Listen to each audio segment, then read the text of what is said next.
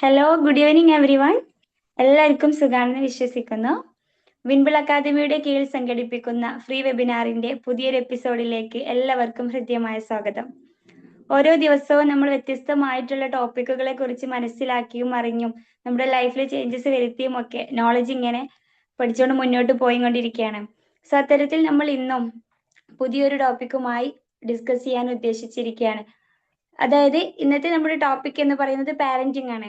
നമ്മുടെ റിയൽ ലൈഫിലും നമ്മുടെ കരിയറിലും ഒക്കെ ഒരുപാട് യൂസ്ഫുൾ ആവുന്ന, നമ്മൾ ഡെയിലി കണ്ടുകൊണ്ടിരിക്കുന്ന, നമുക്ക് അറിഞ്ഞിരിക്കേണ്ട അത്യാവശ്യമായിട്ടുള്ള ഒരു കാര്യം തന്നെയാണ് പാരന്റിങ്ങിനെ കുറിച്ച്, പോസിറ്റീവ് പാരന്റിങ്ങിനെ കുറിച്ച്. So positive parenting for children and adolescent എന്നുള്ളതാണ് നമ്മുടെ ഇന്നത്തെ ഒരു ടോപ്പിക്. നമുക്കറിയാം, ഇന്നത്തെ ഒരു ജനറേഷനിൽ കുട്ടികളെ വളർത്തുക എന്നുള്ള അത്യാവശ്യം റിസ്ക് ആയിട്ടുള്ള ഒരു കാര്യം തന്നെയാണ്. സോ അതിനെക്കുറിച്ച് സാധാരണയായി നമ്മുടെ വീടുകളിലൊക്കെ ഫോൺ അഡിക്ഷന്, ആങ്സൈറ്റി ഇഷ്യൂസ്, ബിഹേവിയർ ഇഷ്യൂസ് ഒക്കെ ആയിട്ട് ഒരുപാട് പ്രോബ്ലംസ് നമ്മൾ ഫേസ് ചെയ്യാറുണ്ട്. സോ അതുകൊണ്ട് തന്നെ ഇത്തരത്തിൽ നമ്മൾ എങ്ങനെ അവരെ ഡീൽ ചെയ്യണം, നമ്മൾ അവരെ എങ്ങനെ പോസിറ്റീവ് പാരന്റിങ് കൊണ്ട് ഇത്തരം പ്രോബ്ലംസ് ഒക്കെ സോൾവ് ചെയ്യാം എന്നുള്ള കാര്യങ്ങളൊക്കെയാണ് നമ്മൾ ഇന്ന് ഡിസ്കസ് ചെയ്യാൻ ഉദ്ദേശിക്കുന്നത്. ഈ ഒരു സെഷനിലൂടെ നമ്മൾ നല്ല പാരന്റ് ആവാനും, നമ്മുടെ മക്കളുമായി ഒന്നും കൂടി ക്ലോസ് ആവാനും, നമ്മളെ വീട്ടിലൊക്കെ ഒരു പീസ്ഫുൾ ആയിട്ടുള്ള അറ്റ്മോസ്ഫിയർ ക്രിയേറ്റ് ചെയ്യാനും ഒക്കെയുള്ള ഉപകാരപ്രദമാകുന്ന ഒത്തിരി നോളജ് ആണ് നമ്മൾ ഇന്ന് ഡിസ്കസ് ചെയ്യുന്നത്.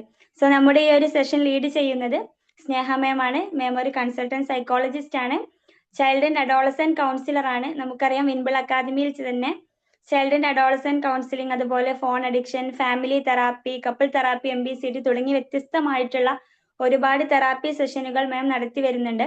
മാമിന്റെ തന്നെ എക്സാം ആങ്സൈറ്റിയുടെ സെക്കൻഡ് ബാച്ച് ഫെബ്രുവരി 5 നമ്മൾ സ്റ്റാർട്ട് ചെയ്യാൻ ഉദ്ദേശിക്കുന്ന കാര്യം കൂടി ഈ ഒരു അവസരത്തിൽ ഓർമ്മപ്പെടുത്തുകയാണ്. സോ ഒരിക്കൽ കൂടി നിങ്ങളുടെ ഒക്കെ വിലപ്പെട്ട സമയം മാറ്റിവെച്ച് ഈ ഒരു പ്ലാറ്റ്ഫോമിൽ എത്തി എല്ലാവരെയും ഈ ഒരു വെബിനാറിലോട്ട് ഹൃദ്യമായി സ്വാഗതം ചെയ്യുന്നു. അതോടൊപ്പം നമ്മുടെ സെഷൻ മനോഹരമായി ലീഡ് ചെയ്യുന്നതിന് വേണ്ടി ഏറെ സന്തോഷത്തോടെ സ്നേഹ മാമിനെ വെൽക്കം ചെയ്യുന്നു. Ma'am, please welcome. Thank you so much. Thank you Rahmath. Good evening all. Audible ആണല്ലോ അല്ലെ? യെസ് മാം, ഓഡിയബിൾ ആണ്. Good evening. ഒരു മിനിറ്റ്, ഞാൻ ഇപ്പൊ ഒന്ന് പ്രസന്റ് ചെയ്യാം കേട്ടോ. ഓക്കെ.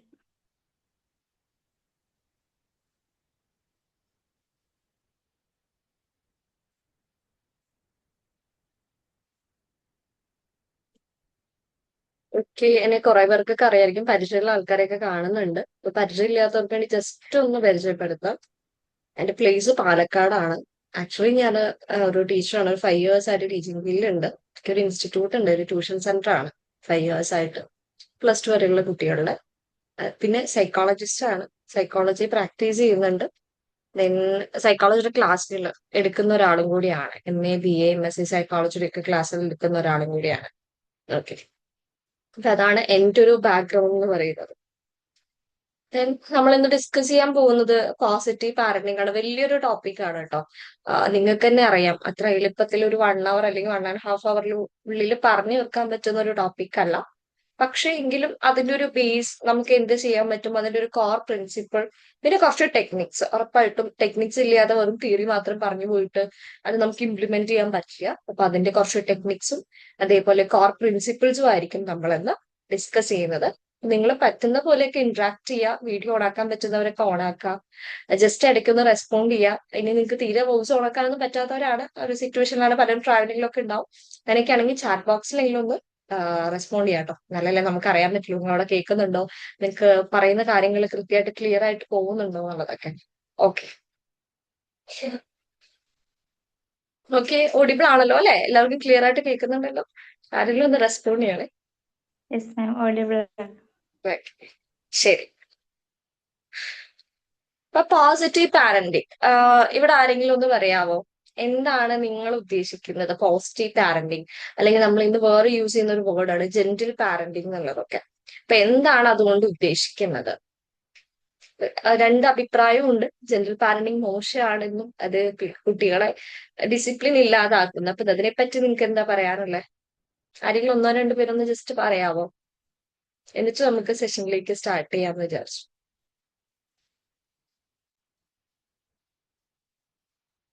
കുറെ ആളുകളുണ്ടല്ലോ.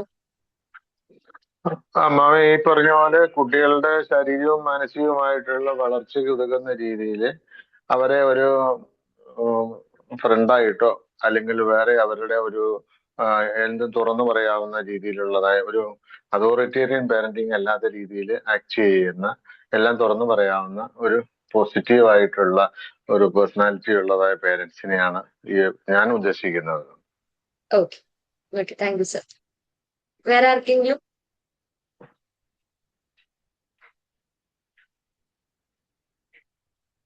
ഇല്ല. ഓക്കെ, ആരും പറയാൻ വരുന്നതാണോ? മൈക്ക് ഓണാക്കിയായിരുന്നു. ഇല്ല.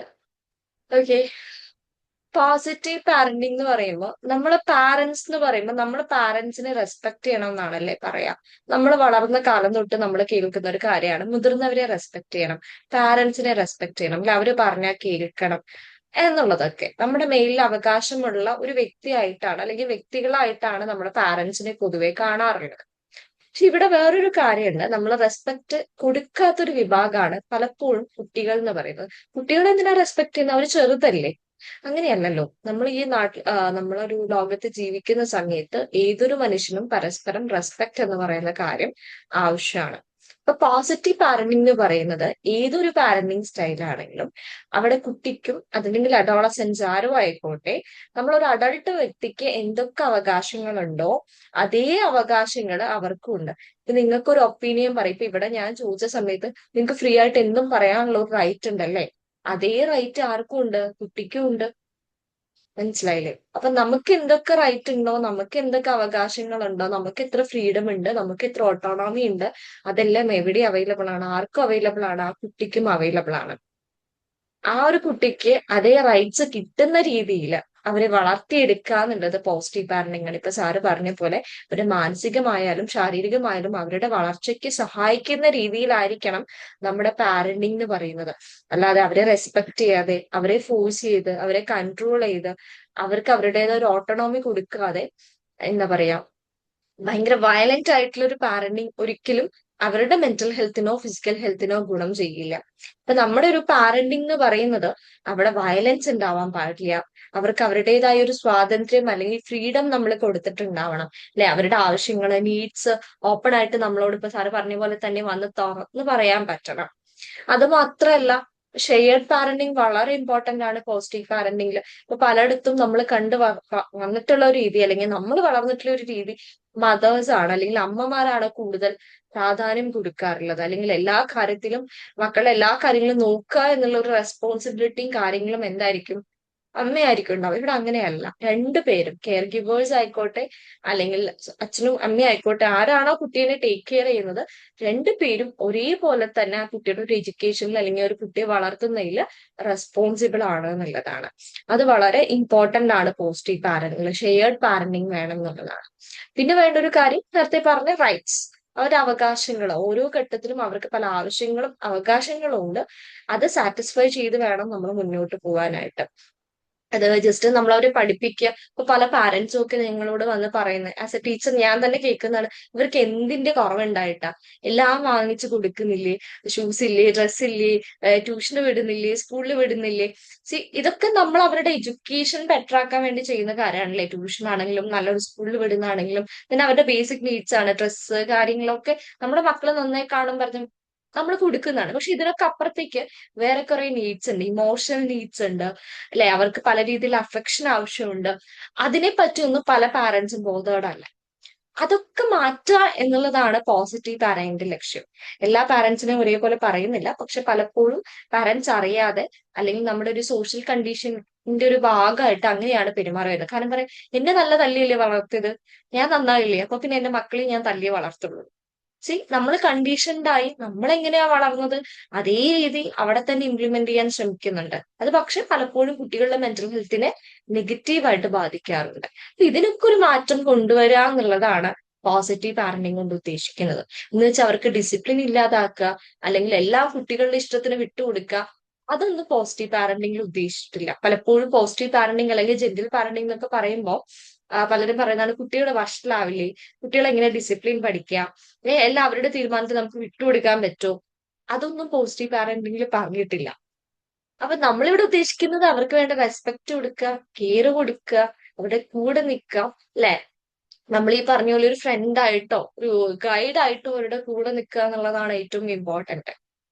അപ്പോൾ പോസിറ്റീവ് പാരന്റിങ് ഉള്ള ഒരു കുട്ടിയാണെങ്കിൽ അവിടെ നമ്മൾ അറ്റാച്ച്മെന്റ് സ്റ്റൈൽസ് പഠിക്കുന്നുണ്ടല്ലോ സൈക്കോളജിയിൽ. വളരെ ഒരു സെക്യൂർ ആയിട്ടുള്ള അറ്റാച്ച്മെന്റ് സ്റ്റൈലായിരിക്കും പാരന്റായിട്ട് കുട്ടി ഉണ്ടാക്കുക. അങ്ങനെ വളരുന്ന കുട്ടികൾ പെട്ടെന്ന് സക്സസ്ഫുൾ ആണ്. നമ്മുടെ ഒരുപാട് റിസർച്ചുകൾ കാണുന്നുണ്ട്. പോസിറ്റീവ് പാരന്റിങ് സ്കൂളിലാണെങ്കിലും അവരെ നന്നായിട്ട് അക്കാദമിക്കലി മുന്നോട്ട് വരാൻ സഹായിക്കും. അവരുടെ ബിഹേവിയറൽ ഇഷ്യൂസ് കുറയ്ക്കാൻ സഹായിക്കും. മുന്നിട്ടുള്ള ഒരു പ്രശ്നം വരികയാണെങ്കിൽ അത് നേരിടാനുള്ള ഒരു കരുത്ത് അവർക്ക് ഉണ്ടാവും. സ്ട്രോങ് ആയിട്ടുള്ള ഒരു മെന്റൽ ഹെൽത്ത് അവർക്ക് ഡെവലപ്പ് ചെയ്യാൻ പറ്റും. അതും ഒരു മിത്തായിട്ട് കിടക്കുന്നതാണ്. ഇങ്ങനെയൊക്കെ വളർത്തിക്കഴിഞ്ഞാൽ കുട്ടികൾക്ക് പ്രശ്നം വരുമ്പോൾ നേരിടാൻ അറിയില്ല എന്നുള്ളതൊക്കെ ഇതൊക്കെ വെറും മിത്താണ്. അല്ലെങ്കിൽ നമ്മൾ പറയില്ലേ കുറെ വിദ്യാധാരണകളാണ്. ഒരു സ്ട്രോങ്ങർ ആയിട്ടുള്ള മെന്റൽ ഹെൽത്ത് വേണമെന്നുണ്ടെങ്കിലും ഒരു ബിഹേവിയർ പ്രോബ്ലംസ് കുറയ്ക്കണം എന്നുണ്ടെങ്കിലും കുട്ടികൾ നന്നായിട്ട് പെരുമാറണം. അവരുടെ ബിഹേവിയർ ആൻഡ് പേഴ്സണാലിറ്റി ബെറ്റർ ആവാനായിട്ട് പോസിറ്റീവ് പാരന്റിങ് സഹായിക്കാറുണ്ട്. പ്രത്യേകിച്ചും ടീനേജിലൊക്കെ വരുമ്പോഴാണ് പാരന്റ്സ് ഒരുപാട് പ്രശ്നങ്ങൾ നേരിടുക. അഡോളസന്റ് ആയിട്ടുള്ള കുട്ടികളായിട്ട് അല്ലെ അവരുടെ ഇമോഷൻസ് മാറുന്ന അല്ലെങ്കിൽ ഫിസിക്കലി ആൻഡ് മെന്റലി അവർ ഒരുപാട് ഡെവലപ്പ് ആവുന്ന സമയത്താണ്. അപ്പൊ പാരന്റ്സ് ആയിട്ട് എപ്പോഴും ഒരു അടി ഉണ്ടാവുന്ന അല്ലെങ്കിൽ പ്രശ്നം ഉണ്ടാവുന്ന ഒരു സമയമാണ് ടീനേജ് അല്ലെങ്കിൽ അഡോളസന്റ് ഏജ് എന്ന് പറയുന്നത്. അപ്പൊ ആ ഒരു സമയത്തൊക്കെ പോസിറ്റീവ് പാരന്റിങ് ഭയങ്കരമായിട്ട് മാറ്റങ്ങൾ ഉണ്ടാക്കാൻ അവരുടെ ബ്രെയിനിൽ തന്നെ അവരുടെ ഫങ്ഷനിങ് വരെ മാറ്റാനായിട്ട് പോസിറ്റീവ് പാരന്റിങ് സഹായിക്കുന്നുണ്ട് എന്നാണ് നമ്മുടെ ന്യൂറോ സയൻസ് പറയുന്നത്, അല്ലെങ്കിൽ അതുമായി ബന്ധപ്പെട്ടിട്ടുള്ള സ്റ്റഡീസ് പറയുന്നത്. ചുരുക്കി പറഞ്ഞാൽ പോസിറ്റീവ് പാരന്റിങ് എന്ന് പറയുന്നത് ഒരു ലോങ് ടേം ബെനിഫിറ്റ് ആയിരിക്കും ഉണ്ടാക്കുക. ഒരു ഹാപ്പി ഹെൽത്തി ആയിട്ടുള്ള ഒരു അഡൾട്ടിനെ നിങ്ങൾക്ക് വളർത്തിയെടുക്കണം എന്നുണ്ടെങ്കിൽ അവിടെ പോസിറ്റീവ് പാരന്റിങ് വേണം. എങ്കിലേ നല്ല റിലേഷൻഷിപ്സ് അവർക്ക് ഉണ്ടാക്കാൻ പറ്റുള്ളൂ, പ്രശ്നങ്ങൾ വരുമ്പോൾ നേരിടാൻ പറ്റുള്ളൂ, സർവൈവ് ചെയ്യാൻ പറ്റുള്ളൂ, അവരുടെ മെന്റൽ ഹെൽത്ത് ബെറ്റർ ആവുള്ളൂ, നല്ലൊരു പേഴ്സണാലിറ്റി ആയിട്ട് അവർക്ക് വരാനായിട്ട് പറ്റുള്ളൂ എന്നുള്ളതാണ്. അപ്പൊ ഇത് പോസിറ്റീവ് പാരന്റിങ് നടത്തണമെങ്കിൽ ആദ്യം നമ്മൾ ഈ കുട്ടികളുടെ ഡെവലപ്മെന്റൽ പീരീഡ് എങ്ങനെയാണ് പോകുന്നത്, ഓരോ ഘട്ടത്തിനും ഇവർക്ക് എന്താണ് വേണ്ടത് എന്നുള്ളതിനെ പറ്റി ഒരു ധാരണ ഉണ്ടായിരിക്കണം.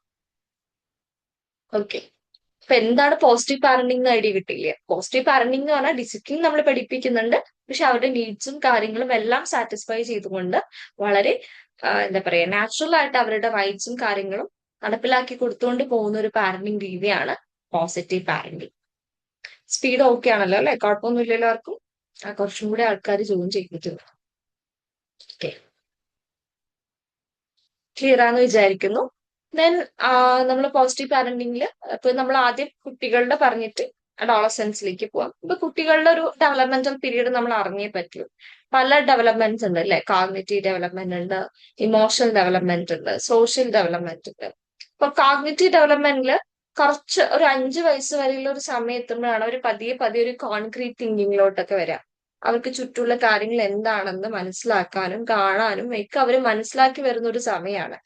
അവരുടെ സെൻസ് ഓർഗൻസ് ഒക്കെ ആക്റ്റീവ് ആവാന്ന് മാത്രമല്ല അത് കൃത്യമായിട്ട് പെർസീവ് ചെയ്യാനും അതിനനുസരിച്ച് ശരിയാണോ തെറ്റാണോ ഒക്കെ കുറച്ചും കൂടി ഒന്ന് കോൺക്രീറ്റ് തിങ്കിങ് മെത്തേഡിലേക്ക് പോകാനായിട്ട് അവർ സ്റ്റാർട്ട് ചെയ്തു 5 years ഒക്കെ ആകുമ്പോഴേക്കും. ഒരു 6 to 12 എന്ന് പറയുന്നത് അവരുടെ സ്കൂൾ ഏജ് ആണ്.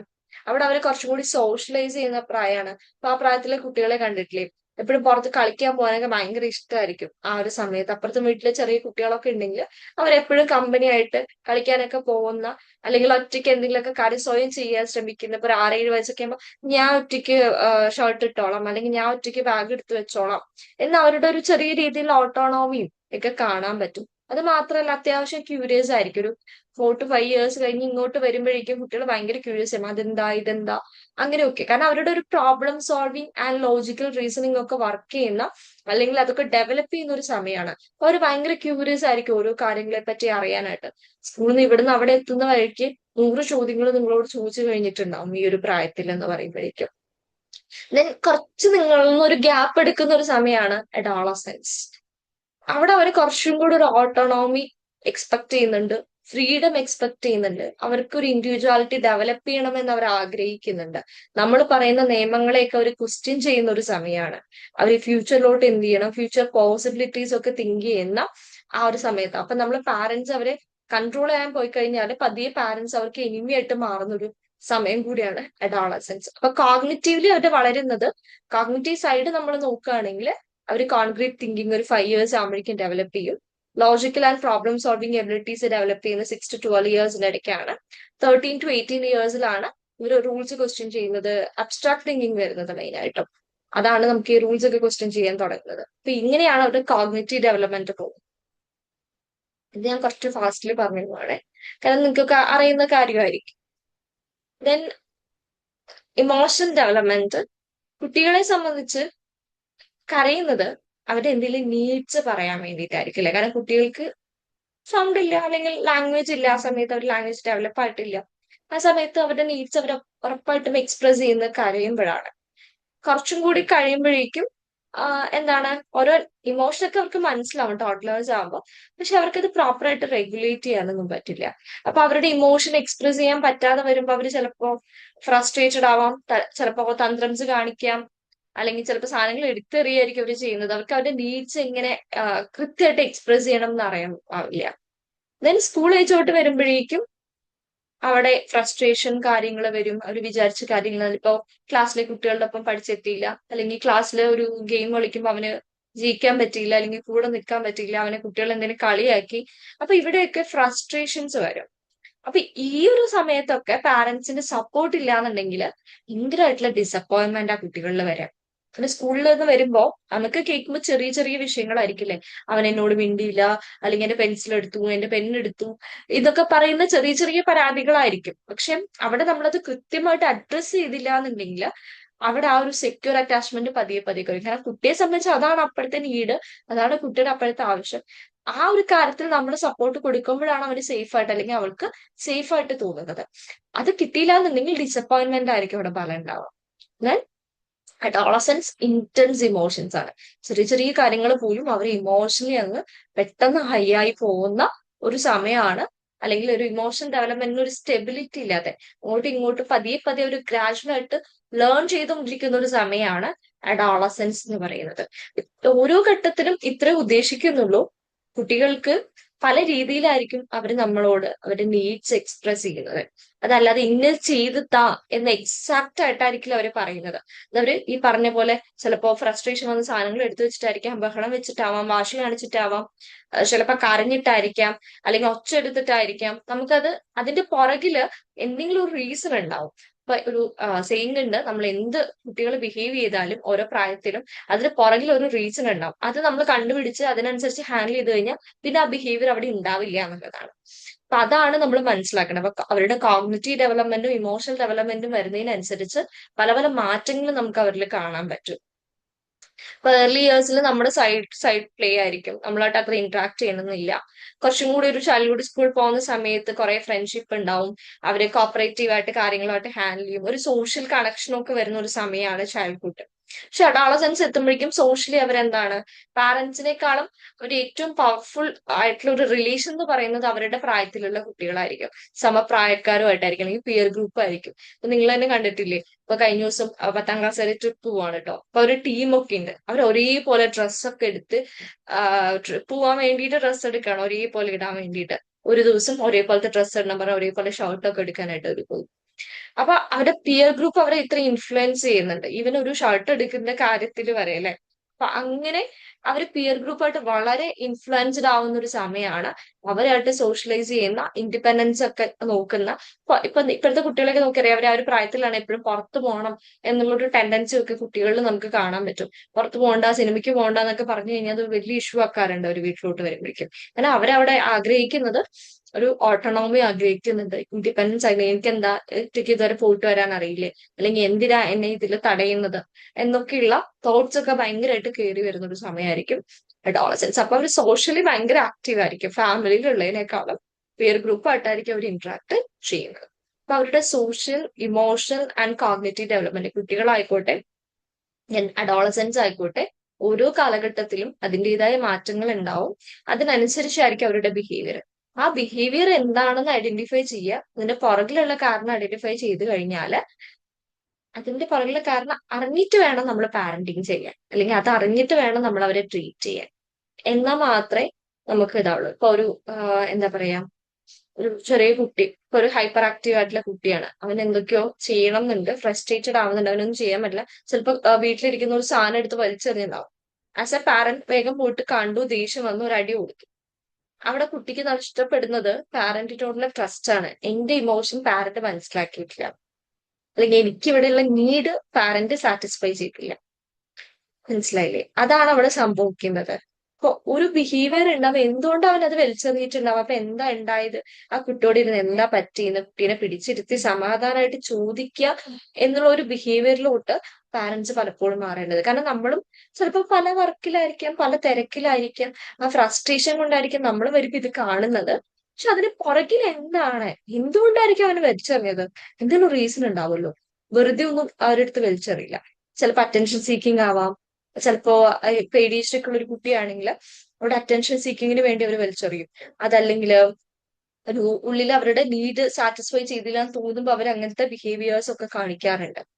അപ്പൊ അതൊക്കെ നമ്മൾ ഐഡന്റിഫൈ ചെയ്യുക എന്നുള്ളത് വളരെ ഇമ്പോർട്ടന്റ്. ഓക്കെ, ഇതൊരു ജസ്റ്റ് ഒരു മെയിൻ ആയിട്ടുള്ള കാര്യങ്ങൾ പറഞ്ഞു പോയതാണ്. ഇനി വരുന്നത് മിത്താണ്. ഈ പറഞ്ഞ പോലെ കുട്ടികൾ വെറുതെ പാരന്റ്സിന്റെ അടുത്ത് തന്ത്രംസ് കാണിക്കുകയാണ് എന്നുള്ളത് ഒരിക്കലല്ല. റിയാലിറ്റി എന്ന് പറയുന്നത് each behaviour is way of communication. അവർ ഓരോ ബിഹേവിയറും അവർ നമ്മളുമായിട്ട് കമ്മ്യൂണിക്കേറ്റ് ചെയ്യുന്നത്.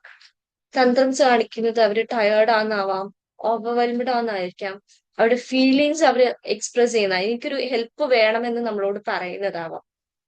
ഇനി പേഷ്യൻസ് നഷ്ടപ്പെട്ടില്ല. ഇപ്പൊ ഞാൻ ഈ പറഞ്ഞ പോലെ തല്ലിയത് കൊണ്ട് അവരൊരു മോശം പാരന്റ് ആവില്ല. അല്ലെങ്കിൽ ഒരു പ്രാവശ്യം ചീത്ത പറഞ്ഞു, ഒരു പ്രാവശ്യം ദേഷ്യപ്പെട്ടതുകൊണ്ട് നമ്മളൊരു മോശം പാരന്റ് ആണെന്ന് വിചാരിക്കേണ്ട കാര്യമില്ല. കാരണം പാരന്റ്സ് സ്ട്രെസ്ഡ് ആണ്. Good parents never lose patience. നല്ല പാരന്റ്സിന് എപ്പോഴും ക്ഷമയുണ്ടാവും, ഒരിക്കലും ക്ഷമ നഷ്ടപ്പെടില്ല എന്നൊക്കെ പറയുന്നത് വളരെ തെറ്റായിട്ടുള്ള കാര്യമാണ്. അത് ഐഡിയൽ ആയിട്ടുള്ള കാര്യമാണ്. കാരണം നമ്മൾ ഒന്ന് സോഷ്യലി കണ്ടീഷൻഡ് ആണ്. നമ്മൾ 100 കാര്യങ്ങളുടെ പുറകെ ആയിരിക്കും പോകുന്നത്.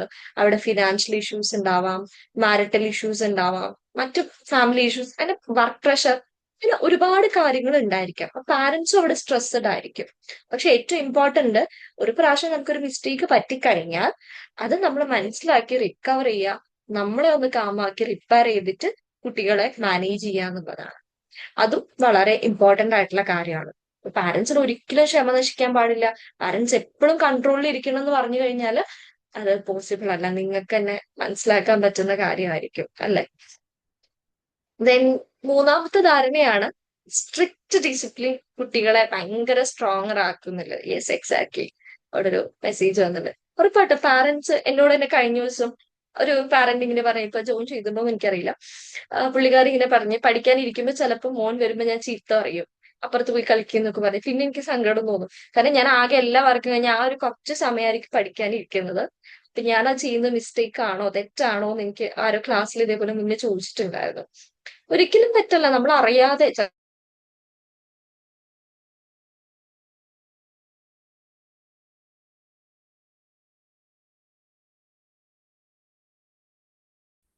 ഹലോ, ഓഡിബിൾ ആണോ? ജസ്റ്റ് ഒന്ന് കറണ്ട് ഫ്ലക്ച്വേറ്റ് ചെയ്താണ്. കേൾക്കുന്നുണ്ടല്ലോ അല്ലെ ഇപ്പൊ? കേൾക്കുന്നുണ്ട്. ഓക്കെ. അപ്പൊ സ്ട്രിക്റ്റ് ആയിട്ടുള്ള ഡിസിപ്ലിൻ കുട്ടികളെ സ്ട്രോങ്ങർ ആക്കും എന്നുള്ള ഒരു ധാരണയുണ്ട്. അപ്പൊ നേരത്തെ ഈ പാരന്റ് പറഞ്ഞ പോലെ പാരന്റ്സിന് ഇടയ്ക്ക് പേഷ്യൻസ് നഷ്ടപ്പെടാം. ആ നേരത്തെ പറഞ്ഞ കേസിൽ എന്താണ്, പാരന്റ് അത്രയും വർക്കൊക്കെ കഴിഞ്ഞ് കുറച്ചു സമയം എക്സാമിന് വേണ്ടി പഠിക്കുന്നതാണ്. അപ്പൊ കുട്ടി ഒരു ഇമ്പോർട്ടൻ്റ്ലി ചിലപ്പോ ദേഷ്യപ്പെടാനുള്ള ഒരു ചാൻസ് ഉണ്ട്.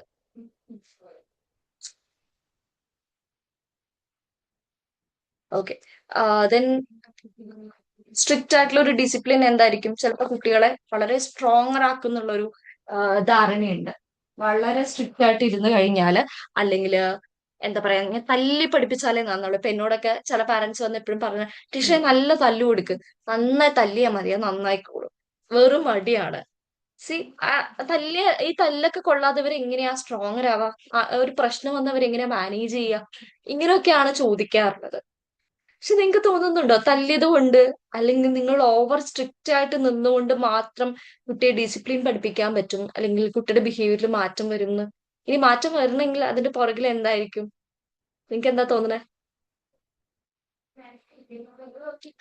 ഇതിനെ പറ്റി നിങ്ങളുടെ ഒരു ഒപ്പീനിയൻ പറയൂ.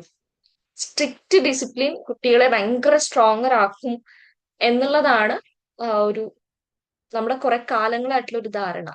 നിങ്ങൾക്ക് എന്താണ് അതിൽ ഫീൽ ചെയ്യുന്നത്? ഹലോ. പറയൂ. ആ ഒരു മിനിറ്റ്.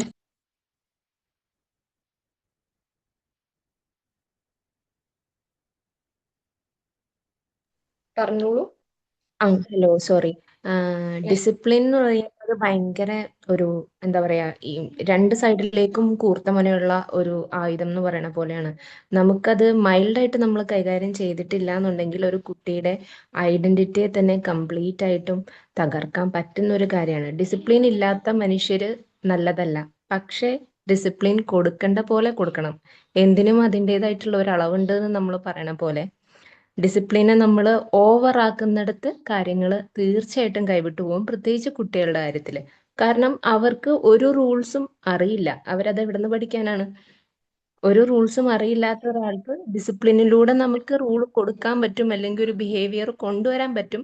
പക്ഷെ അത് അതിൻ്റെ ആ ഒരു ബൗണ്ടറി നമ്മൾ നിർത്താൻ എപ്പോഴും, അവിടേക്കാണ് ഈ പോസിറ്റീവ് പാരന്റിങ് എന്നുള്ളൊരു കോൺസെപ്റ്റ്, ഇത്തരം ഡിസ്കഷൻസ് എല്ലാം നമ്മളെ ഹെൽപ്പ് ചെയ്യുന്നത്. ഈ ഏരിയാസിലൊക്കെ ഒരുപാട് കണ്ടീഷനിങ് നമ്മുടെ സൊസൈറ്റിയിൽ ഉള്ളത് കൊണ്ട് ഇങ്ങനത്തെ ഒരുപാട് മിത്തുകൾ പാരന്റ്സിന്റെ യങ് പാരന്റ്സിന്റെ ഇടയിലും ഉണ്ട് എന്നുള്ളതാണ് ഒരു റിയാലിറ്റി. Yes yes.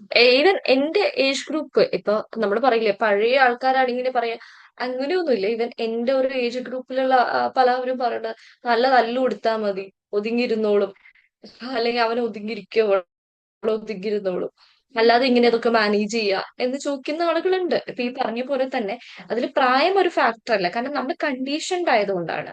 അതിൽ പാരന്റ്സിനെ നമുക്ക് തെറ്റു പറയാൻ പറ്റുമോ, ബ്ലെയിം ചെയ്യാൻ പറ്റുമോ വെച്ചാൽ ഇല്ല. കാരണം അവര് വളർന്നൊരു രീതി, അല്ലെങ്കിൽ അവർ പഠിച്ചു അല്ല വെച്ചൊരു മാഡം, രീതി അത് മാത്രമാണ്.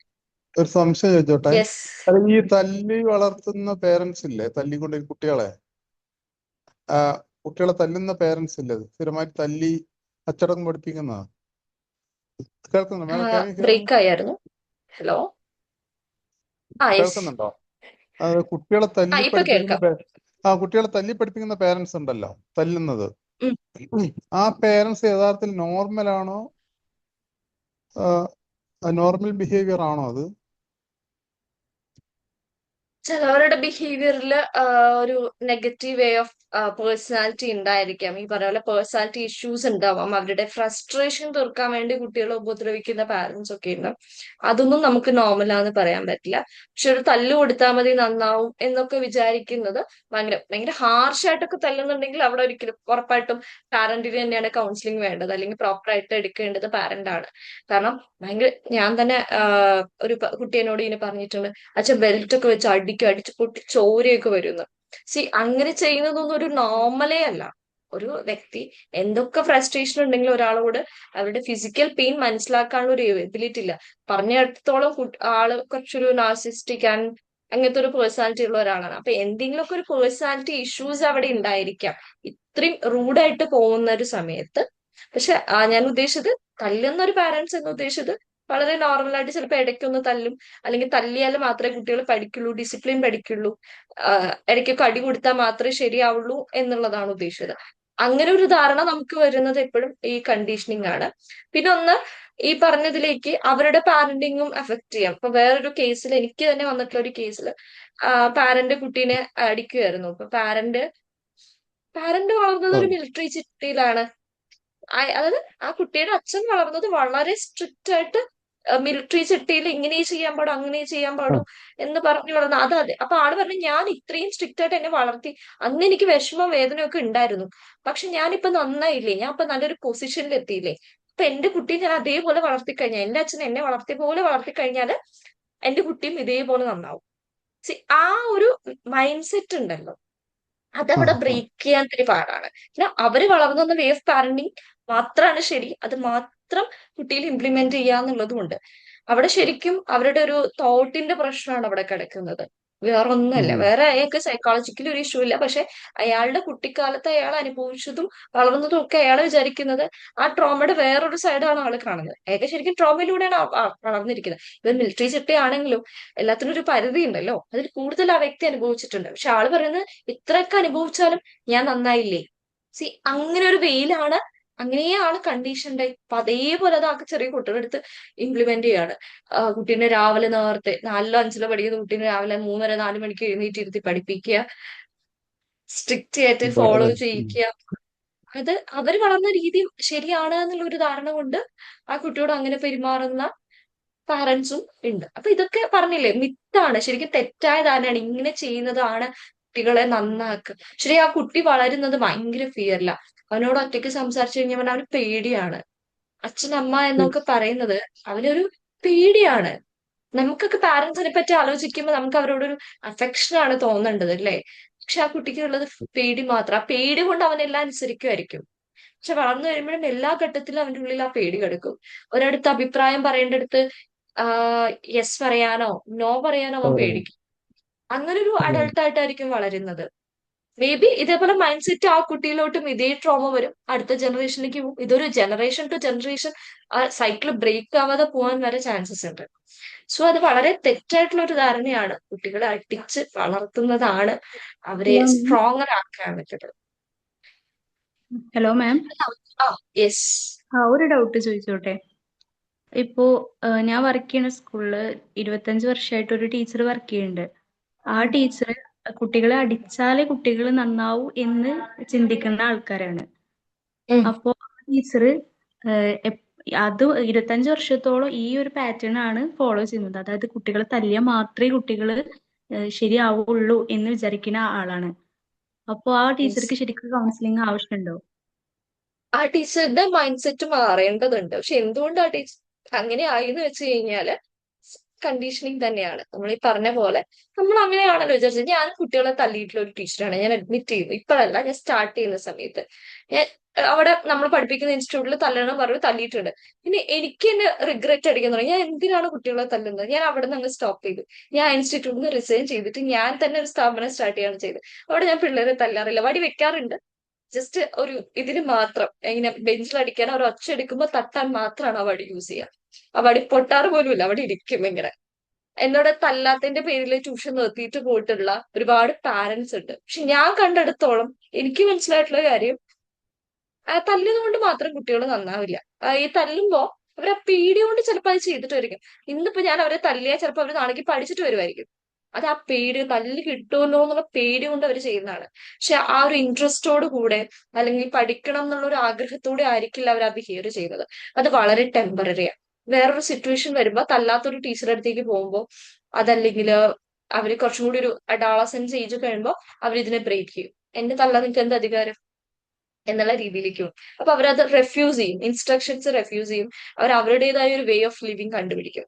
അത് ഭയങ്കരമായിട്ട് നെഗറ്റീവ് എഫക്റ്റേ കുട്ടികളിൽ ഉണ്ടാക്കുള്ളൂ. ഞാൻ എന്റെ പിള്ളേരെ തല്ലാറില്ല. ഞാൻ ഇടയ്ക്കൊക്കെ ചീത്തൊക്കെ പറയേണ്ട മനുഷ്യരാണ്. പക്ഷെ അതൊരു പരിധി വിട്ട്, ഈ പറഞ്ഞ ഒരു പരിധിയിൽ കൂടുതൽ അവരെ ഇമോഷണലി അഫക്റ്റ് ചെയ്യുന്ന രീതിയിൽ നമ്മൾ പറയില്ലേ ഭയങ്കരമായിട്ട്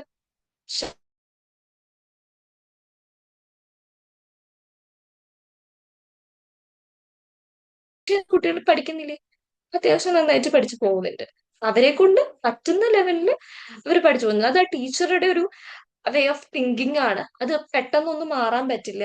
ഈ പ്രായത്തിൽ 25 വർഷമായിട്ട് പഠിപ്പിക്കുന്ന ടീച്ചർ പറയുമ്പോൾ ഒരു ഏജ് നമുക്ക് ഊഹിക്കാം. അപ്പൊ പുള്ളിക്കാരി ഇനിയിപ്പോ ഒരു കൗൺസിലിംഗ് എന്നൊന്നും പറഞ്ഞു കഴിഞ്ഞാൽ പുള്ളിക്കാരി വരില്ല. ഭയങ്കര റെസിസ്റ്റൻസ് ഉണ്ടാവും.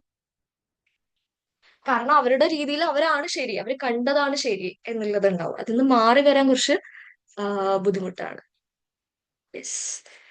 കൗൺസിലിംഗ് വേണോ ചോദിച്ചാൽ കൗൺസിലിംഗിലൂടെ അവരുടെ ആ ഒരു വേ ഓഫ് തോട്ട് നമുക്ക് മാറ്റാം. പക്ഷെ സമയം എടുക്കും, നല്ല റെസിസ്റ്റൻസ് ഉണ്ടാവും. പക്ഷെ ഒരു കൗൺസിലിംഗിന് വരില്ല. Okay. Madam good evening. Yes. Okay, എൻ്റെ പേര് ജോ എന്നാണ്. സോ ബേസിക്കലി ഞാൻ ക്യാമ്പസിൽ യൂത്ത് സ്റ്റുഡൻസ് ആയിട്ട് കോളേജ് സ്റ്റുഡൻസ് ആയിട്ട് ഡീൽ ചെയ്യുന്ന ഒരാളാണ്. ഓക്കെ, സോ പ്രൊഫൈലിംഗ് അതാണ്. ആൻഡ് എനിക്ക് പറയാവുന്നത്, എനിക്കൊരു മോളാണുള്ളത്.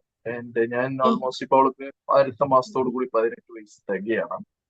ആൻഡ് ദൈവം സഹായിച്ച് ഇന്നവരെ അവൾ ജനിച്ചു മുതൽ ഇന്നവരെ അവളെ അടിക്കുകയോ അല്ലെങ്കിൽ അവൾക്ക് ഒരു ചീത്ത വാക്ക് പറയുകയോ അങ്ങനെ ഒന്നും എന്റെ സൈഡിൽ എന്റെ വൈഫിന്റെ സൈഡിൽ നടന്നിട്ടില്ല. കുറെ പ്രശ്നങ്ങളും കുറെ കുടുംബം എല്ലാം കാണിച്ച ഒരു കുട്ടിയാണ്. ഒരു 1/2 ലിറ്ററോളം ഫെനോയിലൊക്കെ കുടിച്ച് അങ്ങനെയൊക്കെ കുറെ കുടുംബം ചെയ്തു. അവിടെയൊക്കെ ഞങ്ങൾ പിടിച്ചു നിന്ന് കൊണ്ടുപോയൊരു സിറ്റുവേഷൻ ആയിരുന്നു. പക്ഷെ ഞങ്ങൾ പഠിപ്പിച്ച ഒരു കാര്യത്തിനുള്ളൂ, യു ആർ റെസ്പോൺസിബിൾ. ഒരൊറ്റ വാക്കേ പഠിപ്പിച്ചുള്ളൂ, you are responsible. Now she's performing very well because she's in CBSE syllabus ആണ്. And she is almost a topper in the class and all these things. +2 ആണ് ഇപ്പോൾ. ഓക്കെ, ഇപ്പൊ ഞാനത് എന്റെ ഒരു പ്രൊഫൈലിലേക്ക് കമ്പയർ ചെയ്യാണ്. That is something related to my college. അപ്പൊ അവിടെ വരുന്ന പിള്ളേര് ഇപ്പോ 3rd ഇയർ കഴിഞ്ഞ് അവര് കരിയറിലേക്ക് പ്ലേസ്മെന്റിലേക്കൊക്കെ പോകുന്ന സമയത്ത് നമ്മൾ കാണുന്ന ഒരു മൈൻഡ് സെറ്റ് എന്ന് പറഞ്ഞു കഴിഞ്ഞാൽ അവർക്ക് ഒന്നിനോടും താല്പര്യമില്ല. അപ്പൊ നമ്മൾ അതിന്റെ യെസ്. ബാക്കിലേക്ക് പോയിക്കൊണ്ട് നോക്കുമ്പോഴാണ് മനസ്സിലാവുന്നത് the way of parenting is it can be said like ഒരു അൺഎത്തിക്കൽ വേ എന്നും കൂടി പറയാം. Because yes. എനിക്ക് മനസ്സിലായ ഒരു സിമ്പിൾ ടേം ഞാൻ പറയാം. ഒരു അമ്മയുടെയും അപ്പന്റെയും ടെമ്പർ ആണ് ആ പാരന്റിങ്ങിൽ കാണിക്കുന്നത്. If the temper is very polite, ആ ടെമ്പറിൽ വരുന്ന പാരന്റിന് കിട്ടുന്ന ആ സ്നേഹവും കാര്യങ്ങളെല്ലാം ആ കൊച്ച് മനസ്സിലാക്കി വളരും. ആ ടെമ്പർ കൂടുതലാണെങ്കിൽ, അടിച്ചമർത്തുന്ന ഒരു ടെമ്പർ ആണെങ്കിൽ, ആ കുട്ടിയെ അതേപോലെ തന്നെ എല്ലാ എമോഷൻസിനെ അടിച്ചമർത്തിയാണ് കൊണ്ടുവരുന്നത്. അപ്പൊ അവൻ ഈ ക്യാമ്പസിൽ വരുമ്പോ എന്താന്ന് വെച്ചെങ്കിൽ അവനക്ക് ഇഷ്ടപ്പെട്ട സംഭവങ്ങൾ, കാര്യങ്ങൾ അല്ലെങ്കിൽ ആളുകളായിട്ട് ബന്ധപ്പെടുമ്പോ is out bursting it. Yes. പൊട്ടിത്തെറിയാണ് അവിടെ വരുന്നത്. അവിടെ വരുമ്പോഴാണ് ഈ പ്രശ്നം ഞാൻ കാണുന്നത്. പാരന്റിങ്. അപ്പൊ ഞാൻ ചില പാരന്റ്സിനെ വിളിച്ച് സംസാരിക്കാറുണ്ട്.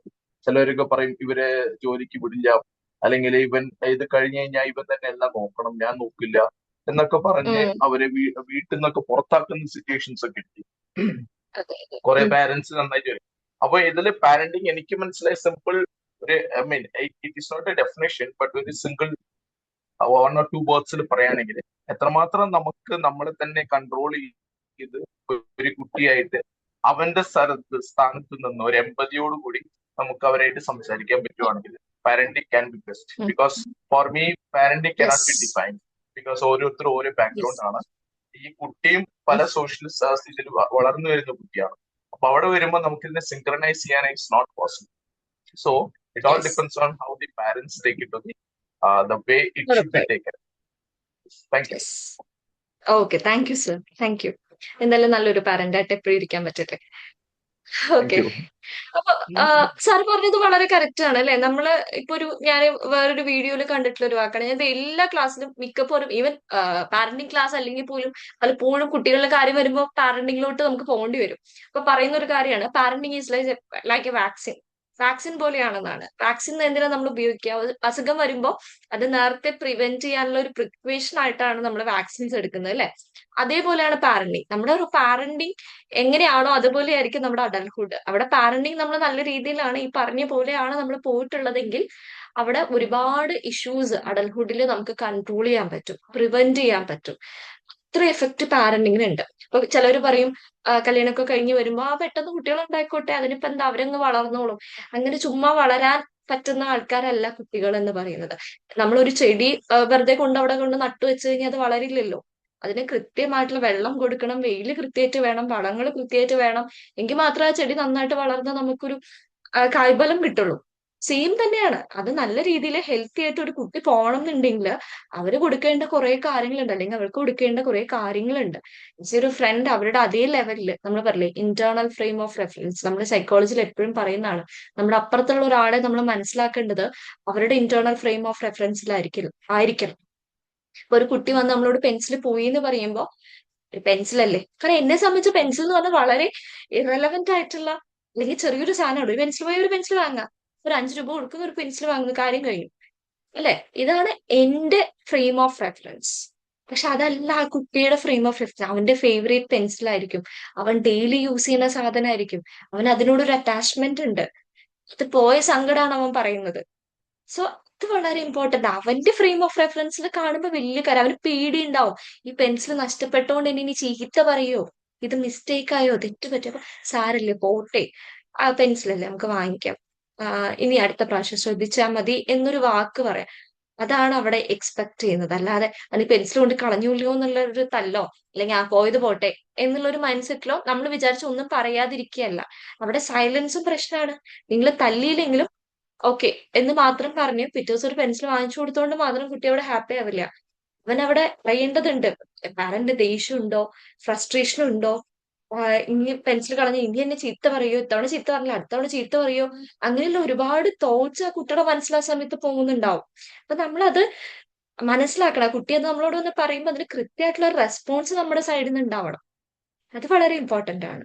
ദാറ്റ് ഈസ് നമ്മൾ അവരുടെ ഇന്റേണൽ ഫ്രെയിം ഓഫ് റെഫറൻസിലേക്ക്, ഇപ്പൊ സാറ് പറഞ്ഞ പോലെ ആ ഒരു കുട്ടി ഏത് പ്രായത്തിലാണോ നമ്മൾ ആ പ്രായത്തിലേക്ക് തിരിച്ചു പോവേണ്ടി വരും. ഞാനിപ്പോ 27 വയസ്സ് അല്ലെങ്കിൽ 30 വയസ്സാണ് എന്ന് പറഞ്ഞാൽ എനിക്ക് അവിടെ ഇരിക്കാൻ പറ്റില്ല. എന്റെ മുന്നിൽ 5 വയസ്സുള്ള കുട്ടിയാണെങ്കിൽ ഞാൻ ഒരു 5 വയസ്സുകാരിയായിട്ട് വേണം അവിടെ നിൽക്കാൻ, എന്നാലേ എനിക്കത് മനസ്സിലാക്കാൻ പറ്റുള്ളൂ. അത് വളരെ ഇമ്പോർട്ടന്റ്. ആസ് എ സൈക്കോളജിസ്റ്റ് ആണെങ്കിലും ഒരു ടീച്ചർ ആണെങ്കിലും അതല്ലെങ്കിൽ ഒരു പാരന്റ് ആണെങ്കിലും അത് വളരെ ഇമ്പോർട്ടന്റ് ആയിട്ടുള്ള കാര്യമാണ്. ഓക്കെ, അപ്പൊ ഇതൊക്കെ തന്നെയാണ് നമ്മൾ ഇനി പറയാൻ വരുന്നത്. Core principles. ഒന്ന്, അൺകണ്ടീഷണൽ ലവ്. എന്ത് മിസ്റ്റേക്ക് ഉണ്ടായാലും എന്ത് തെറ്റ് പറ്റിയാലും ഞാൻ നിന്റെ കൂടെ ഉണ്ട് എന്നുള്ള ഒരു സംഭവം കുട്ടിക്ക് തോന്നണം. ഇപ്പൊ റീസെന്റ് ഒരു ലവ് അഫെയർ കേസ് വന്ന സമയത്ത് ആ കുട്ടി തന്നെയാണ് ആ കുട്ടിയുടെ അഫെയർ വീട്ടിൽ തുറന്നു പറഞ്ഞത്. ദെൻ അതിൽ ഇഷ്യൂ ഉണ്ടായപ്പോഴും ആ കുട്ടി വീട്ടിൽ പോയി തുറന്നു പറയുകയാണ് ഉണ്ടായത്. ഇവള് റിലേഷൻ അവൻ ഭയങ്കര ടോക്സിക് ആണ്, കൺട്രോളിങ് ആണ്, +1 പഠിക്കുന്ന കുട്ടിയാണ്, കൺട്രോളിങ് ആണെന്ന് തോന്നിയപ്പോ പാരന്റ്സിനോട് പറഞ്ഞു അവൻ ഇങ്ങനെ ഭയങ്കര കൺട്രോളിങ് ആണ്, എനിക്ക് പറ്റുന്നില്ല, ഞാൻ റിലേഷൻ പറ്റില്ല എന്ന് പറഞ്ഞു. അവൻ അതിര് കടക്കുന്നുണ്ട്, ബൗണ്ടറീസ് കടക്കുന്നുണ്ട് എന്ന് പറഞ്ഞ സമയത്ത് ആസിഡ് ഒഴിക്കും, അങ്ങനെയാണ് ഇങ്ങനെയാണ് എന്നൊക്കെ പറഞ്ഞ് ഇവളെ ഭീഷണിപ്പെടുത്തുകയൊക്കെ ചെയ്തത് വളരെ കൂളായിട്ട് ആ കുട്ടി വന്ന് വീട്ടില് തുറന്നു പറഞ്ഞു. അപ്പോ അവള് മീൻസ് അവൾക്കൊരു ഗിൽറ്റ് കാരണം അവൾക്ക് അത് കഴിഞ്ഞിട്ട് പാരന്റ്സിന്റെ അടുത്ത് തുറന്നു പറഞ്ഞെങ്കിലും ആ കുട്ടിക്ക് ഒരു പേടിയും ഗിൽറ്റും ഒക്കെ ആ സമയത്ത് ഉണ്ടായിരുന്നു. അതുകൊണ്ടാണ് അവർ കൗൺസിലിംഗ് വന്നത്. ആകെ 1-2 സെഷനെ വേണ്ടി വന്നത്. കുട്ടി അത്യാവശ്യം സ്ട്രോങ് ആണ്. പാരന്റ്സിന്റെ പേടി കൊണ്ട് അവരൊരു കൗൺസിലിംഗ് അവിടെ കൊടുത്തു എന്നുള്ളതാണ്. ഇപ്പൊ നോക്കൂ, ഇങ്ങനെ ഒരു ഇഷ്യൂ വരുമ്പോ എത്ര കുട്ടികൾ വീട്ടിൽ പോയി പറയും അല്ലെ? കുട്ടി +1 റിലേഷൻഷിപ്പിൽ വീട്ടുകാർ അത് പറഞ്ഞു, അവരത് അഡ്മിറ്റ് ചെയ്തു. പക്ഷെ അവൾക്ക് അതിന്റെ കോൺസിക്വൻസസ്, ബൗണ്ടറീസ് എല്ലാം അവർ പറഞ്ഞ് മനസ്സിലാക്കി കൊടുത്തിട്ടുണ്ട്. ആ ബൗണ്ടറി ആ പയ്യൻ ക്രോസ് ചെയ്തു എന്ന് തോന്നിയ സമയത്ത് അവൾ അത് വീട്ടിൽ അറിയിക്കുകയും ഒരു ഇഷ്യൂ വന്നാൽ പാരന്റ്സ് കൂടെ നിൽക്കുമെന്ന് ഉറപ്പുവരുത്തുകയും ചെയ്തു. അത് ഉറപ്പുവരുത്താൻ അവൾ നോക്കിയത് മാത്രമല്ല, ആ സമയത്ത് പാരന്റ്സ് അവളെ കുറ്റപ്പെടുത്തിയിട്ടില്ല, ചീത്ത പറഞ്ഞിട്ടില്ല, തല്ലിയിട്ടില്ല. പകരം അവർ കൊടുത്തത് കൗൺസിലിംഗ്. എന്നാൽ ഇത് ഭയങ്കര എഡ്യൂക്കേറ്റഡ് ആയിട്ടുള്ള പാരന്റ്സ് ആണെന്നൊന്നും നിങ്ങൾ വിചാരിക്കരുത്. അവർക്ക് ഇതിനെപ്പറ്റി, കൗൺസിലിങ്ങിനെ പറ്റി വലിയ അവയർനെസ് ഒക്കെ ഉണ്ടെന്ന്. അല്ല, ഡെയിലി വേജിന് പോകുന്ന 2 ആളുകളാണ്. അപ്പൊ നമ്മുടെ ഒരു ധാരണയാണ് ഭയങ്കര എഡ്യൂക്കേറ്റഡ് ആയിട്ടുള്ള ആൾക്കാരൊക്കെ കുട്ടികളെ നല്ല രീതിയിൽ നോക്കും, എഡ്യൂക്കേഷൻ ഇല്ലാത്ത ആൾക്കാരാണ് കുട്ടികളെ മോശമായിട്ട് വളർത്തുന്നത്. അങ്ങനെ ഒരു ധാരണ, അതൊരു മിത്താണ് കേട്ടോ. അവര് ഡെയിലി വേജിന് പോകുന്നവരാണ്, പക്ഷെ അവർ അവരുടെ കുട്ടീനെ പറ്റി വളരെ അവെയർ ആണ്. ഓരോ പ്രായത്തിലും ഒരിക്കലും എന്റെ കുട്ടി സഫർ ചെയ്യരുത് എന്ന് നിങ്ങൾ ആഗ്രഹിക്കുന്നത് അവിടെ പൈസ മാത്രമല്ല, അവർക്ക് പൈസ കുറവാണ് അല്ലെ? അവരുടെ പല കാര്യങ്ങളും അവർ വളരെ സഫർ ചെയ്ത്, ഈവൻ എന്റെ അവിടെ ഫീസിന്റെ കാര്യം പറഞ്ഞപ്പോൾ ആദ്യം ചോദിച്ചത് ഫീസ് എത്രയാവും, ഞങ്ങൾക്ക് അഫോർഡ് ചെയ്യാൻ പറ്റുമോ, എത്ര സെഷൻ വേണ്ടി വരും, എത്ര പൈസയാവും. അങ്ങനെ അവർ അത്രയും വളരെയധികം ഫിനാൻഷ്യലി സ്ട്രഗിൾ ചെയ്യുന്ന ഒരു ടൈമായിട്ട് പോലും അവരവിടെ പ്രയോറിറ്റൈസ് ചെയ്യുക എന്നുള്ളത് ആ ഒരു കുട്ടിയുടെ നീഡായിരുന്നു, അല്ലെങ്കിൽ ആ കുട്ടി അവിടെ കിട്ടേണ്ടിയിരുന്ന ഒരു ആവശ്യം ഇവിടെ എന്താണോ അതാണ്. അപ്പൊ നമുക്ക് അവിടെ കൊടുക്കേണ്ടത്, നിങ്ങൾ എന്ത് തെറ്റ് ചെയ്താലും എന്ത് സംഭവിച്ചാലും അതെന്താണ്, ഞങ്ങൾ കൂടെ ഉണ്ടാവും. ഇത് നമുക്ക് ഹാൻഡിൽ ചെയ്യ ഒരു വഴി കണ്ടെത്തും അല്ലെ? ഇപ്പൊ കുട്ടികൾ നോണ പറയുമ്പോൾ പിടിച്ചടിക്കുന്നതിന് മുന്നേ ഓക്കെ, എന്താണ് നോണ പറയാന്നുള്ളത് മോശം കാര്യമാണ് എന്ന് കുട്ടിയെ പറഞ്ഞ് മനസ്സിലാക്കുന്നതിന് ഓക്കെ എന്ന് വെച്ചിട്ട് ഞങ്ങൾക്ക് ഇതിനുള്ള ദേഷ്യം കുറയില്ല, പക്ഷെ ഇനി ഇത് ഹാൻഡിൽ ചെയ്യണം, ഇങ്ങനെ ചെയ്യാൻ പാടില്ല, നോണ പറയുന്നതിന് പകരം ഇങ്ങനെയാണ് ചെയ്യേണ്ടത് എന്നും കൂടെ അവർക്ക് പറഞ്ഞു കൊടുക്കണം. എപ്പോഴും തെറ്റ് ചെയ്യുമ്പോൾ ഒരു അടി കൊടുത്ത് ഒതുക്കുന്നതിന് പകരം എന്ത് ചെയ്യാൻ പറ്റും എന്നുള്ളതും കൂടെ അവർക്ക് പറഞ്ഞു കൊടുക്കണം. ഇപ്പൊ ഇവിടെ ഈ പാരന്റ്സ് ചെയ്ത പോലെ ഓക്കെ, ഒരു ഇഷ്യൂ വന്നു, പാരന്റ്സിനോട് തുറന്നു പറയാം, അവർ കൂടെ ഉണ്ടാവും, കൗൺസിലിംഗ് വേണോ കൗൺസിലിംഗ് ഉണ്ട്, ഇനി മുന്നോട്ട് എന്ത് ചെയ്യണം എന്നുള്ള ഓപ്ഷൻസ് കൊടുത്തിട്ടുണ്ട്. അതാണ് നമുക്ക് ഏറ്റവും പാരന്റിംഗിൽ ആവശ്യം, അൺകണ്ടീഷണൽ ലവ്. നമ്മുടെ മക്കളാണ്, എന്ത് തെറ്റ് ചെയ്തു എന്ന് പറഞ്ഞാലും മക്കളല്ലാതെ ആവില്ല. സോ ആ തെറ്റ് തിരുത്താനുള്ള അവസരം അവർക്ക് കൊടുക്കുക. ദെൻ അതെങ്ങനെ മറികടക്കണം എന്നുള്ളത് അവരുടെ ഒപ്പം നിന്ന് അവരെ കൂടെ നിൽക്കുക. അത് വളരെ ഇമ്പോർട്ടന്റ് ആയിട്ടാണ് വേണ്ടത്.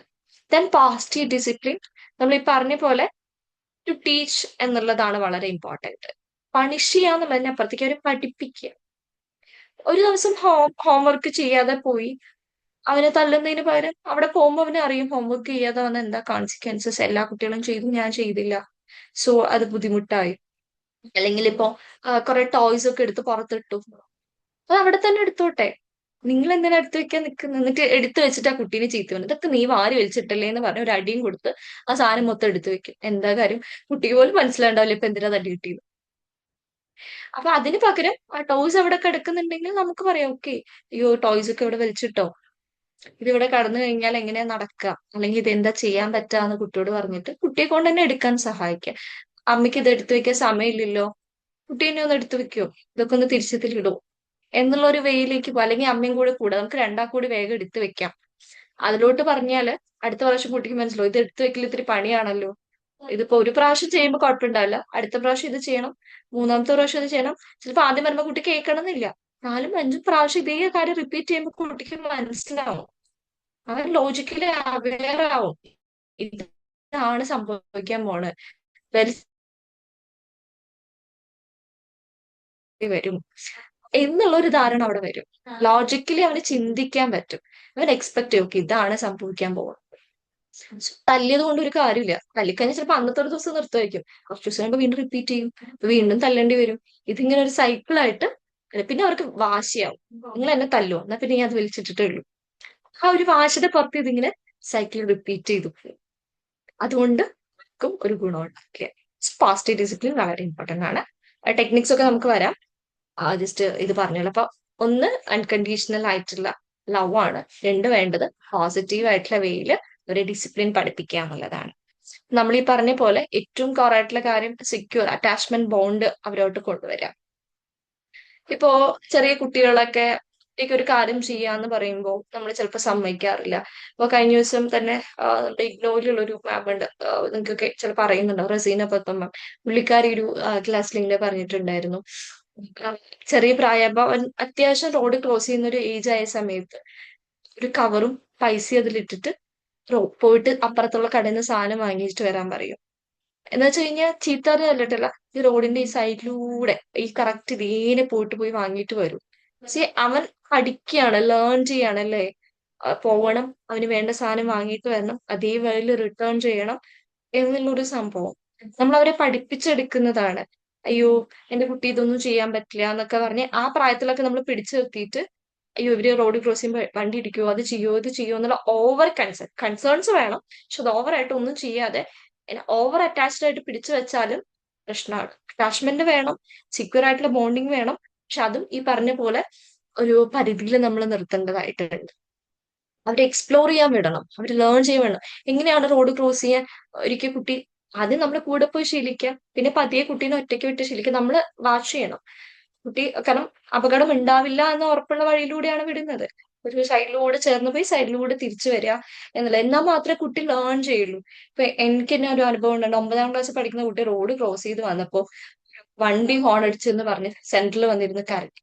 കാരണം അവൾ എന്നും ശീലിച്ചിട്ടില്ല, എന്താണ് പാരന്റ്സ് കൊണ്ടുവിട്ടിട്ടാ, ഒറ്റയ്ക്ക് ഒരു കാര്യം ചെയ്തിട്ടില്ല. ആ കുട്ടിക്ക് റോഡ് ക്രോസ് ചെയ്യാൻ പേടിയാണ്, ഭയങ്കര കുട്ടി പാനിക്കായി കരഞ്ഞ് ഞങ്ങൾ എന്തോ പറ്റി വിചാരിച്ചു, വണ്ടി ഇടിച്ചു എന്ന് വരെ വിചാരിച്ചു സെന്ററിൽ വന്നിരുന്ന് കരയുന്ന കണ്ടപ്പോ.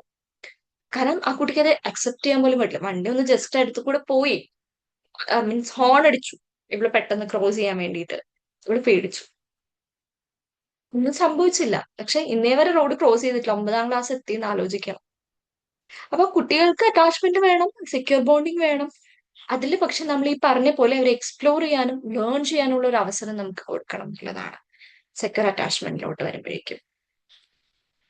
ദെൻ കുട്ടികൾ എന്തെങ്കിലും ചെയ്യുമ്പോൾ സ്ട്രെസ്ഡ് ആവാൻ തെറ്റിക്കഴിഞ്ഞാൽ അവിടെ കൃത്യമായിട്ട് കംഫർട്ട് കൊടുക്കുക എന്നുള്ളതും കെയർ ഗിവറിനുണ്ട്. ഇപ്പൊ ഒരു വണ്ടി ഓടിക്കാൻ കുട്ടി പഠിക്കുകയാണ്, അല്ലെങ്കിൽ ഒരു സൈക്കിൾ ഓടിക്കാൻ പഠിക്കുകയാണ്, അവിടെ വീഴും അല്ലേ, വീണാലും നമ്മൾ എൻകറേജ് ചെയ്യുക, പതുക്കെ വീണ്ടും ട്രൈ ചെയ്യാൻ ഹെൽപ്പ് ചെയ്യുക, അങ്ങനെയുള്ള കാര്യം. അവൻ നമ്മൾ ക്രിട്ടിസൈസ് ചെയ്ത് കഴിഞ്ഞാൽ ഇത്രയും ദിവസമായിട്ട് നീ പഠിച്ചില്ലേ, അല്ലെങ്കിൽ ഇത്രയും നാളായിട്ട് നീ പഠിച്ചില്ലേ എന്നൊക്കെ പറയുമ്പോഴേക്കും ആ കുട്ടിക്ക് അത് പേടി വരുള്ളൂ. പിന്നെ കുട്ടി ജീവിതത്തിൽ ചിലപ്പോൾ സൈക്കിൾ പോലും എടുക്കില്ല, ആ രീതിയിലോട്ട് മാറും. പേടിപ്പിച്ച് നമ്മൾ ഒരു കാര്യം ലേൺ ചെയ്യിക്കരുത്, പതിയെ പതിയെ ജെന്റിൽ വെയിൽ വേണം നമ്മൾ അവരെ എക്സ്പ്ലോർ ചെയ്യിക്കാൻ വേണ്ടിയിട്ട്. ദെൻ അതിന് വേണ്ട കുറച്ച് സ്കിൽസ് ആണ്, നിങ്ങൾ കേട്ടിട്ടുണ്ടോ, പ്രൈഡ് സ്കിൽസ്? ആരെങ്കിലും?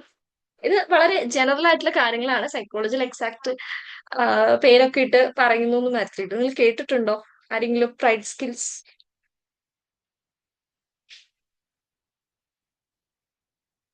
ഇല്ല. ഓക്കെ. പോസിറ്റീവ് പാരന്റിംഗിൽ നമുക്ക് വളരെ സിമ്പിൾ ആയിട്ട് ഉപയോഗിക്കാൻ പറ്റുന്ന കാര്യങ്ങളാണ് പ്രൈഡ് സ്കിൽസ്. നമ്മൾ പറഞ്ഞു അറ്റാച്ച്മെന്റ് വേണം, സെക്യൂർ ബോണ്ടിങ് വേണം, അൺകണ്ടീഷണൽ ലവ് വേണം, പോസിറ്റീവ് ഡിസിപ്ലിൻ വേണം. ഈ 4 പ്രിൻസിപ്പിളിലാണ് പോസിറ്റീവ് പാരന്റിംഗ് വർക്ക് ചെയ്യുന്നത്. വളരെ സിമ്പിൾ ആയിട്ട് നേരത്തെ ജോ എന്ന് പറയുന്ന സാറ് നമ്മളോട് പറഞ്ഞു തന്നു എന്താണെന്നുള്ളത്. പോസിറ്റീവ് പാരന്റിംഗ് ഒരു രത്ന ചുരുക്കാണ് പുള്ളി പറഞ്ഞത്, പാരന്റിംഗ് എങ്ങനെ അഫക്ട് ചെയ്യുന്നു എന്നുള്ളത്. സെയിം പോലെ തന്നെ പാരന്റിംഗ് അഡ്വൈസ് നമ്മൾ കൊടുക്കുമ്പോൾ എപ്പോഴും പറഞ്ഞു കൊടുക്കുന്ന ഒരു സ്കില്ലാണ് pride. Praise, reflection, imitation, description, enjoyment. അവരെന്ത് ചെയ്താലും അവർ എന്ത് ചെയ്യുന്ന പ്രൈസ് ചെയ്യുക. അപ്പൊ ഒരു ചിത്രം വരച്ചു കൊണ്ടുവരാം, അപ്രീഷിയേറ്റ് ചെയ്യുക. കഴിഞ്ഞ ദിവസം എന്റെ സെന്ററിൽ ഒരു കുട്ടി, അവള് 8th ഇപ്പോ, അവളൊരു കഥകളിയുടെ ഒരു ഹാഫ് പോർഷൻ ഇങ്ങനെ വരച്ചിട്ടുണ്ട് ഒരു ലോങ് ഷീറ്റില്, എന്നിട്ട് കളർ ചെയ്ത് കൊണ്ടുവന്നിട്ടുണ്ട്. ഭയങ്കര പെർഫെക്റ്റ് ആണോ എന്നുള്ളതല്ല, അവൾ എന്നോട് അത് അവിടെ ഒട്ടിക്കാവോ എന്ന് ചോദിച്ചു. സെന്ററിൽ അവിടെ ഓൾറെഡി ചില പിള്ളേരുടെയൊക്കെ ചിത്രങ്ങൾ ഒട്ടിച്ചു വെച്ചിട്ടുണ്ട്, ചിലതൊക്കെ പറഞ്ഞു പോയി. പക്ഷെ എന്നാലും അവൾ അത് ഒട്ടിക്കോ ചോദിച്ചു. ഞാനത് പ്രൈസ് ചെയ്യണം. അതിൽ ഓക്കെ, ഇവിടെ മിസ്റ്റേക്ക് വന്നു, ഇവിടെ ഇങ്ങനെയല്ല കളർ ചെയ്യേണ്ടത്, അതല്ല നമ്മൾ നോക്കണം. അവർ എന്ത് ചെയ്ത് വന്നോ വാഴ്ത്തിട്ടോ, അവർ എന്ത് ചെയ്താലും എന്നെ പ്രൈസ് ചെയ്യാം, നല്ല കാര്യം. റിഫ്ലക്ട് ചെയ്യാം. പെൻസിൽ പോയപ്പോ വിഷമായോ എന്നുള്ള രീതിയിൽ, പെൻസിൽ പോയി എന്ന് പറയുമ്പോൾ അവന്റെ മുഖത്ത് വിഷമാണെങ്കിൽ നമ്മളീ പറയാം, ഓക്കെ പെൻസിൽ പോയപ്പോ വിഷമായോ, അതുകൊണ്ടാണോ ഇങ്ങനെ ഇരിക്കുന്നത്, അതാണ് അവിടെ ആവശ്യം. അല്ലെങ്കിൽ അവരൊരു കാര്യം നമ്മളോട് പറയുമ്പോൾ, ഓക്കെ നേരത്തെ പറഞ്ഞ അഡോളസെന്റ് കുട്ടിയുടെ കാര്യം പറയുമ്പോൾ അവൾ അങ്ങനെ ഒരു വന്നീ പേടിച്ചോ, എന്താ സംഭവിച്ചേ, എന്താ തോന്നിനെ, റിഫ്ലക്ട് ചെയ്യാൻ ശ്രമിക്കുക. അവരുടെ ഉള്ളിൽ എന്താണ്, അവരെന്താണ് പറഞ്ഞത്, അതെന്നെ അങ്ങോട്ട് റിഫ്ലക്ട് ചെയ്യാം. ഞാൻ ചെറിയ കുട്ടികളൊക്കെ ആണെങ്കിൽ നമുക്ക് ഇമിറ്റേറ്റ് ചെയ്യാൻ പറ്റും. Do what they do. കണ്ടിട്ടില്ലേ, അവര് ചോറും കറിയും വെച്ച് കളിക്കുന്നുണ്ടാവും, ഡോക്ടറായിട്ട് ആക്ട് ചെയ്യുന്നുണ്ടാവും, വേറെ അവരിങ്ങനെ ഓരോ കാര്യങ്ങളും നമ്മുടെ മുന്നിൽ കാണിക്കുമ്പോൾ ഇമിറ്റേറ്റ് ചെയ്യുക. ഓക്കെ, നമ്മൾ ഇരുന്ന് കൊടുക്കേണ്ടി വരും ചില സമയത്ത്. കാരണം അവിടെയാണ് അവർക്ക് അവരുടെ കൂടെ ഒരാളുണ്ട് എന്നുള്ള ഒരു ഫീൽ അവർക്ക് കിട്ടാം. ഓക്കെ, ഞാൻ ചെയ്യുന്നത്, പാരന്റ് ചെയ്യുന്നത് കളിക്കുകയാണെന്ന് അവർക്ക് അറിയാം, അവിടെ ശരിക്കും ഫുഡ് ഇല്ലാന്ന് അവർക്കും അറിയാം, നമുക്കും അറിയാം.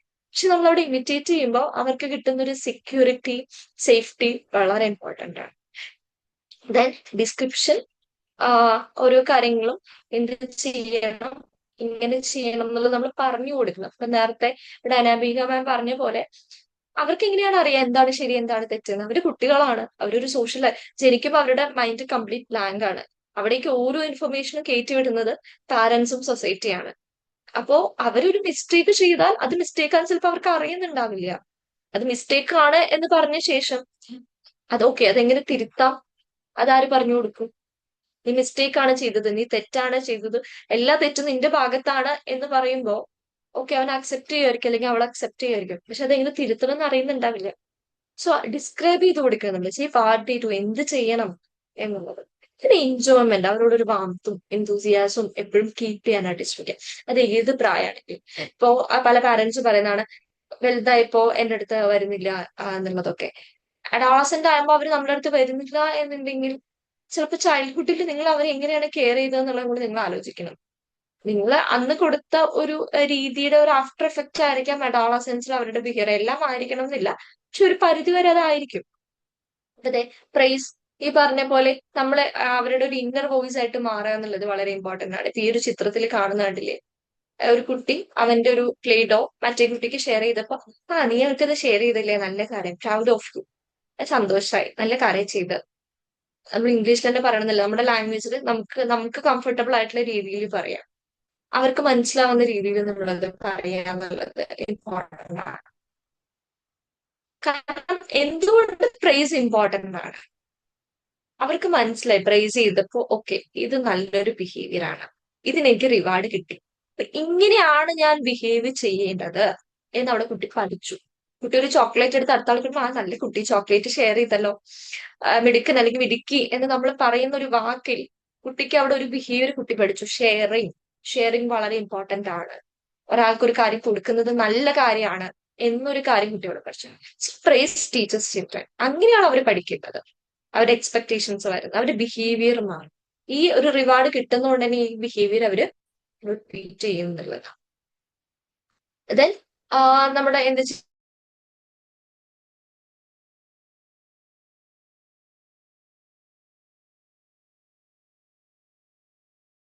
നല്ല കാര്യം എന്ന് പറയുന്നത് മാത്രം അവർക്ക് ചിലപ്പോൾ എന്താണെന്ന് ചിലപ്പോൾ ചെറിയ കുട്ടികൾക്ക് ക്ലിയർ ആയിട്ട് മനസ്സിലാക്കാൻ പറ്റിയിട്ടുണ്ടാവില്ല, അല്ലെങ്കിൽ പെർസീവ് ചെയ്യാൻ പറ്റിയിട്ടുണ്ടാവില്ല. അപ്പൊ നമ്മൾ അവിടെ അത് എടുത്തു പറയാ, അല്ലെ, നീ ചോക്ലേറ്റ് ഷെയർ ചെയ്തത് നന്നായി, അല്ലെങ്കിൽ ഞാൻ ഫോണിൽ സംസാരിക്കും, നീ അവിടെ വെയിറ്റ് ചെയ്തത് നന്നായി, എന്തെങ്കിലും കുട്ടി പറയാൻ വരുമായിരിക്കും. നമ്മൾ ഫോണിൽ സംസാരിക്കുന്ന കുട്ടി സൈലന്റ് ആയിട്ട് നിന്നിട്ടുണ്ടാവും പറഞ്ഞു കഴിയുന്നവരെ. അപ്പൊ ഞാൻ ഫോണിൽ സംസാരിച്ചെന്നാലും എന്റെ കുട്ടി മിണ്ടാൻ നിന്നല്ലോ, അല്ല കുട്ടി എന്ന് പറയുമ്പോ ഓക്കെ, ഫോണിൽ സംസാരിക്കുമ്പോൾ ഡിസ്റ്റർബ് ചെയ്യാൻ പാടില്ല എന്നൊരു കാര്യമുണ്ട്. സോ ലേബൽ ചെയ്യണം, എന്തിനാണ് നിങ്ങൾ കുട്ടീനെ പ്രൈസ് ചെയ്യുന്നത് എന്ന് കുട്ടിക്ക് മനസ്സിലാവും. അവരെടുത്ത എഫേർട്ട്, ഇപ്പൊ ഞാൻ നേരത്തെ പറഞ്ഞ പോലെ അവള് വരച്ചിട്ട് വന്ന കാര്യം പൂർണ്ണമായും പെർഫെക്റ്റ് ആണോ എന്നുള്ളതല്ല. അവരത് വിൻ ചെയ്ത് ഇപ്പൊ ഒരു കോമ്പറ്റീഷന് പോയിട്ട് അവള് ഫസ്റ്റ് കിട്ടിയില്ല, പക്ഷെ സെക്കൻഡ് വിത്ത് എ ഗ്രേഡ് കിട്ടി. Okay, second with a grade ജില്ലയിൽ പോയിട്ട് കിട്ടുക എന്നുള്ളത് അത്ര മോശമുള്ള കാര്യമല്ല അല്ലെ. അത് പ്രൈസ് ചെയ്യണം, അവരെടുത്ത എഫേർട്ട്, ഹാർഡ് വർക്ക്. ഇനിയിപ്പോ സെക്കൻഡും കിട്ടിയില്ല, എ ഗ്രേഡും കിട്ടിയില്ല, ഒന്നും കിട്ടിയില്ലെങ്കിലും കുഴപ്പമില്ല, നമ്മൾ അതിനെ പ്രൈസ് ചെയ്തേ പറ്റുള്ളൂ. അവരുടെ എഫേർട്ട്, ഹാർഡ് വർക്ക്, അത് ഭയങ്കര. ഇപ്പൊ നമ്മൾ കുട്ടികളെ പഠിപ്പിക്കുന്ന ഒരു കാര്യമാണ് എക്സാംസ് ആണ് ജീവിതത്തിന്റെ ഏറ്റവും എൻഡ് എന്നുള്ള രീതിയിൽ വിചാരിച്ചു വെക്കുന്ന ഒരുപാട് കുട്ടികളാണ്. അപ്പൊ അതൊക്കെ നമ്മൾ മാറ്റുന്നത് ഇങ്ങനെയാണ്. എൻ പ്രോഡക്റ്റിലല്ല നമ്മൾ വേണ്ടത്, അതിൽ നിങ്ങൾ എത്ര എഫേർട്ട് എടുത്തു, എത്ര ഹാർഡ് വർക്ക് എടുത്തു എന്നുള്ളതാണ് ഇമ്പോർട്ടന്റ്. അതിൽ നമ്മൾ പ്രൈസ് ചെയ്യുക, ഒരു അച്ചീവ്മെന്റും എഫേർട്ടിനെയും നമ്മൾ ഫോക്കസ് ചെയ്യാന്നില്ല. ഞാൻ 2 വട്ടം ടൈപ്പ് ചെയ്തിട്ടുണ്ട്. ദെൻ ചെറിയ ചെറിയ ഓരോ സ്റ്റെപ്പും നമ്മൾ അവരെ മോട്ടിവേറ്റ് ചെയ്യാന്നുള്ളതാണ്. ഇപ്പൊ ചെറിയ കുട്ടികളാണെങ്കിൽ ഒറ്റയ്ക്ക് ബുക്സ് എടുത്ത് വെക്കുമ്പോൾ ഇതൊക്കെ നീ എടുത്തു വെക്കണ്ട, നീ ടൈം ടേബിൾ തെറ്റിക്കും, ഞാൻ എടുത്തുതരാം. വേണ്ട, അവരെടുത്ത് വെക്കട്ടെ. ഇത് എടുത്ത് വെക്കാൻ തുടങ്ങിയോ, അല്ലെങ്കിൽ ബുക്സ് ഒക്കെ അറേഞ്ച് ചെയ്തോ, അല്ലെങ്കിൽ അവന്റെ ടിഫിൻ കൊണ്ടുപോയിട്ട് വാഷ് ബേസിനിൽ വെക്കുന്നത്, കുഞ്ഞു കുഞ്ഞു കാര്യങ്ങളൊക്കെ അപ്രീഷിയേറ്റ് ചെയ്യുക. വലിയ കാര്യം ചെയ്തിട്ട് ഓക്കെ അവൻ എന്തിലും ഫസ്റ്റ് വാങ്ങിട്ട് വരട്ടെ, ക്ലാസ്സിൽ ഫസ്റ്റ് വാങ്ങിട്ട് വരട്ടെ എന്ന് അപ്രീഷിയേറ്റ് ചെയ്യാം. അങ്ങനെയില്ല, ചെറിയ ചെറിയ ചെറിയ ഓരോ സ്റ്റെപ്പും നമ്മൾ അപ്രീഷിയേറ്റ് ചെയ്യാം. എങ്കിൽ മാത്രമേ ഒരു വലിയൊരു ഗോളിലേക്ക് പോകുള്ളൂ. നമ്മൾ പറയില്ലേ, പല തുള്ളി പെരുവെള്ളം എന്ന് പറയുന്ന പോലെ ചെറിയ ചെറിയ കാര്യങ്ങളെ നിങ്ങൾ എങ്ങനെ മോട്ടിവേറ്റ് ചെയ്യുന്നോ അതിനനുസരിച്ചായിരിക്കും വലിയ വലിയ ഗോള് കുട്ടി സെറ്റ് ചെയ്യുന്നത്. പിന്നെ ആദ്യത്തെ ഗോള് സ്വയം ബുക്ക് എടുത്ത് വെക്കുക എന്നുള്ളതായിരിക്കും, അടുത്ത ഗോൾ ഒരു ഹോംവർക്ക് ഒറ്റയ്ക്ക് ചെയ്യുക എന്നുള്ളതായിരിക്കും, പിന്നെ ആയിരിക്കും അവന് പഠിക്കുക എന്നുള്ള ഒരു ഗോളിലേക്ക് ചിലപ്പോൾ പോകുന്നുണ്ടാവുക. അപ്പൊ ഓരോ സ്മാൾ സ്റ്റെപ്പും, ഒറ്റയ്ക്ക് പല്ലേക്കുന്നായിക്കോട്ടെ, ഷർട്ടിന്റെ ബട്ടൺസ് ഇടുന്നായിക്കോട്ടെ, മുടി ഒറ്റയ്ക്ക്, പെൺകുട്ടികളാണെങ്കിൽ മുടി ഒറ്റയ്ക്ക് കെട്ടുന്നതായിക്കോട്ടെ, എന്തെങ്കിലും ഒരു ചെറിയൊരു കാര്യം ചെയ്യുകയാണെങ്കിൽ അതിനെ അപ്രീഷിയേറ്റ് ചെയ്യുന്നത്. ആ ഒരു പ്രായം തൊട്ട് നമ്മൾ കുട്ടികളെ അപ്രീഷിയേറ്റ് ചെയ്ത് വരണം. ദെൻ റിഫ്ലക്ട് ചെയ്യണം. ഞാൻ ഈ പറഞ്ഞ പോലെ കുട്ടികള് ഇപ്പൊ പൂമ്പാറ്റയൊക്കെ കാണുന്ന സമയത്ത് നല്ല പാറ്റോളെ പ്രെറ്റി ബട്ടർഫ്ലൈ ഒക്കെ നല്ല ഭംഗിയുണ്ടല്ലോ അത് കാണാൻ. എന്തെങ്കിലും കാര്യം കുട്ടികൾ കാര്യമായിട്ട് നോക്കിയിരിക്കുന്നുണ്ടാവില്ലേ, അപ്പൊ അത് കാണാൻ നല്ല രസമുണ്ടല്ലേ. ആ രീതിയിൽ അവരോട് കമ്മ്യൂണിക്കേറ്റ് ചെയ്യാം. അതായത് അവര് ശ്രദ്ധിക്കുന്ന കാര്യങ്ങൾ നമ്മളും ശ്രദ്ധിക്കുന്നതെന്ന് അവർക്ക് തോന്നുക എന്നുള്ളതാണ്. അപ്പൊ കുട്ടി എന്ത് പറഞ്ഞോ അതിനെ റിപ്പീറ്റ് ചെയ്യുക, കമ്മ്യൂണിക്കേറ്റ്. ഐ ഹിയർ യു എന്നുള്ളൊരു സംഭവം കുട്ടികളുടെ ഉള്ളിൽ കൊണ്ടുവരികയാണ്. ഞാൻ നിന്നെ കേൾക്കുന്നുണ്ട്, നീ പറയുന്നത് എനിക്ക് മനസ്സിലാവുന്നുണ്ട്. ഇപ്പൊ റിഫ്ലക്ഷൻ ഉള്ളിടത്ത് മാത്രമേ കുട്ടികൾ ഓരോ പ്രാവശ്യം വന്ന് ഓരോ കാര്യങ്ങൾ നമ്മളോട് ഷെയർ ചെയ്യുള്ളൂ, എങ്കിലും അവർ കോൺവെർസേഷൻസ് സ്റ്റാർട്ട് ചെയ്യുള്ളൂ, അവര് തോട്ട്സ് നമ്മളോട് എക്സ്പ്രസ് ചെയ്യുള്ളൂ. അതേപോലെ തന്നെ കുറെ ക്വസ്റ്റ്യൻസ് കൊടുത്ത് അല്ലെങ്കിൽ ഡിസ്പ്ലേ പഠിപ്പിക്കുന്നതിനേക്കാളും ഭയങ്കര പവർഫുൾ ആണ് അവർ പറയുന്ന കുഞ്ഞു കുഞ്ഞു കാര്യങ്ങൾ നമ്മൾ ശ്രദ്ധിച്ചു തുടങ്ങി കഴിഞ്ഞാൽ അവർ നമ്മളോട് കൺവേഴ്സ് ചെയ്യുന്നത്. ലാംഗ്വേജ് ഡെവലപ്മെന്റിന് സഹായിക്കും. ഞാൻ ഓടി വന്നു, അല്ലെങ്കിൽ ഞാൻ ഓടി ഫസ്റ്റ് എത്തി എന്ന് പറയുമ്പോൾ നീ ഓടി ഫസ്റ്റ് എത്തിയോ എന്നൊക്കെ പറയുമ്പോൾ വീണ്ടും നമ്മൾ അത് റിഫ്ലക്ട് ചെയ്യാണ്. ഈവൻ ഗ്രാമറ്റിക്കൽ മിസ്റ്റേക്സ് ഉണ്ടെങ്കിൽ പതുക്കെ അത് തിരുത്തി കൊടുക്കുക. നമ്മുടെ ലാംഗ്വേജിലോട്ട് വരുമ്പില്ല, ഈവൻ CBSE സ്കൂളിൽ പഠിക്കുന്ന കുട്ടികളോ അല്ലെങ്കിൽ മറ്റുള്ള കുട്ടികളോ ചിലപ്പോൾ ഇംഗ്ലീഷ് പറയുമ്പോൾ തെറ്റി പറയണ്ടാവും. നീ അത് തെറ്റാ പറഞ്ഞെന്ന് പറയുന്നതിന് പകരം ഇങ്ങനെ റിപ്പീറ്റ് ചെയ്യും, ഐ റാൻ ടു ഹോം എന്ന് ചിലപ്പോൾ കുട്ടി ഇംഗ്ലീഷ് പഠിക്കാൻ ശ്രമിക്കുന്നതായിരിക്കും. അപ്പൊ അങ്ങനെയല്ല, യു റാൻ ഹോം, കുട്ടിക്ക് മനസ്സിലായി റാനഡ് അല്ല റാൻ ആണ് കറക്റ്റ്. നമ്മൾ അവരെ ചീത്ത പറഞ്ഞിട്ടില്ല, ഇത്രയും ഇതാണ് നീ പഠിക്കുന്നതെന്ന് പറഞ്ഞിട്ടില്ല, ഒന്നുമില്ല. പക്ഷെ അവിടെ നമ്മൾ അവർ സന്തോഷത്തോടെ പറഞ്ഞ എൻജോയ്മെന്റ് അതേ രീതിയിൽ എടുത്തുകൊണ്ട് അവന്റെ മിസ്റ്റേക്ക് കറക്റ്റ് ചെയ്തു.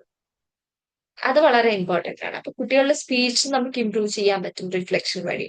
അത് മലയാളത്തിലാണെങ്കിലും ഇംഗ്ലീഷിലാണെങ്കിലും എന്താണെങ്കിലും. ഞാൻ ഇമിറ്റേഷൻ, അവര് കാണിക്കുന്ന ജസ്റ്റേഴ്സ്, കാര്യങ്ങൾ നമുക്ക് വളരെ സില്ലി ആയിട്ട് തോന്നും. നമ്മൾ ഈ തിരക്കിനിടയിൽ ഇതൊക്കെ കുട്ടികൾക്ക് നോക്കാൻ ഉണ്ടോ, പക്ഷെ നമ്മൾ ചെയ്തേ പറ്റൂ.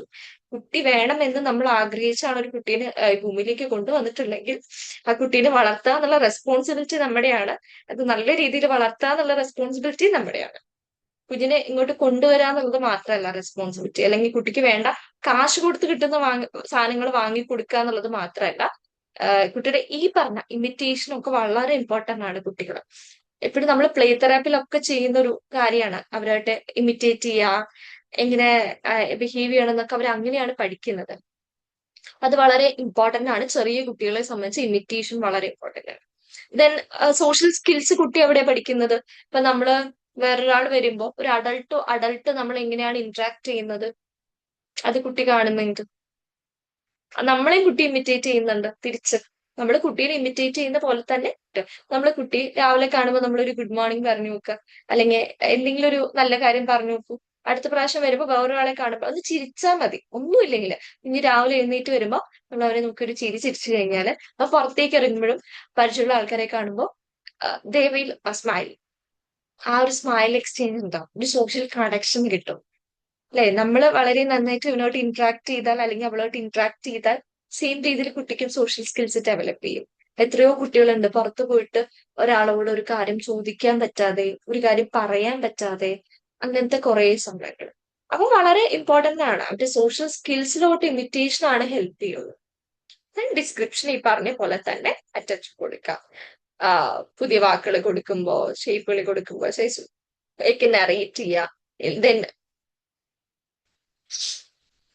ഈ പറഞ്ഞ പോലെ എന്തെങ്കിലും കാര്യങ്ങൾ ഉണ്ടെങ്കിൽ അതിനെ എക്സ്പ്ലെയിൻ ചെയ്ത് കൊടുക്കുക. ദെൻ മിസ്റ്റേക്സ് വരുമ്പോൾ അതിനെ ഡിസ്ക്രൈബ് ചെയ്ത് കൊടുക്കുക. വളരെ ഇമ്പോർട്ടന്റ് ആണ്. ദെൻ എൻജോയ്മെന്റ്, മിമിക് അവരുടെ അതേ ഇമോഷൻ, അതേ എക്സൈറ്റ്മെന്റ് നമുക്ക് ഉണ്ടായിരിക്കണം.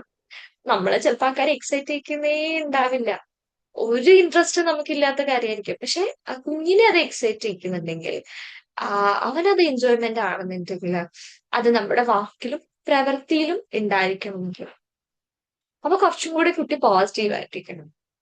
ഇപ്പൊ ഒരു എന്താ പറയാ, കുട്ടി ഒരു കോമ്പറ്റീഷനിൽ പങ്കെടുക്കുന്നതിന് ഭയങ്കര എക്സൈറ്റഡ് ആണ്, നിങ്ങളും അതേ എക്സൈറ്റ്മെന്റ് കാണിക്കണം. ആ രീതിയിൽ നമ്മൾ പെരുമാറണം.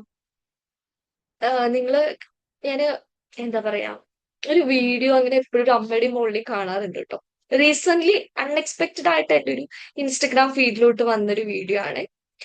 അത് മോളെന്ന് പറയുമ്പോൾ ചെറിയ കുട്ടിയൊന്നുമല്ല, 27-28 ഏജുള്ള ഒരു മോളാണ്. അമ്മേനെ മേക്കപ്പ് ചെയ്ത് കൊടുക്കുന്ന ഒരു വീഡിയോ ആണ് ആദ്യം ഞാൻ കണ്ടത്. അപ്പൊ അവര് സംസാരിക്കുന്ന എന്ത് രസമായിട്ട് അറിയാം. ഇവൻ ഒരു പ്രായത്തിൽ പോലും അവര് വളർന്നൊക്കെ പുറത്താണ്. അപ്പൊ നാട്ടിലേക്ക് വരുമ്പോ മകളുടെ ഓരോ എക്സൈറ്റ്മെന്റിനോടും പുള്ളിക്കാരി റെസ്പോണ്ട് ചെയ്യുന്നത്, പുള്ളിക്കാരി മോനെന്നാ വിളിക്കുന്നത്. ഇത്രയും ഏജ് ആയിട്ട് ആ വേ ഓഫ് സംസാരം നമ്മൾ കേട്ട് കഴിഞ്ഞാൽ ആ വീഡിയോസ് പുള്ളി ഇന്ന് കണ്ടുപോകും. ഇത്രയും വളരെ ജെന്റിലായിട്ട് ഓരോ ഇമോഷൻസും പഴയ കാര്യങ്ങൾ ആ മേക്കപ്പ് ചെയ്യുമ്പോൾ പണ്ട് ഞാൻ മോനെ എങ്ങനെയായിരുന്നില്ലേ മേക്കപ്പ് ചെയ്തുകൊണ്ടിരുന്നത് എന്നൊക്കെ പറഞ്ഞ് വളരെ നിർത്തി ഒരു എന്ത് രസമായിട്ടാണ് കോൺവെർസേഷൻസ് പോകുന്നത്. അതായത് മകള് അമ്മയെ മേക്കപ്പ് ചെയ്യിക്കുന്നതിൽ അവര് എക്സൈറ്റഡ് ആണ്, സെയിം എക്സൈറ്റ്മെന്റ് അമ്മയെ അവിടെ എക്സ്പ്രസ് ചെയ്യുന്നുണ്ട്. അവിടെ ഏജ് ഒരു ഫാക്ടർ അല്ല എന്നുള്ളതാണ്. അപ്പൊ നമ്മൾ ഏത് പ്രായത്തിലാണെങ്കിലും അവരുടെ കൂടെ നമ്മൾ സ്പെൻഡ് ചെയ്യുന്ന ഒരു സമയം അത് നമ്മൾ എൻജോയ് ചെയ്യാം. നമ്മുടെ വാംത്തും പോസിറ്റിവിറ്റി, ഭയങ്കര പോസിറ്റീവ് വീഡിയോ ആണ് അവരുടെ. റീസെന്റ് അവരുടെ വീഡിയോ കണ്ടിട്ട് മഞ്ജു പിള്ള ഇല്ലേ ആക്ട്രസ്, പുള്ളിക്കാരി ഷെയർ ചെയ്തിട്ടുണ്ടായിരുന്നു ഇവരെ പറ്റിയിട്ട്. ഇവര് നമ്മള് നാട്ടിൽ വന്നപ്പോ മീറ്റ് ചെയ്തൊരു വീഡിയോ ഒക്കെ റാൻഡം ആയിട്ട് ഒരു മേക്കപ്പ് വീഡിയോ പോലെ എന്റെയിലേക്ക് വന്നതാണ്, എവിടെന്നോ വന്നതാണ്. പക്ഷെ ഇപ്പൊ ഞാൻ അവരെ ഫോളോ ചെയ്യുന്നതാണ്. അവരുടെ ഓരോ കാര്യങ്ങളും അവര് സംസാരിക്കുന്നത്, ഡിസ്കസ് ചെയ്യുന്നത് വളരെ ഒരു പാരന്റിങ് എങ്ങനെയാവുന്ന ശരിക്കും ആ വീഡിയോ ആണ്. അവർ ഈ പ്രായത്തിൽ അവർ മക്കളോട് ഇങ്ങനെയാണ് ഇന്ററാക്ട് ചെയ്യുന്നതെങ്കിൽ കുട്ടിക്കാലത്ത് അവർ എത്ര പാഷനേറ്റ് ആയിട്ടായിരിക്കും ആ കുട്ടിയെ വളർത്തിയിട്ടുണ്ടാവുക എന്നുള്ളത് നമുക്ക് മനസ്സിലാക്കാൻ പറ്റും. അപ്പൊ എങ്ങനെ എൻജോയ്മെന്റ് കാണിക്കുക, ഇങ്ങനെ കുറെ വാക്കുകളിലൂടെ മാത്രമല്ല, ഒന്ന് ഈ പറഞ്ഞ പോലെ അതേ ടോണില് ഇങ്ങനെയാണല്ലേ ഞാൻ മോളി തന്നിട്ടുള്ളത് എന്നൊക്കെ പറയുമ്പോൾ ആ ഒരു വോയിസിൽ അവരുടെ എൻജോയ്മെന്റ് നമുക്ക് കാണാൻ പറ്റും. അതേപോലെ സ്മൈല് വേണം, ഐ കോണ്ടാക്ട് കൊടുക്കാം, കുട്ടി ഹഗ് ചെയ്യാം, കിസ് ചെയ്യാം, ജസ്റ്റ് ഒന്ന് ചേർത്ത് പിടിക്കാം എന്നുള്ളതാണ്. അല്ലെ? വാമായിട്ടുള്ള വോയിസിൽ, ഈവൻ ചെറിയ കുട്ടികളാണ് അനിമേറ്റഡ് വോയിസിലൊക്കെ അവരോട് സംസാരിക്കുക, ഒന്നിച്ച് ചിരിക്കുക ഒക്കെ വളരെ ഇമ്പോർട്ടന്റ്. അല്ലെങ്കിൽ പുറകിൽ ഒന്നിങ്ങനെ തടവി കൊടുക്കാം. ഇതെല്ലാം ഭയങ്കര ഇമ്പോർട്ടന്റ് ആയിട്ടുള്ള കാര്യമാണ്. ഇങ്ങനെയൊക്കെ നമുക്ക് അവരുടെ ഒരു എൻജോയ്മെന്റ് നമുക്ക് പ്രകടിപ്പിക്കാവുന്നതാണ്. അത്രയും നമുക്ക് പോസിറ്റീവ് ആണ്. ഇനി എന്തൊക്കെയാ നമ്മൾ നോട്ടീസ് ചെയ്യേണ്ട, പ്രൈസ് ചെയ്യേണ്ട, എല്ലാ കാര്യവും പ്രൈസ് ചെയ്യണോ? എന്ത് ചെയ്താലും നല്ലത് നല്ലത് നല്ലത് പറഞ്ഞുകൊണ്ടിരുന്ന കുട്ടി വിചാരിക്കും ഇപ്പൊ എന്താ അത്. അങ്ങനെയല്ല ഉദ്ദേശിക്കുന്നത്. നമ്മൾ ഈ പറയുന്ന കാര്യങ്ങളിൽ എവിടെയൊക്കെ കുട്ടി ബിഹേവ് ചെയ്യുന്നോ അവിടെയൊക്കെ നമുക്ക് പ്രൈസ് ചെയ്യാം. ചിലപ്പോൾ ഒരു ദിവസം ഒന്നിൽ കൂടുതൽ തവണ നമ്മൾ അഭിനന്ദിക്കേണ്ടി വരാം, പ്രൈസ് ചെയ്യേണ്ടി വരാം. പക്ഷെ അതിലൊരു കുഴപ്പമില്ല. നല്ല സോഷ്യൽ സ്കിൽസ് കാണിക്കുമ്പോൾ, മാനേഴ്സ് കാണിക്കുമ്പോൾ, കൈൻഡ് ആയിട്ട് ഇരിക്കുമ്പോൾ, അല്ലെങ്കിൽ എന്തെങ്കിലും സ്പോർട്സിൽ എന്തെങ്കിലും ഒന്ന് നല്ല രീതിയിൽ ഒരു സ്റ്റെപ്പിങ്ങിൽ വയ്ക്കുമ്പോൾ ചിലപ്പോൾ ചില കാര്യങ്ങൾ കോംപ്രമൈസ് ചെയ്യുന്നുണ്ടാവും. സിബ്ലിങ്സ് ഒക്കെ വരുന്ന സമയത്ത് ഇവളുടെ ഇഷ്ടമുള്ള ടോയ് ആയിരിക്കും ചിലപ്പോൾ വിട്ടുകൊടുക്കുന്നത്, കോംപ്രമൈസ് ചെയ്തിട്ടുണ്ടാവും മറ്റേ കുട്ടി കരയുന്ന കണ്ടിട്ട്. അവിടെ നമ്മൾ അപ്രീഷിയേറ്റ് ചെയ്തേ പറ്റൂ. നീ മുതിർന്നല്ലേ, കുട്ടിക്ക് കൊടുക്കണം, ചെറിയവർക്ക് കൊടുക്കണം. അത് റൂള് പോലെ പറഞ്ഞിട്ട് പോവല്ലേ വേണ്ട. മോളുടെ ഫേവറേറ്റ് ടോയ് കൊടുത്തല്ലേ എന്നുള്ളത് നമ്മൾ അവിടെ, അല്ലെ കുട്ടി എന്ന് പറയുമ്പോൾ അത് പ്രൈസ് ചെയ്യേണ്ട കാര്യമാണ്. ഒരാളുടെ ഫേവറേറ്റ് സാധനം അനിയത്തി ആയതുകൊണ്ട് അല്ലെങ്കിൽ അനിയനായതുകൊണ്ട് കൊടുക്കണമെന്ന് മാൻഡേറ്ററി ആയിട്ടുള്ള കാര്യമൊന്നുമല്ല. പക്ഷെ ഒരു കുട്ടി അത് ചെയ്യുമ്പോൾ അത് നമ്മൾ അപ്രീഷിയേറ്റ് ചെയ്യേണ്ട കാര്യമാണ്. അപ്പൊ അവിടെ കോംപ്രമൈസ് ചെയ്യുമ്പോൾ, മറ്റുള്ളവർക്ക് വേണ്ടി എന്തെങ്കിലും കാര്യങ്ങൾ ചെയ്യുമ്പോൾ, ഹെൽപ്പ് ചെയ്യുമ്പോൾ സെയിം മീനിങ് തന്നെയാണ്. ഐ കോണ്ടാക്ട് തരുമ്പോൾ, എന്തെങ്കിലും കാര്യം ഒന്ന് എടുത്തു തരുമോ എന്ന് ചോദിക്കുക, എനിക്ക് എടുത്തു താ എന്ന് പറയുന്നത് ഭയങ്കര വ്യത്യാസം അല്ലേ. ഒരു പൊളൈറ്റ്നെസ് ഉണ്ട് നമ്മുടെ സംസാരത്തില്. ദെൻ താങ്ക് യു പറയുമ്പോൾ ഒരു കാര്യം ചെയ്തിട്ട് താങ്ക്സ് കുട്ടി പറയണം. ഒരാളിപ്പോ ഒരു മിഠായി തന്നു, ഒരു കുട്ടി തിരിച്ചോട് താങ്ക്സ് പറയുന്നത് അപ്രീഷിയേറ്റ് ചെയ്യേണ്ട കാര്യമാണ്. ഒരു തവണ നമ്മൾ അപ്രീഷിയേറ്റ് ചെയ്താൽ പിന്നെ അത് ചെയ്യും. അല്ലെങ്കിൽ നമ്മൾ പഠിപ്പിക്കാം കുട്ടീനെ. ആദ്യമായിട്ട് കുട്ടിക്ക് ചിലപ്പോൾ താങ്ക് യു പറഞ്ഞതല്ല, അപ്പൊ ഒരു മിഠായി താങ്ക്സ് ഫോർ അങ്കിളിനോട് അല്ലെങ്കിൽ താങ്ക്സ് ഫോർ ആന്റിയോട് എന്ന് നമ്മൾ ചെറിയ പ്രായത്തിൽ ഒരു വട്ടം പറഞ്ഞു കൊടുത്ത കുട്ടി ഇത് റിപ്പീറ്റ് ചെയ്തോളും. അതല്ലേ? അല്ലെങ്കിൽ നമ്മൾ ഒരാളുടെ നിന്ന് ഒരു സാധനം വാങ്ങുമ്പോൾ നമ്മൾ താങ്ക് യു എന്ന് പറയുകയാണെങ്കിൽ കുട്ടി അതേ കാര്യം റിപ്പീറ്റ് ചെയ്യും. ഇതേപോലെ ഒരു വീഡിയോയില് അമ്മ ക്ലീൻ ചെയ്തുകൊണ്ടിരിക്കുമ്പോൾ അച്ഛൻ കാർപ്പറ്റ് ഒക്കെ ഇങ്ങനെ നീക്കി കൊടുക്കുന്നത് കാണുന്നുണ്ട്. ഒരു ദിവസം 2 ദിവസം കുട്ടി ഇങ്ങനെ നോക്കി നോക്കി നിൽക്കുന്നു. ദെൻ ഒരു ദിവസം അച്ഛൻ മാറി നിന്ന സമയത്ത് അമ്മ അടിച്ചു വാരാൻ തുടങ്ങിയതും ക്ലീൻ ചെയ്യാൻ വാക്വം ക്ലീനർ ആയിട്ട് കൊണ്ടുവന്നതും കുട്ടി എന്ത് ചെയ്തു? ചെറിയ കുട്ടി, നമ്മൾ വെച്ചിട്ട് വലിയ കുട്ടിയൊന്നുമില്ല, ഒരു 2 years 3 yearsനുള്ളിലുള്ള ഒരു കുട്ടി ആ കാർപ്പറ്റ് പൊക്കാൻ ശ്രമിക്കുകയാണ്. കാരണം കണ്ടു വളർന്നു. ഇമിറ്റേഷൻ അവിടെ ഭയങ്കര ഇമ്പോർട്ടന്റ് ആണ്. സോ അത് വളരെ ഇമ്പോർട്ടന്റ് ആണ്. എംപതി, ടേൺ ടേക്കിംഗ്, നല്ല വാക്കുകൾ ഉപയോഗിക്കുമ്പോൾ ഇതൊക്കെ നമ്മൾ പ്രൈസ് ചെയ്യേണ്ട കാര്യങ്ങളാണ്. ഇവിടെ എന്തോ ചാറ്റില് മെസ്സേജ്, ഓക്കെ താങ്ക് യു എന്നിട്ട്. ദെൻ സെൽഫ് കൺട്രോൾ സ്കിൽസ് വളരെ ഇമ്പോർട്ടന്റ് ആണ് അല്ലെ. കാമായിട്ടിരിക്കുക, പേഷ്യന്റ് ആയിട്ട് വെയിറ്റ് ചെയ്യുക. പേഷ്യൻസ് ഒക്കെ നമുക്ക് പഠിപ്പിച്ചെടുക്കാൻ പറ്റുന്ന ഒരു കാര്യമാണ്. ഇപ്പൊ ഫോർ എക്സാമ്പിൾ നമ്മളൊരു മിഠായിയൊക്കെ കുട്ടികളുടെ മുന്നിൽ വെച്ചിട്ട്, ഇത് കൂടുതൽ ഫോറിനേഴ്സ് ആണ് കേട്ടോ ചെയ്യുന്ന വീഡിയോസ് ഞാൻ കണ്ടിട്ടില്ല. പക്ഷെ ഇപ്പൊ നമ്മുടെ നാട്ടിലൊക്കെ പ്രാക്ടീസിന് ഇപ്പൊ പറയാണ്, നമ്മൾ അവിടെ പോയിട്ട് വരാട്ടോ, അതുവരെ മിഠായി എടുക്കാൻ പറ്റില്ലേ, നല്ല കുട്ടിയാണ്, മോളോർ മോൻ ഇത് എടുക്കണ്ട, അമ്മ ഇപ്പൊ വരാം അല്ലെങ്കിൽ അച്ഛൻ ഇപ്പൊ വരാം, വരുന്നവരെ ഇത് ഇവിടെ തന്നെ വെക്കണം കേട്ടോ, എടുക്കാൻ പാടില്ല എന്ന് നമ്മളൊരു വളരെ ജെന്റിലായിട്ട് പേടിപ്പിക്കാതെ നോർമലി പറഞ്ഞിട്ട് പോവാം. അപ്പൊ കുട്ടി അവിടെ കാത്തിരിക്കും. കുറച്ചധികം സമയം എടുക്കും. എത്ര സമയം വരെ അവന് ആ പേഷ്യൻസ് ഉണ്ട്. ദെൻ ഒരു തവണ തെറ്റിച്ചാലും സാരമില്ല, അടുത്ത പ്രാവശ്യം ഇങ്ങനെ ചെയ്യരുത് കേട്ടോ എന്ന് പറയാം. റിപ്പീറ്റ് ചെയ്യാം. അങ്ങനെ പതിയെ പതിയെ ഒരു സെൽഫ് കൺട്രോൾ സ്കിൽസ് നമുക്ക് പഠിപ്പിക്കാൻ പറ്റും. ഒരു ഫീലിങ്സ് എക്സ്പ്രസ് ചെയ്യാൻ പഠിക്കുക. ഒരു കരയുമ്പോൾ ഇമോഷണൽ ഹൈ ആകുമ്പോൾ ചേർത്ത് പിടിക്കുക. ഒച്ചപ്പെട്ട് ബഹളം വെക്കുന്ന സമയത്ത് കൂട്ടിപ്പിടിച്ചിരിക്കുക അവിടെ, ഒരാ കരച്ചിൽ നിൽക്കുന്നവരെ ഒന്ന്. ചിലപ്പോൾ ദേഷ്യപ്പെടുന്നുണ്ടാവും, ഒച്ച ഉണ്ടാക്കുന്നുണ്ടാവും, തന്ത്രംസ് കാണിക്കുന്നുണ്ടാവും. അവിടെ നമ്മൾ പിടിച്ചിരുന്ന് എങ്ങനെ കാമാട്ടിനെ, സാരില്ല, ബ്രീത്ത് എടുക്ക്, കുഴപ്പമില്ല എന്നൊക്കെ പറഞ്ഞ് കൂടെ എടുത്ത് കാമാക്കിയിട്ട് എന്താ പറ്റുന്നുള്ളതൊക്കെ ചോദിക്കുമ്പോൾ ഒരു കൺട്രോളും. അടുത്ത പ്രാവശ്യം അവർ ഫ്രസ്ട്രേറ്റഡ് ആകുമ്പോൾ ചിലപ്പോൾ അവർ സ്വയം ബ്രീത്ത് എടുക്കാൻ തുടങ്ങും, സ്വയം എടുത്ത് കുറച്ച് വെള്ളം എടുത്ത് കുടിക്കാൻ തുടങ്ങും, ദെൻ സ്വയം കൈ റബ്ബ് ചെയ്ത് കൊടുക്കാൻ തുടങ്ങും. അവര് പഠിക്കും, സെൽഫ് കൺട്രോൾ സ്കിൽസ് അവർ പഠിക്കും. Then concentration. പിന്നെ ഈ കാര്യങ്ങളൊക്കെ നമ്മൾ അവരെ പ്രൈസ് ചെയ്യേണ്ട കാര്യങ്ങളാണ്. ഒരു ടാസ്കിൽ അവർ കൂടുതൽ നേരെ ഇരിക്കുമ്പോൾ ഹാർഡ് വർക്ക് ചെയ്ത് പഠിക്കാനിരിക്കുന്നതായിരിക്കാം, ചിലപ്പോൾ ഒരു പ്രോജക്റ്റ് ചെയ്യുന്നതായിരിക്കാം, ഒറ്റയ്ക്ക് ഒരു കാര്യം ചെയ്യുന്നതായിരിക്കാം, ക്രിയേറ്റീവ് ആയിട്ട് എന്തെങ്കിലും കണ്ടുപിടിക്കുന്നതായിരിക്കും. ഇതെല്ലാം നമ്മൾ അപ്രീഷിയേറ്റ് ചെയ്യേണ്ട കാര്യങ്ങളാണ്. ഓരോ കാര്യം നോ പറഞ്ഞാൽ ഓക്കെ കുഴപ്പമില്ല ഇത് കുട്ടി പറയുകയാണെങ്കിൽ അത് നല്ലൊരു ബിഹേവിയർ അല്ലേ, അത് നമ്മൾ അക്സെപ്റ്റ് ചെയ്യണം, അത് നമ്മൾ പ്രൈസ് ചെയ്യണം. ഒരു പ്രാവശ്യം പ്രൈസ് ചെയ്ത് നോക്കൂ. ഒരാൾ ഓക്കെ ഇന്ന് പറ്റില്ല കേട്ടോ, നമുക്ക് നാളെ വാങ്ങിക്കാം എന്നും കുട്ടിയോട് ഒരു കാര്യം, കുട്ടി ഓക്കെ അമ്മ അല്ലെങ്കിൽ ഓക്കെ അച്ഛാ നാളെ വാങ്ങിക്കാം എന്ന് കുട്ടി പറഞ്ഞാൽ നമ്മൾ അതിന്റെ പ്രൈസ് വെക്ക് ചെയ്യുന്നുണ്ട്. കുട്ടി മനസ്സിലാക്കിയല്ലോ, അടുത്ത പ്രാവശ്യം നമുക്ക് നോക്കാം കേട്ടോ എന്ന് പറഞ്ഞു കഴിയുമ്പോൾ കുട്ടിക്ക് മനസ്സിലാവും. ഓക്കെ നോ എന്ന് പറഞ്ഞാൽ എപ്പോഴും യെസ് മാത്രമല്ല, നോയും ഞാൻ കേൾക്കും, നോ അക്സെപ്റ്റ് ചെയ്യണം, അത് അവൻ ഉറപ്പിച്ചു. Then permission. എന്തെങ്കിലും കാര്യം എടുക്കുന്നതിന് മുന്നേ പെർമിഷൻ എടുക്കുന്ന സമയത്ത്, ഡയറക്ഷൻസ് ഫോളോ ചെയ്യുന്ന സമയത്ത് ഇവിടെയൊക്കെ നിങ്ങൾക്ക് പ്രൈസ് ചെയ്യാം.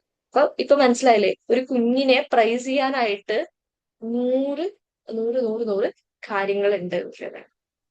ഇവിടെയൊക്കെ നിങ്ങൾക്ക് പ്രൈസ് ചെയ്യാം, അവരുടെ എൻജോയ്മെന്റ് അതേപോലെ ഫോളോ ചെയ്യാം, അവരെ റിഫ്ലക്ട് ചെയ്യാം, ഇമിറ്റേറ്റ് ചെയ്യാം, അവരുടെ കാര്യങ്ങൾ ഡിസ്ക്രൈബ് ചെയ്യാം. That is pride skills. Praise, reflect, imitate, describe and enjoy. ഇത്രയും കാര്യങ്ങൾ എപ്പോഴും പ്രൈഡ് സ്കിൽസ് എടുക്കുന്ന സമയത്ത് നമുക്ക് അവരുടെ ഓൾമോസ്റ്റ് അൺവാണ്ടഡ് ആയിട്ടുള്ള ബിഹേവിയേഴ്സ് ഒക്കെ മാറ്റാൻ പറ്റും. ഇപ്പൊ ഒരു കുട്ടി ഓടിപ്പോകുന്ന സ്വഭാവം ഉണ്ടെങ്കിൽ നമ്മൾ ഒരു തവണ പറയാം, അടുത്ത പ്രാവശ്യം ഓടിപ്പോവരുത്, ഇത് അപകടമാണ്, വണ്ടിയിൽ വരില്ലേ എന്നൊക്കെ പറഞ്ഞ് നമ്മൾ അവനെ കൂട്ടിയിട്ട് വന്നു, ചീത്ത പറയാതെ. അടുത്ത പ്രാവശ്യം ഗ്രോസറി സ്റ്റോറിൽ അല്ലെങ്കിൽ കടയിൽ പോകുമ്പോ അവൻ നിങ്ങളുടെ അടുത്ത് തന്നെ നിൽക്കുകയാണ്, അപ്പൊ പറഞ്ഞു ഓർത്തിട്ട് ഇവിടെ തന്നെ നിന്നൂല്ലേ, നല്ല കാര്യം എന്ന് പറയുമ്പോ പിന്നെ ആ കുട്ടി ആ ബിഹേവിയർ റിപ്പീറ്റ് ചെയ്തോളും, പിന്നെ അവിടെ ഇഷ്യൂ വരില്ല. ഒരു പ്രാവശ്യം നമ്മൾ പറഞ്ഞു കൊടുക്കേണ്ടി വരും. ചിലപ്പോൾ കുട്ടി ഇതേപോലെ ഓടിപ്പോവാനുള്ള സാധ്യത. ഇപ്പൊ റോഡിലോട്ടൊക്കെ ഇറങ്ങുമ്പോൾ എപ്പോഴും കാണുന്നതാണ് കുട്ടികൾ കൈവിട്ടങ്ങ് ഓടിപ്പോകുന്നത്. അപ്പൊ പിടിച്ച് തല്ലുന്നതിന് പകരം നമുക്ക് അങ്ങനെ പറഞ്ഞു കൊടുത്തിട്ട് അടുത്ത പ്രാവശ്യം കുട്ടി ആ ബിഹേവിയർ ചെയ്താൽ പ്രൈസ് ചെയ്യാന്നുള്ളതാണ്. അപ്പോ മനസ്സിലാക്കേണ്ടത് ഇത്രയേ ഉള്ളൂ, ഏതൊരു അൺവാണ്ടഡ് ബിഹേവിയർ ഉണ്ടെങ്കിലും, ഏതൊരു മോശം സ്വഭാവം ഉണ്ടെങ്കിലും അതിനപ്പുറത്തൊരു നല്ല സ്വഭാവം ഉണ്ട്. ഒരു മിനിറ്റ്, ഞാൻ വീഡിയോ ഓഫ് ആയിരിക്കുന്നൊന്നുമല്ല, കുറെ നേരമായിട്ട് കാരണം വന്നും പോയി ഇരിക്കുകയാണ് കേട്ടോ. അപ്പോ ഒരു നല്ല സ്വഭാവം ഉണ്ടെങ്കിൽ മോശം സ്വഭാവം ഉണ്ട് എന്ന് പറയുന്ന പോലെ ഏത് മോശം സ്വഭാവത്തിന് പുറകിലും അത് കറക്റ്റ് ചെയ്യാൻ പറ്റുന്ന ഒരു നല്ല ബിഹേവിയർ ഉണ്ട്. നമ്മുടെ ലക്ഷ്യം ആ മോശം സ്വഭാവത്തെ ശിക്ഷിക്കുക എന്നുള്ളതല്ല, അപ്പുറത്ത് കിടക്കുന്ന നല്ല സ്വഭാവം എന്താണ് അത് പറഞ്ഞു കൊടുക്കുക എന്നുള്ളതാണ്, അത് ഡിസ്പ്ലേ ചെയ്യുക എന്നുള്ളതാണ് നമ്മുടെ ലക്ഷ്യം എന്ന് പറയുന്നത്. ഇത് വളരെ ഇമ്പോർട്ടന്റ് ആണ്. സെക്കൻഡ് ഇയർ പഠിച്ചതല്ലേ പ്രൈഡ് സ്കിൽ? സെക്കൻഡ് ഇയർ പഠിച്ചതാണ്, MA സൈക്കോളജിയുടെ പേപ്പറിലുള്ളതാണ് പ്രൈഡ് സ്കിൽസ് എന്ന് പറയുന്നത്. ഇവിടെ ജസ്റ്റ് പഠിച്ചു, ഇവിടെ നമ്മൾ കുറച്ചും കൂടി ഡീറ്റെയിൽ ആയിട്ട് പറഞ്ഞു എന്ന് മാത്രം. ഓക്കെ, അപ്പോ നമ്മൾ ചെയ്യേണ്ടത് ഇത്രയേ ഉള്ളൂ. ഏതൊരു അൺവാണ്ടഡ് ബിഹേവിയറിന്റെയും ഓപ്പോസിറ്റ് സൈഡ്, എല്ലാ വേർഡ്സിനും ഓപ്പോസിറ്റ് വേർഡ്സ് നമ്മൾ മലയാളത്തിലും ഇംഗ്ലീഷിലും ഒക്കെ പഠിക്കുന്നതാണല്ലേ. ഗുഡ് ബാഡ് എന്നുള്ളത് തന്നെ ഓപ്പോസിറ്റ് വേർഡ്സ് ആണ്. അപ്പൊ അവിടെ ഒരു മോശം ബിഹേവിയർ, ബാഡ് ബിഹേവിയർ ഉണ്ടെങ്കിൽ ഗുഡ് ബിഹേവിയർ ആക്കുക, എങ്കിൽ മാത്രമേ ചെയ്യുള്ളൂ. അവിടെ പണിഷ്മെന്റ് അല്ല നമുക്ക് വേണ്ടത്, ഇതാണ്. ഇപ്പൊ നമ്മള് എന്തിനാണ് പ്രൈഡ് സ്കില്ല് ഹെൽപ്പ് ചെയ്യുന്നത്? ഇമ്പൾസീവ് ആക്ടിങ്, അതേപോലെ അഗ്രസീവ് ആവുക, ഡിസൊബേ ചെയ്യുക, സിബ്ലിങ്സ് ആയിട്ടുള്ള ഫൈറ്റ്, എല്ലാ കാര്യത്തിലും ഇന്ററപ്റ്റ് ചെയ്യുന്നത്, നോണ പറയുന്നത്, ദെൻ പിക്കി ഈറ്റിംഗ് ഉണ്ടാവും, കുറച്ച് കാര്യങ്ങൾ മാത്രം കഴിക്കുന്ന സ്വഭാവം, റൂഡായിട്ട് സംസാരിക്കുക, തന്ത്രംസ് കാണിക്കുക, അല്ലെ, വൈനിങ് ആവശ്യമില്ലാത്ത രീതിയിൽ, ഇതൊക്കെ കുട്ടികളിൽ കാണുന്ന മോശം ബിഹേവിയേഴ്സ് ആണ്, അല്ലെങ്കിൽ നമ്മൾ പറയുന്ന മോശം ബിഹേവിയേഴ്സ് ആണ്. ഇതിനൊക്കെ പുറകിൽ കാരണങ്ങൾ ഉണ്ടാവാം, പക്ഷെ ഈ മോശം ബിഹേവിയേഴ്സിനെ, അല്ലെങ്കിൽ ഈ അൺവാണ്ടഡ് ബിഹേവിയേഴ്സ്, അല്ലെങ്കിൽ നമുക്ക് ഒട്ടും ഡിസൈറബിൾ അല്ലാത്ത ബിഹേവിയർ എന്ന് പറയുന്നതായിരിക്കും കുറച്ചും കൂടി ശരി, മോശം ബിഹേവിയർ എന്നതിനേക്കാളും. അത്തരം ബിഹേവിയേഴ്സിനെ കൺട്രോൾ ചെയ്യാനായിട്ട് പ്രൈഡ് സ്കിൽസിന് പറ്റും എന്നുള്ളതാണ്. കൃത്യമായിട്ടുള്ള ഡയറക്ഷൻസ് ഫോളോ ചെയ്യുമ്പോഴും കോൺസെൻട്രേറ്റ് ചെയ്യുമ്പോഴും, അല്ലെ, കെയർഫുൾ ആയിട്ട് ഇരിക്കുമ്പോഴും ഒക്കെ നമ്മൾ അവരെ അപ്രീഷിയേറ്റ് ചെയ്ത് റിഫ്ലക്ട് ചെയ്ത് ഡിസ്ക്രൈബ് ചെയ്ത് കൂടെ നിന്ന് കഴിഞ്ഞാൽ ഈ പറഞ്ഞ ബിഹേവിയേഴ്സ് ഒക്കെ സ്റ്റോപ്പ് ചെയ്യും. ഇപ്പൊ ചില ഫുഡ് ചില കുട്ടികൾ കഴിക്കില്ല, ഇത് കുട്ടികളിൽ കാണുന്ന ഒരു ഇഷ്യൂ ആണ്, അല്ലെ, ഫുഡിന് വേണ്ട എന്നുള്ളത്. കുട്ടികളെ ഈ പറയുന്ന ഫുഡ് കഴിക്കാതെ വരുമ്പോ നമ്മൾ ഓക്കെ പറഞ്ഞു വിടും, ചിലപ്പോൾ കുറെ അടി കൊടുക്കും. അപ്പൊ കുട്ടിയോട് തന്നെ ചോദിക്കാം, എന്താ ഇത് കഴിക്കാത്തെ, എന്താ ഇഷ്ടപ്പെടാത്തെ? പക്ഷെ പുതിയ ഫുഡ് കഴിക്കുന്നത് ബ്രേവ് ആയിട്ട് ഇരിക്കുന്നതാണ്, നമ്മൾ ട്രൈ ചെയ്യണം, ഇപ്പോഴും പുതിയ ഫുഡ്സ് എക്സ്പ്ലോർ ചെയ്യണം എന്നൊക്കെ നമ്മൾ കുറെ പറയുമ്പോൾ കുട്ടി ചിലപ്പോ പതിയെ എന്ത് ചെയ്യും, നമ്മൾ ആ ഫുഡ് കഴിക്കുമ്പോൾ എൻജോയ് ചെയ്ത് നമ്മൾ കഴിച്ച് കാണിച്ചു കൊടുക്കുക. അപ്പൊ പതിയെ കുട്ടി അത് എടുത്ത് ട്രൈ ചെയ്ത് നോക്കും. ചിലപ്പോൾ ഇഷ്ടപ്പെടില്ലായിരിക്കും, പക്ഷെ വീണ്ടും ട്രൈ ചെയ്യും. ട്രൈ ചെയ്യുമ്പോൾ നമ്മളൊന്ന് അപ്രീഷിയേറ്റ് ചെയ്ത് നോക്കും. അപ്പൊ മാക്സിമം കുറച്ച് നാൾ കഴിയുമ്പോൾ ആ ഒരു ഫുഡ് കഴിച്ചു തുടങ്ങും എന്നുള്ളതാണ്. നിങ്ങൾ ട്രൈ ചെയ്ത് നോക്കിയാൽ മതി. കുട്ടികൾക്ക് നമ്മൾ പിക്കി, വളരെ നോർമലാണ് കുട്ടികൾ പിക്കിയിട്ട് ഇന്ന ഫുഡ് മാത്രമേ കഴിക്കുള്ളൂ, ഇന്ന ഫുഡ് വേണ്ട പറയുന്നത്, ഫുഡ് തട്ടിയിടുന്നത്. അപ്പൊ തല്ലും തോറും അവർ ആ ബിഹേവിയർ കണ്ടിന്യൂ ചെയ്തുകൊണ്ടേയിരിക്കും. പകരം കാരണം അന്വേഷിക്കുക, ഇതിന് പകരം കുറച്ചും കൂടി നമ്മൾ വേറെ ഫുഡിന്റെ കൂടെ മിക്സ് ചെയ്തൊക്കെ പല പാരന്റ്സ് കൊടുത്താൽ അവർ അതിന് പിടിച്ചെടുത്ത് വലിച്ചെറിയാറുണ്ട്. അപ്പൊ അവരുടെ കൂടെ നിന്ന് അത് എൻജോയ് ചെയ്ത് കഴിക്കുക, അതിന് ഇമ്പോർട്ടൻസ് പറഞ്ഞു കൊടുക്കുക, നമ്മൾ ഇമിറ്റേറ്റ് ചെയ്യുക ഫുഡ് കഴിക്കുന്നതായിട്ട്. സോ അങ്ങനെ അവരത് പതിയെ പഠിച്ചോളും. ഇതൊക്കെ വളരെ ഇമ്പോർട്ടന്റ് ആണ്. ദെൻ ഇവിടെ ഒരു ചോദ്യം ഉണ്ട്, 2.5 വയസ്സുള്ള ഒരു കുട്ടി അടിക്കുമ്പോ എന്താ ചെയ്യേണ്ടത് എന്നുള്ളത്. നോർമലാണ്, ഒരു പ്രായം എത്തുമ്പോൾ ഇവരുടെ വളർച്ചയുടെ ഘട്ടത്തിലൊക്കെ കുട്ടികൾ ഉപദ്രവിക്കും നമ്മളെ. ഇവരുടെ കൈയൊക്കെ നമ്മളല്ലേ ഫൈൻ ഗ്രോസ് മോട്ടോർ മൂവ്മെന്റ്സ് ഒക്കെ ഉണ്ടാകുന്ന സമയത്ത് ഈ മുടി പിടിച്ചു വലിക്കുക, നമ്മൾ അടിക്കുക, ചിലപ്പോൾ ഓരോ സാധനങ്ങൾ എടുത്ത് ഇങ്ങനെ താഴെ ഇടുക, ചിലപ്പോൾ ഇങ്ങനെ പിടിച്ചു വലിക്കുക, ഇങ്ങനെ എവിടെയെങ്കിലൊക്കെ പിടിച്ചു കയറില്ലേ, ജനൽ കമ്പിയിലൊക്കെ പിടിച്ചു കയറുക. ഇത് ശരിക്കും ഡെവലപ്മെന്റിന്റെ നോർമൽ ടൈമാണ്. അവരുടെ ഡെവലപ്മെന്റില് നമ്മൾ പറയില്ലേ കുട്ടികളുടെ പല്ലരിക്കുന്നത് കൊണ്ട് ആ കുട്ടികൾ കടിക്കണെന്ന് പറയില്ലേ, ഇതൊക്കെ വളരെ നോർമലാണ്. തല്ലുമ്പോ തല്ലരുത്. നമ്മള് ജസ്റ്റ് പറയാ വേദനിക്കുന്നുണ്ട് എന്നുള്ളത് പറയാ. ചിലപ്പോ വേദനിക്കുന്നത് പറയുമ്പോ അവൻ ചിരിച്ചിട്ട് വീണ്ടും തല്ലുമായിരിക്കും, അല്ലെങ്കിൽ അവള് ചിരിച്ചിട്ട് വീണ്ടും തല്ലുമായിരിക്കും. ചെയ്യാൻ പാടില്ല എന്നുള്ളത് നമ്മൾ പറയാം, വളരെ ജെന്റിലായിട്ട് പറയാം. പിന്നെ ചില സമയത്ത് ഇത് നമ്മൾ ട്രൈ ചെയ്ത് നോക്കാൻ നിർത്തുന്നുണ്ടോ, വേദനിക്കുന്നു എന്ന് പറയുമ്പോൾ ചില കുട്ടികൾ നിർത്തും.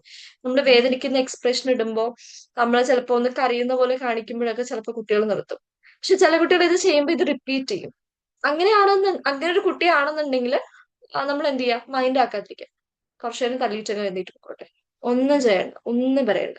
ഇതെന്താ റെസ്പോണ്ട് ചെയ്ത് നമ്മുടെ ആ റെസ്പോൺസ് കിട്ടുമ്പോൾ അത് അവർക്ക് റെയിൻഫോഴ്സ്മെന്റ് ആണ്. അവരത് വീണ്ടും വീണ്ടും ചെയ്യാൻ ശ്രമിക്കും മിക്ക കേസസിലും. ഇപ്പൊ കുട്ടി ഒരു സാധനം എടുത്തെറിയുമ്പോൾ നിങ്ങൾ വീണ്ടും എടുത്തുകൊണ്ടെന്ന് വെക്കും, അല്ലെങ്കിൽ നിങ്ങൾ ചീത്ത അറിയും, നമ്മള് കുട്ടീനെ പിടിച്ച് മാറ്റിയിരുത്തും. ഇതൊക്കെ ചെയ്യുമ്പോൾ കുട്ടി വീണ്ടും പോയിട്ട് ചിലപ്പോൾ സാധനം എടുത്തെറിയും. മനസ്സിലായോ? അപ്പൊ അവിടെ നമ്മുടെ റെസ്പോൺസ് അവർക്ക് റെയിൻഫോഴ്സ്മെന്റ് ആവുന്നുണ്ടെങ്കിൽ നമ്മുടെ റെസ്പോൺസ് നമ്മൾ സ്റ്റോപ്പ് ചെയ്യാം. ചിലപ്പോൾ റെസ്പോൺസ് യൂസ്ഫുൾ ആവും, അതിനെ കൊണ്ടുവന്ന് വെക്കണം അല്ലെങ്കിൽ അവനോട് തന്നെ എടുത്തു വെക്കാൻ പറയുന്നതൊക്കെ ചിലപ്പോൾ വർക്ക് ചെയ്യാറുണ്ട്. പക്ഷെ മിക്ക കുട്ടികളിലും അത് റെയിൻഫോഴ്സ്മെന്റ് ആയിട്ട് മാറിയിട്ട് നമ്മൾ അത് എടുത്തു വെക്കാൻ വേണ്ടി അവർ വലിച്ചെറിയും, നമ്മൾ റിയാക്ട് ചെയ്യാൻ വേണ്ടി അവർ നമ്മൾ അടിക്കും. അപ്പൊ നമ്മളത് സ്റ്റോപ്പ് ചെയ്ത് കഴിഞ്ഞാൽ അവർ നിൽക്കും. ഇപ്പോ ചില കുട്ടികളെ കണ്ടിട്ടില്ലേ, വാശി പിടിച്ച് പിന്നെ റോഡിൽ കടന്ന് ഇങ്ങനെ ഉരുളുന്ന കുട്ടികളെ കണ്ടിട്ടില്ലേ?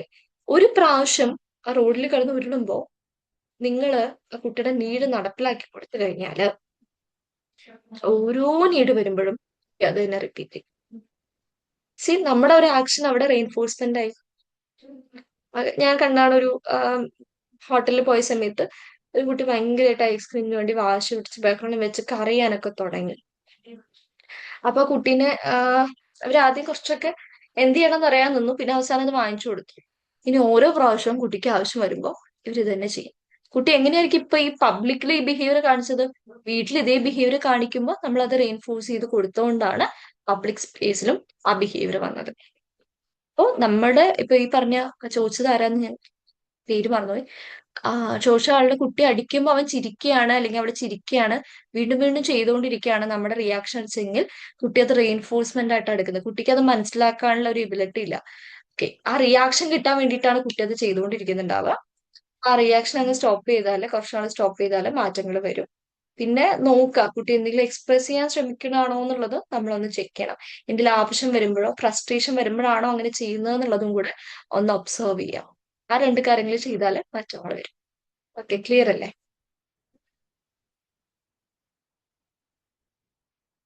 ഓക്കെ, ദെൻ സിബ്ലിംഗ് റിവാൽറി കുട്ടികളുടെ ഇടയിൽ വരുന്ന ഒരു ഇഷ്യൂ ആണ് സിബ്ലിംഗ് റിവാൽറി.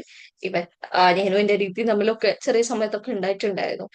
നോർമൽ ആയിട്ടുള്ള ഒരു കാര്യമാണല്ലേ, സിബ്ലിങ്സിന്റെ ഇടയിൽ ചിലപ്പോൾ ഔട്ട് ഓഫ് കൺട്രോൾ പോവാം. പക്ഷെ സിബ്ലിംഗ് റിവാൽറി പ്രശ്നമാവുന്നത് ഒരു പരിധി, എല്ലാത്തിനും ഒരു പരിധി ഉണ്ട് അല്ലേ, എല്ലാത്തിനും ഒരു ബൗണ്ടറി ഉണ്ട്. ആ ബൗണ്ടറി അങ്ങ് പോകുമ്പോഴാണ് ബുദ്ധിമുട്ടാവുന്നത്. ഇപ്പൊ വേറൊരു മോന് ഒരു കേസായിട്ട് ഒരു പാരന്റ് വന്നിട്ടുണ്ടായിരുന്ന സിബ്ലിംഗ് റിവാൽറി കേസായിരുന്നു. എന്താ ഇഷ്യൂ എന്ന് വെച്ച് കഴിഞ്ഞാല് താഴെയുള്ള ചെറിയ കുട്ടികളെ പോയിട്ട് നുള്ളി.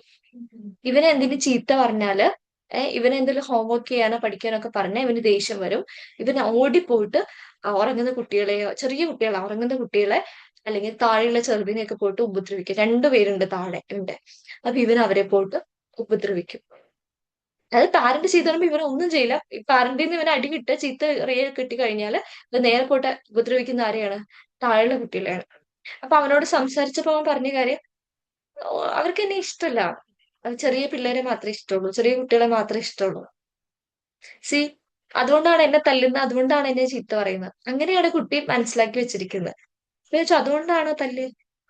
പിന്നെ ഇങ്ങനെ കുറെ നേരമൊക്കെ വന്നപ്പോ പറഞ്ഞ ഇല്ല, ഞാൻ ഇടയ്ക്ക് കുടുംബമൊക്കെ കാണിക്കും, അപ്പൊ അങ്ങനെ തല്ലും. അപ്പൊ എന്തോരമാണെങ്കിൽ ചിലപ്പോ ഞാൻ പറഞ്ഞാൽ കേൾക്കില്ല, ഹോംവർക്ക് ചെയ്യില്ല, അങ്ങനെയൊക്കെ നടക്കുമ്പോ ദേഷ്യം വരും വാക്ക്, എന്നെ ചിലപ്പോ അടിക്കും. അവനറിയാം, പക്ഷെ അവന്റെ ഉള്ളിലുള്ള ഒരു നീഡ് ഉണ്ടല്ലോ. അതായത് പൊതുവെ പാരന്റ്സിന് ഒരു ലിമിറ്റേഷൻ ഉണ്ട്. അപ്പൊ അവരുടെ പാരന്റ് പറഞ്ഞൊരു കാര്യം, രണ്ട് ചെറിയ കുട്ടികളാണ്, എനിക്ക് എല്ലാം കൂടി ചില സമയത്ത് മാനേജ് ചെയ്യാൻ പറ്റാതെ വരാറില്ല. അപ്പൊ അവിടെ വരുമ്പോഴേക്കും ഇവന് എനിക്ക് ഓട്ടോമാറ്റിക്കലി തോന്നും, അയ്യോ ചെറിയ ആൾക്കാരെ ഇഷ്ടം, അവര് കരയുമ്പോ അമ്മ പോകുന്നുണ്ട്, അവരെന്ത് ചോദിച്ചാലും ചെയ്തു കൊടുക്കുന്നുണ്ട്, അല്ല എന്റെ കാര്യത്തില് പഴയ ശ്രദ്ധയില്ല. അപ്പൊ വളരെ സിമ്പിൾ ആണ്, അവന് റിവാർഡ് സിസ്റ്റംസ് കൊടുക്കാം, അവൻ ചെയ്യുന്ന നല്ല കാര്യങ്ങളെ അപ്രീഷിയേറ്റ് ചെയ്യാം. ചെറിയ കുട്ടികളെ നോക്കുന്നതില് ഇവനെ ഇൻവോൾവ് ചെയ്യിക്കുക. അവനെ മാറ്റി നിർത്തി കുട്ടികളുടെ കാര്യം നോക്കുന്നതിന് പകരം ഒരു ചെറിയ ഒരുപാട് റെസ്പോൺസിബിലിറ്റി അല്ല, ചെറിയ ചെറിയ റെസ്പോൺസിബിലിറ്റീസ് അവനെ കൊണ്ട് ചെയ്യിക്കുക. ദെൻ സ്കൂൾ വിട്ട് വരുമ്പോ കുറച്ചു സമയമെങ്കിലും അവന്റെ കൂടെ സ്പെൻഡ് ചെയ്യുക. എന്ത് തിരക്കുണ്ടെങ്കിലും എന്തൊക്കെ ഉണ്ടെങ്കിലും അവനും ഒരു കുട്ടിയാണ്. അവനും അവന്റെ ആ ഒരു പാരന്റിന്റെ കെയർ അല്ലെങ്കിൽ സമീപം വളരെ ആവശ്യമാണ്. അതുകൊണ്ട് സ്കൂൾ വിട്ടു വരുന്ന സമയത്ത് കുറച്ച് സമയം അവന്റെ കൂടെ ഇരിക്കുക, സ്കൂളിലെ വിശേഷങ്ങൾ ചോദിക്കുക. അങ്ങനെയൊക്കെ ചെയ്താൽ തന്നെ ആ ബിഹേവിയർ തന്നെ സ്റ്റോപ്പ് ആവും എന്നുള്ളതാണ്. ഇതിലെ ഫാമിലിയുടെ പല ഫാക്ടേഴ്സ് ഉണ്ടാവും കേട്ടോ. ഇപ്പൊ ഇവിടെ പാരന്റൽ റിലേഷൻ ആണ്, പക്ഷെ പാരന്റ് അത്ര അങ്ങ് ഇഷ്യൂസ് ഒന്നും ഇല്ല. എന്നാലും എന്നിട്ട് അവനത് ഫീൽ ചെയ്തു എന്നുള്ളതാണ്. ഈ പറഞ്ഞ പോലെ ആ ഒരു അറ്റൻഷൻ ഇഷ്യൂസ് ആണ് മെയിൻ ആയിട്ട് അവന് വന്നത്. അവൻ അറ്റൻഷൻ കിട്ടാൻ വേണ്ടിയിട്ടാണ് അവൻ എന്ത് ചെയ്യുന്നത്, ഉപദ്രവിക്കുന്നത്. ചെറിയ പിള്ളേരെ പോയി ഉപദ്രവിച്ചപ്പോ പാരന്റ് അടുത്ത് വരുമല്ലോ, അങ്ങനത്തെ ഒക്കെ തോട്ടാണ് കുട്ടിക്ക് വരുന്നത്. അപ്പൊ ഒരു അറ്റൻഷൻ സീക്കിംഗ് ആണ് അവിടെ മെയിൻ ആയിട്ട് കുട്ടിയുടെ ലക്ഷ്യം എന്ന് പറയുന്നത്. അപ്പൊ ആ പാരന്റ് കുറച്ച് അറ്റൻഷൻ കൊടുത്തു കഴിഞ്ഞാൽ ആ പ്രശ്നം അവിടെ സോൾവ് ആയി. അവിടെ വേറെ ഒരു പ്രശ്നമില്ല. അവന് ചെറിയ പിള്ളേരെ ഇഷ്ടമാണെന്ന് വെച്ചാൽ എനിക്ക് ഇഷ്ടമാണ്, അവന് ഇഷ്ടമാണ്, അവനൊരു ഇഷ്ടക്കേടുമില്ല കുട്ടികളോട്. പക്ഷെ ആ ഒരു കെയർ പാരന്റിന് കിട്ടില്ല എന്ന് തോന്നുമ്പോ അവൻ പോയിട്ട് കുട്ടികളെ ഇറിറ്റേറ്റ് ഇവര് കാരണമാണെന്ന് വിചാരിച്ചിട്ട് ആ ഒരു മൊമെന്റിൽ ഉണ്ടാവുന്നതാണത്. നമ്മൾ പതിയെ അത് മാറ്റിയെടുക്കാൻ ഇത്രയും ചെയ്താൽ മതി. അവന് അറ്റൻഷൻ കൊടുത്താൽ ഓട്ടോമാറ്റിക്കലി സ്റ്റോപ്പ്. ജസ്റ്റ് നമ്മുടെ ടോക്കൺ എക്കണോമി സിസ്റ്റം, റിവാർഡ് സിസ്റ്റവും ദെൻ കുറച്ച് അറ്റൻഷനും ഹോംവർക്ക് ചെയ്യുമ്പോഴൊക്കെ കുറച്ച് നേരമൊക്കെ ഇരിക്കാൻ തുടങ്ങിയവിടെ അവരുടെ ആ പ്രശ്നമേ അവിടെ സോൾവ് ആയി. വേറെ ഒന്നും ആവശ്യം ഉണ്ടായിരുന്നില്ല. വലിയ പ്രശ്നക്കാരല്ല കുട്ടികള്. ഈ പറഞ്ഞ പോലെ സിബ്ലിംഗ് റിവാലിറ്റി കാരണം വേണമെന്ന് വെച്ചല്ല, എങ്കിലും നമ്മള് ചെറിയ കുട്ടികൾ ഉണ്ടാകുമ്പോൾ ഉറപ്പായും കുറച്ച് കൂടുതൽ അവൻ ചെറുതല്ലേ എന്ന് പറയുന്ന ഒരു വാക്കുണ്ടല്ലോ. നീ ചെറുതല്ലേ, ഇത് അവന് കൊടുക്ക്. നീ മൂത്തതല്ലേ, അവൻ ചെറുതല്ലേ അല്ലെങ്കിൽ അവള് ചെറുതല്ലേ, ഇത് അവൾക്ക് കൊടുക്ക്. ഭയങ്കര തെറ്റായിട്ടുള്ള കാര്യമാണ്. ആ കുട്ടികളുടെ ഒരു ഇമോഷൻ നിങ്ങൾ ആലോചിക്ക്. ചെറിയ കുട്ടീനെയാണ് നമ്മൾ മുതിർന്ന ഒരാളെ പോലെ ട്രീറ്റ് ചെയ്യാൻ നോക്കുന്നത്. ചെറിയ കുട്ടീനെ നോക്കുക എന്നുള്ള റെസ്പോൺസിബിലിറ്റി മൂത്ത കുട്ടിയുടെ മേലെ വെച്ചു കൊടുക്കുകയാണ്. അത് അറിഞ്ഞോ അറിയാതെയോ ഒക്കെ പാരന്റ്സ് ചെയ്തു പോകുന്ന ഒരു കാര്യമാണ്. അവര് തമ്മിൽ ബോണ്ട് വരാൻ വേണ്ടിയിട്ടാണ് എന്നൊക്കെ നിങ്ങൾ പറഞ്ഞാലും അവര് നമ്മൾ ബോണ്ട് വരെ അവർ ഒന്നിച്ചിരുന്ന് കളിച്ചോട്ടെ, അവർ ഒന്നിച്ച് സ്കൂളിൽ പോയിക്കോട്ടെ, ഒരുമിച്ച് കാര്യങ്ങൾ ചെയ്തോട്ടെ. പക്ഷെ അവരുടെ മേലെ റെസ്പോൺസിബിലിറ്റീസ് അടിച്ചേൽപ്പിക്കരുത്. ഇത് നിന്റെ ഉത്തരവാദിത്തമാണ് എന്നുള്ള രീതിയിലോട്ട് അത് വെച്ചു കൊടുക്കരുത്. അത് സിബ്ലിംഗ് റിവാലിറ്റി കൂട്ടുകയും അത് ഭയങ്കര ഇമ്പോർട്ടന്റ് ആണ്. അതേപോലെ കമ്പാരിസൺസ്. രണ്ട് കുട്ടികളുണ്ടെങ്കിൽ എന്റെ അമ്മയ്ക്ക് ഇടയ്ക്ക് കമ്പാരിസൺ ബിഹേവിയർ ഉണ്ടെന്ന് ഞാനിട്ട് മുന്നേ അമ്മയോട് പറയും, പിന്നെ അമ്മ അത് നിർത്തി. അമ്മ അത് അറിഞ്ഞുകൊണ്ട് വരുന്നില്ല. അല്ല, അമ്മ ഇങ്ങനെ ചിലപ്പോ പറയും, അവൾക്കത് ഹാൻഡിൽ ചെയ്യാൻ പറ്റില്ല. അതൊക്കെ പെട്ടെന്ന് ഒരു ഇതില് പറയുന്നതായിരിക്കും ടെൻഷൻ കൊണ്ട്. പക്ഷെ ഒക്കെ എന്താ ചേച്ചിക്ക് ഹാൻഡിൽ ചെയ്യാൻ പറ്റും, എനിക്ക് ഹാൻഡിൽ ചെയ്യാൻ പറ്റില്ല. അത് ഭയങ്കര കുട്ടികളെ കമ്പയർ ചെയ്യരുത് ഒരു കാര്യത്തിൽ, അവരുടെ മുന്നിൽ വെച്ച് പറയരുത് കമ്പാരിസൺസ്. പിന്നെ അവൻ നല്ല സ്റ്റുഡന്റ്, അവൻ നന്നായി പഠിക്കും, ഇവനൊന്നുമില്ല, അവൻ നല്ല സോഷ്യൽ ആക്റ്റീവ്, ഇവൻ ഒരാളെയും കണ്ടാലും പറ്റില്ല. എന്തിനാണ് പറയുന്നത്? ഓരോ കുട്ടികൾക്കും ഓരോ ഇമോഷൻസ് അല്ലേ. എന്താ പറയാ, ഓരോരുത്തരും ഓരോ രീതിയിലായിരിക്കും സോഷ്യൽ സ്കിൽസ്. ഇപ്പൊ നമ്മൾ എത്ര പഠിപ്പിച്ചു കൊടുത്താലും ചിലവരുടെ ഇൻട്രോവേർട്ട് ആയിരിക്കും, അവരുടെ ബയോളജിക്കൽ മെക്കാനിസം തന്നെ വേറെ ആയിരിക്കും, അവർക്ക് സോഷ്യലൈസ് ചെയ്യാൻ താല്പര്യം ഉണ്ടാവില്ല. നമ്മൾ അവരെ ഫോഴ്സ് ചെയ്ത് മറ്റേ കുട്ടി ചെയ്യുന്നത് കണ്ടുപിടിക്കുക, ആ കുട്ടി ചെയ്യുന്നത് കണ്ടുപിടിക്കുക എന്ന് പറയുന്നത് അവരെ ഭയങ്കരമായിട്ട് ഒരു സ്ട്രെസ്സിലോട്ടാണ് കുട്ടികളെ കൊണ്ടുപോകുന്നത്. പല പാരന്റ്സും പലപ്പോഴും ചെയ്യുന്ന ഒരു കാര്യമാണ്, അറിഞ്ഞും അറിയാതെയും ഒക്കെ ചിലപ്പോ ഇങ്ങനെ നോർമലി പറഞ്ഞ് പോകുന്നതായിരിക്കും. എന്നാൽ പോലും അതൊക്കെ അവിടെ ഒരു ഫാക്ടർ ആയിട്ട് വരുന്നുണ്ട്. അതെ, കുട്ടികൾ തമ്മിൽ ചെറിയ കോൺഫ്ലിക്റ്റ് ഒക്കെ ഉണ്ടാവുന്ന സമയത്ത് കുറച്ചൊക്കെ മാറി നിൽക്കാൻ അവരെന്തോ ചെയ്തോട്ടെ. എന്നുവെച്ചാൽ ഭയങ്കര ഫിസിക്കലി അടിച്ച് തലയ്ക്ക് അടിച്ചു പൊട്ടിക്കുന്ന സിറ്റുവേഷൻ അല്ല. ചെറിയ ചെറിയ ഡിസഗ്രിമെന്റ്സ് ആണെങ്കിൽ പാരന്റ്സ് എന്തിനാ ഇടയിൽ കയറാൻ പോണേ? എപ്പോഴും ചെറിയ പ്രശ്നം ആകുമ്പോഴേക്കും മൂത്ത കുട്ടീനെ ചീത്ത പറയും, ചെറിയ കുട്ടീനെ അല്ലെങ്കിൽ ചെറിയ കുട്ടീനെ ചീത്ത പറയും, മൂത്ത കുട്ടീനെ ഫേവർ ചെയ്യും. ഏതെങ്കിലും ഒരു സംഭവം അവിടെ ഉണ്ടാവും. കൂടുതലും ആദ്യത്തെ കേസാണ് ഉണ്ടാവുക, ചെറിയ കുട്ടീനെ ആണെങ്കിൽ ഫേവർ ചെയ്യുക. നമുക്ക് അതിന്റെ ആവശ്യമില്ല. അപ്പൊ കുട്ടിക്ക് അവിടെ ഓട്ടോമാറ്റിക്കലി ഫീൽ ചെയ്യും, ഓക്കെ ഉണ്ടോ അവന്റെ സൈഡ്, എന്റെ സൈഡില്ല. ഇപ്പൊ ഒരു ടോയ് ആയിരിക്കും, ഒരു പെൻസിൽ എടുത്തായിരിക്കും, ഒരു പെൻ എടുത്തൊക്കെ ആയിരിക്കും തമ്മിലുള്ള പ്രശ്നം. അവര് തന്നെ സോൾവ് ചെയ്യട്ടെ. ഇപ്പൊ അമ്മയുടെ അടുത്തേക്ക് പരാതി കൊണ്ടുവരുമ്പോ നിങ്ങളല്ലേ തുടങ്ങിയത്, നിങ്ങൾ തന്നെ ഒരു സൊല്യൂഷൻ കണ്ടുപിടിച്ചു. നമ്മൾ ഒരാളുടെ സൈഡ് കണ്ടുപിടിക്കില്ല, അത് കഴിഞ്ഞിട്ട് നമുക്ക് അവരോട് പോയി പറഞ്ഞു തരിക. ഇവിടെ ആരുടെ ഭാഗത്താണോ തെറ്റ് ശരി, രണ്ടുപേരുടെ തെറ്റും ശരിയും ഒരേപോലെ പറഞ്ഞു കൊടുക്കുക. രണ്ടുപേരും ഒന്നിച്ചിരുത്തി സംസാരിക്കുക, അത് കഴിഞ്ഞിട്ട് കോംപ്രമൈസ് ചെയ്യിക്കുക. അല്ലാതെ ഒരു കുട്ടിയുടെ സൈഡ് മാത്രം എടുത്ത് ഒരു കുട്ടീനെ ബ്ലെയിം ചെയ്യുമ്പോൾ അത് അവിടെ ഭയങ്കര ഇമ്പാക്റ്റ് ഉണ്ട്. അതും വളരെ ഇമ്പോർട്ടന്റ് ആണ്. ദെൻ എല്ലാ കുട്ടികളും ഒരേ ബോട്ടിൽ കാണാം. അത് വളരെ ഇമ്പോർട്ടന്റ് ആണ്. കുട്ടികളിൽ ഉണ്ടാവുന്ന മെയിൻ ആയിട്ടുള്ള ഇഷ്യൂസ് ഇതൊക്കെയാണ്. ഒരു 10 to 15 മിനിറ്റ്സും കൂടി എടുത്ത് നമുക്ക് ഇത് എൻഡ് ചെയ്യാം. എനിക്കറിയാം സെഷൻ കുറച്ച് നീണ്ടുപോയിന്ന്. ഇത് ഇനി പെട്ടെന്ന് എൻഡ് ചെയ്യാൻ പറ്റുന്ന ഒരു ടോപ്പിക് അല്ലല്ലോ.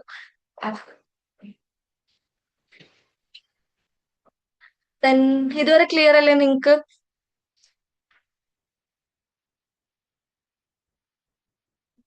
ഓക്കെ മാം, ഓക്കെ, ക്ലിയർ ആണ്. ഓക്കെ. ദെൻ ടീനേജേഴ്സിലോട്ട് വരുമ്പോഴേക്കും ഈ ഇഷ്യൂസ് ഒക്കെ അല്ല അല്ലെ. ഈ ഇഷ്യൂസ് ഒക്കെ ഉണ്ടായിട്ടുണ്ടാവും. ഇതിങ്ങനെ അവിടെ കിടക്കുന്നുണ്ടാവും. നമ്മള് ഒരു ഗ്ലാസ് എടുത്ത് തട്ടി അത് പൊട്ടിയില്ല, രണ്ടാമത് തട്ടിയും പൊട്ടിയില്ല, 3, 4, 5, 6 ആറാമത്തെ പ്രാവശ്യത്തേക്ക് അത് പൊട്ടി. ആ പൊട്ടിയ അവസ്ഥയാണ് നമ്മൾ കാണുന്നത്. അതിനു മുന്നേ ഈ പറഞ്ഞ കുറെ ഇഷ്യൂസ് അവിടെ നിന്ന് വന്നിട്ടുണ്ടാവും. ചെറുപ്പം തൊട്ടേ അവിടെ ഇങ്ങനെയുള്ള ഓരോരോ ഇഷ്യൂസ് ഇങ്ങനെ അവിടെ ഉണ്ടാവും. ഓക്കെ, വേറെ ക്ലാസ് ഉണ്ട് അല്ലെ, ക്ലാസ്സിൽ അവർ ലീവ് ചെയ്തോളൂ കേട്ടോ.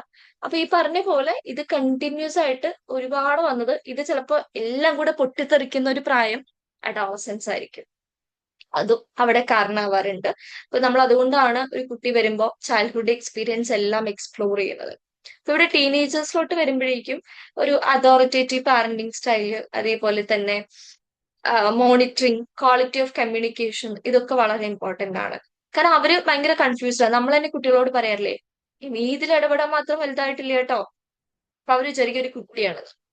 അത് വിചാരിച്ചിട്ട് അവർ എന്തെങ്കിലും കാര്യം വരുമ്പോ, ഇത്രയും വലുതായിട്ടാ നീ ഇങ്ങനത്തെ കാര്യങ്ങൾ കൊണ്ടുവരണേ, അവരാകെ കൺഫ്യൂസ്ഡ്. ഇപ്പൊ ഞാൻ ഏത് ഏരിയയിലാണ്, അഡൾട്ട് ആണോ ചൈൽഡ് ആണോ, ചൈൽഡ്ഹുഡിലാണോ അഡൾട്ട്ഹുഡിലാണോ എന്നറിയാതെ കൺഫ്യൂസ്ഡ് ആയിട്ട് നിൽക്കുന്ന ഒരു കാറ്റഗറിയാണ് അഡോളസൻസ്. കുട്ടിക്കാലത്ത് നിന്ന് അവിടെ പോവുകയും ചെയ്തു, ഇന്ന് അങ്ങോട്ട് മുതിർന്നുമില്ല. പക്ഷെ അവർ ഇൻഡിപെൻഡൻസ് ആഗ്രഹിക്കുന്നുണ്ട്. അതോടൊപ്പം അവരത്രയും മെച്ചുവേർഡ് അല്ല. അവർക്ക് കാര്യങ്ങൾ എങ്ങനെ എക്സിക്യൂട്ട് ചെയ്യണം എന്നുള്ള കൃത്യമായിട്ട് ചില സമയത്ത് തീരുമാനങ്ങൾ എടുക്കാൻ പറ്റില്ല. അവർ ഇന്റൻസ് ഇമോഷന്റെ പുറത്തായിരിക്കും, ഇമ്പൾസീവ് ആയിട്ടായിരിക്കും തീരുമാനം എടുക്കുന്നത്.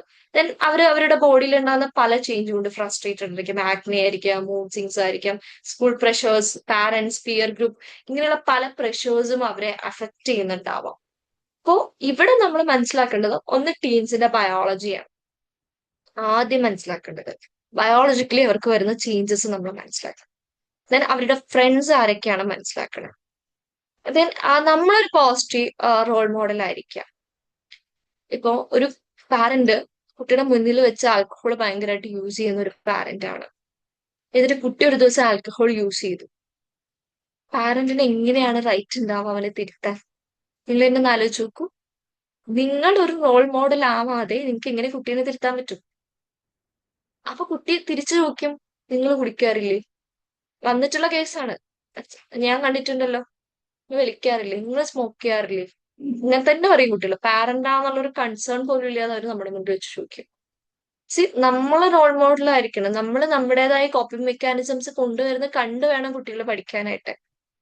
സബ്സ്റ്റൻസ് അബ്യൂസിനെ പറ്റി ആ കുട്ടിക്ക് ഈ പ്രായത്തിൽ ഉണ്ടാവുന്ന റിസ്കിനെ പറ്റി നിങ്ങൾ അവെയർ ആയിരിക്കണം. എങ്ങനെയൊക്കെ കുട്ടികൾ സബ്സ്റ്റൻസ് യൂസ് എത്താം, ആരൊക്കെയാണ് അവന്റെ ഫ്രണ്ട്സ്, എന്തൊക്കെയാണ്, എവിടെയൊക്കെയാണ് എന്ന് വെച്ചാൽ അവനെ കൺട്രോൾ ചെയ്ത് കുത്തി ചോദിക്കാന്നല്ല, അത് പറയാനുള്ള ഒരു സ്പേസ് നിങ്ങൾ കൊടുത്തിട്ടുണ്ടാവണം എന്നുള്ളതാണ്. സൂപ്പർവൈസ് ചെയ്യേണ്ടതും മോണിറ്റർ ചെയ്യേണ്ടതും ബൗണ്ടറി സെറ്റ് ചെയ്യേണ്ടതും എല്ലാം ഇമ്പോർട്ടന്റ് ആണ്. പക്ഷെ അതിനു മുന്നേ അവൻ അഡോളസൻസിലേക്ക് കിടക്കുന്നതിന് മുന്നേ തന്നെ നമ്മൾ അവർക്ക് പറഞ്ഞു കൊടുക്കണം അവന്റെ ബയോളജിക്കൽ ചേഞ്ചസ് എന്തൊക്കെയായിരിക്കും, എങ്ങനെയാണ് ആളുകളായിട്ട് ബൗണ്ടറി സെറ്റ് ചെയ്യേണ്ടത്, എന്താണ് സബ്സ്റ്റൻസ് യൂസ്, അതിലേക്ക് എങ്ങനെയാ പോവാ, ഇനി ഇൻ കേസ് പോയാലും എന്ത് ചെയ്യാൻ പറ്റും. കുട്ടികളാണ് സ്വാഭാവികമായിട്ട് ടീനേജ് പ്രഷർ അല്ലേ. ഒരു സിഗരറ്റ് ഒരു വട്ടം എന്ന് പറഞ്ഞിങ്ങനെ പിള്ളേർ ഫോഴ്സ് ചെയ്തപ്പോ അവര് ചിലപ്പോ കളിയൊക്കെ, ഇത്രയും വയസ്സായിട്ട് നീ ഇതൊന്നും ധൈര്യം ഇല്ല എന്നൊക്കെ പറഞ്ഞിട്ട്. അപ്പൊ ഇവര് ചെയ്ത് പോകുന്നുള്ളതാണ്, നോർമലാണത്. പക്ഷെ ചെയ്ത് പോയാൽ അതിലേക്ക് അഡിക്ഷൻ വരാതെ എന്ത് ചെയ്യാൻ പറ്റും? അവർക്കത് വീട്ടിൽ വന്ന് പറയാൻ പറ്റണം. അമ്മയെ പറ്റിപ്പോയി, അല്ലെങ്കിൽ ഇങ്ങനെ പറ്റിപ്പോയി, തെറ്റുപറ്റിയെന്ന് പറയണം, ജസ്റ്റ് പറ്റിപ്പോയി, ഞാൻ സിഗരറ്റ് വലിച്ചു, പിള്ളേരൊക്കെ ഫോഴ്സ് ചെയ്തപ്പോ ചെയ്യേണ്ടി വന്നു, അല്ലെങ്കിൽ അച്ഛാ ഇന്ന് സംഭവിച്ചു എന്ന് പറയാനുള്ള ഒരു സ്പേസ് ഉണ്ടായിരിക്കുക എന്നുള്ളത് വളരെ ഇമ്പോർട്ടന്റ് ആണ്. അങ്ങനെ ഒരു സ്പേസ് ഡെവലപ്പ് ചെയ്താൽ മാത്രമേ അവർ വന്ന് പറയുള്ളൂ. അങ്ങനെയാകുമ്പോഴേ ഒരു ഇഷ്യൂ, ഇപ്പൊ നേരത്തെ പറഞ്ഞ കുട്ടി അഫയർ, ഞാൻ പറഞ്ഞില്ലേ, വീട്ടിൽ വന്ന് പറയണമെങ്കിൽ ആ സ്പേസ് കിട്ടിയോണ്ടാണ്. എത്രയോ കുട്ടികൾ അഫയറിന്റെ കാര്യങ്ങൾ വീട്ടിൽ പറയാതെ സൂസൈഡ് ചെയ്യുന്ന സിറ്റുവേഷൻസ് ഉണ്ട്, അല്ല ഇങ്ങനത്തെ ഭീഷണികളിൽ വന്ന് ഓരോന്നിലൊക്കെ പെട്ട് പ്രശ്നങ്ങളാവുന്ന ഒരുപാട് കേസസ് നമ്മൾ കാണാറുണ്ട്. സെക്ഷൽ അബ്യൂസ് ഒക്കെ ഒരുപാട് നേരിടേണ്ടി വരുന്ന കുട്ടികളുണ്ട്. പക്ഷെ അതിനെ പറ്റി അവർക്ക് ആദ്യം നമ്മൾ പറഞ്ഞു കൊടുക്കണം. അതായത് നമ്മൾ സ്നേഹിക്കുക എന്ന് വെച്ച് കഴിഞ്ഞാല് കുറെ സാധനങ്ങൾ വാങ്ങിക്കൊടുക്കുന്നതല്ല സ്നേഹം. അവരുടെ ഓപ്പർച്യൂണിറ്റീസ് എക്സ്പ്ലോർ ചെയ്യാനും നേരത്തെ പറഞ്ഞ പോലെ അവരെടുക്കുന്ന തീരുമാനങ്ങൾക്ക് അവർ റെസ്പോൺസിബിൾ ആയിരിക്കും എന്നുള്ളത് അവർ അറിഞ്ഞിരിക്കണം. Your teams opportunities to be responsible and empowering them to make their own decision. അവരുടെ ഡിസിഷൻ അവർക്ക് എടുക്കാൻ പറ്റണം.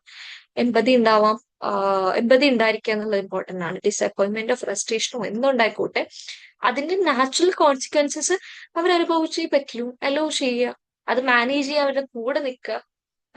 ചെയ്യാൻ പറ്റും. ഇപ്പൊ അവര് പഠിച്ചില്ല, പഠിക്കാതെ എക്സാം ഫെയിലായി. എക്സാം ഫെയിലായി എന്ന് പറഞ്ഞു കഴിഞ്ഞാൽ അവരെ അവിടെ ചീത്ത പറഞ്ഞ് തല്ലുന്നതിന് ഓക്കെ, അവരെ പഠിക്കുന്നില്ല, നമ്മൾ കുറെ തല്ലി തല്ലി പഠിപ്പിക്കാൻ നോക്കിയിരുന്നേ പകരം പഠിക്കുന്നില്ല, അവർ ഫെയിൽ ആവട്ടെ. ഒരു പ്രാവശ്യം ഫെയിൽ ആകുമ്പോൾ അതിന്റെ കോൺസിക്വൻസസ് അവർക്ക് മനസ്സിലാവും.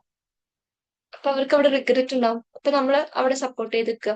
ഓക്കെ, സംഭവിച്ചു, അന്ന് പഠിച്ചില്ല, അത് കുഴപ്പമില്ല, ഇനി പഠിക്കാലോ, അടുത്ത എക്സാം വരുന്നുണ്ടല്ലോ. സി, നമ്മൾ ആ നാച്ചുറൽ കോൺസിക്വൻസസ് അവര് അനുഭവിക്കേണ്ടി വരും ചില സമയത്ത്. അത് നമ്മളായിട്ട് കൊടുക്കുന്ന പണിഷ്മെന്റ് അല്ല, അവരെടുത്ത തീരുമാനത്തിന്റെ ഒരു കോൺസിക്വൻസ്. ഞാൻ എന്റെ പിള്ളേരോട് ഞാൻ പറഞ്ഞിട്ടെ, കഴിഞ്ഞ എക്സാമിന് പലർക്കും മാർക്ക്, ഓൺ എക്സാമിന് നല്ല മാർക്ക് ഉണ്ടായിരുന്നു.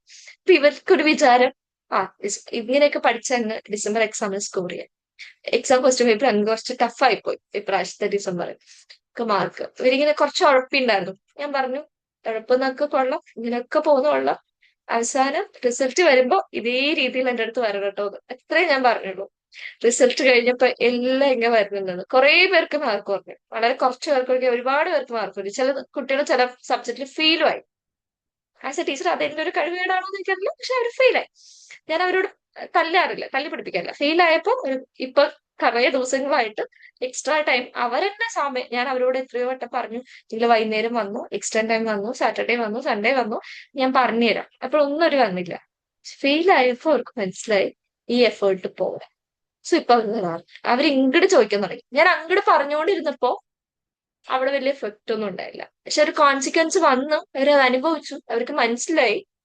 ഇതേ 10ൽ പഠിക്കുന്ന പിള്ളേരാ, അവർ ഇങ്ങോട്ട് വന്ന്, ടീച്ചറെ നാളെ കുറച്ച് എക്സ്ട്രാ ടൈം ഇരിക്കാൻ പറ്റും, എനിക്ക് ഈ വീക്ക് ക്ലാസ് ഇല്ല, എനിക്കൊരു ഇപ്പൊ 10 മണിക്ക് സ്കൂൾ വിടുന്ന സമയമാണല്ലോ. കഴിഞ്ഞ ദിവസം എന്നെ 12:30 വരെ അവരവിടെ പിടിച്ചിരുത്തി.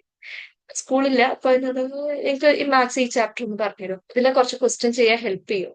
അവർ ഇങ്ങോട്ട് വന്നു. ആ കോൺസിക്വൻസസ് കാണുമ്പോ ഞാനിവിടെ ചീത്ത പറഞ്ഞിട്ടില്ല, തല്ലിയിട്ടില്ല, ഒന്നുമല്ല. ഇത്രേ പറഞ്ഞുള്ളൂ, റിസൾട്ട് വരുമ്പോ എന്റെ അടുത്തേക്ക് വന്നാൽ മതി, ഈ കാണിക്കുന്നതിന് റിസൾട്ട് വരുമ്പോ എന്റെ അടുത്ത് വന്നാൽ മതി. അതിനപ്പുറത്തേക്ക് ഞാൻ ഒന്നും അവരോട് പറഞ്ഞിട്ടില്ല. അതേപോലെ അവർ വന്നു. അത്രയേ ഉള്ളൂ. ആസ് എ പാരന്റ് ആണെങ്കിലും ടീച്ചർ ആണെങ്കിലും ചില സമയത്ത് നമ്മളത് വിട്ടുകളയേണ്ട കാര്യങ്ങളാണ്. അതിന്റെ കോൺസിക്വൻസ് അവർ മനസ്സിലാക്കണം. നമ്മൾ എത്ര പറഞ്ഞാലും ചിലപ്പോൾ അവർക്ക് റിയലൈസ് ചെയ്യാൻ പറ്റില്ല. അഡോളസെൻസ് ആകുമ്പോൾ അവരാണ് ശരി എന്നാണ് അവരുടെ വിചാരം. അപ്പോ ചില സമയത്ത് അത് വേണ്ടി വരും.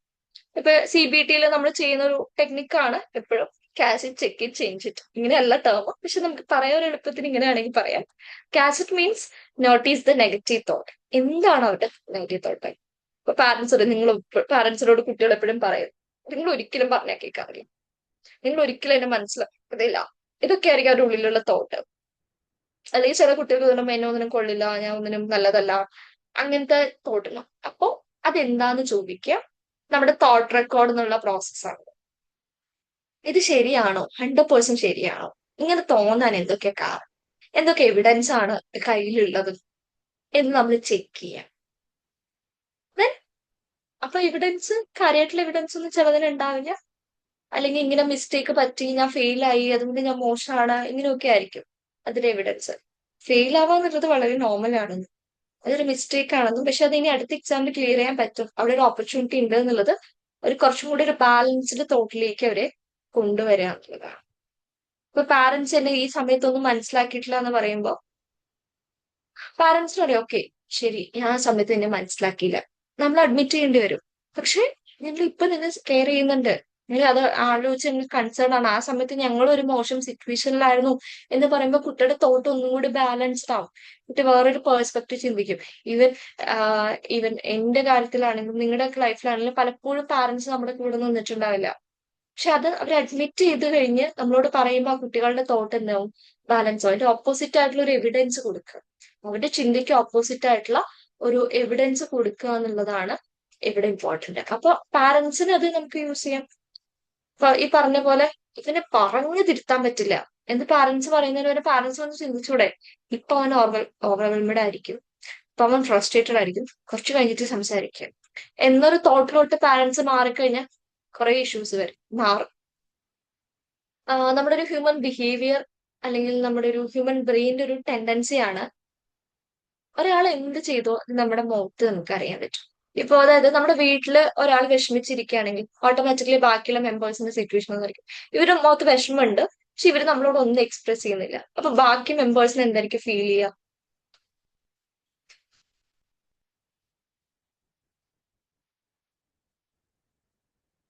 ഫീൽ ചെയ്യില്ലേ? നിങ്ങളുടെ വീട്ടിൽ ഒരാൾ വിഷമിച്ചിരിക്കുകയാണെങ്കിൽ നിങ്ങൾക്ക് എന്തായിരിക്കും ഫീൽ ചെയ്യുക?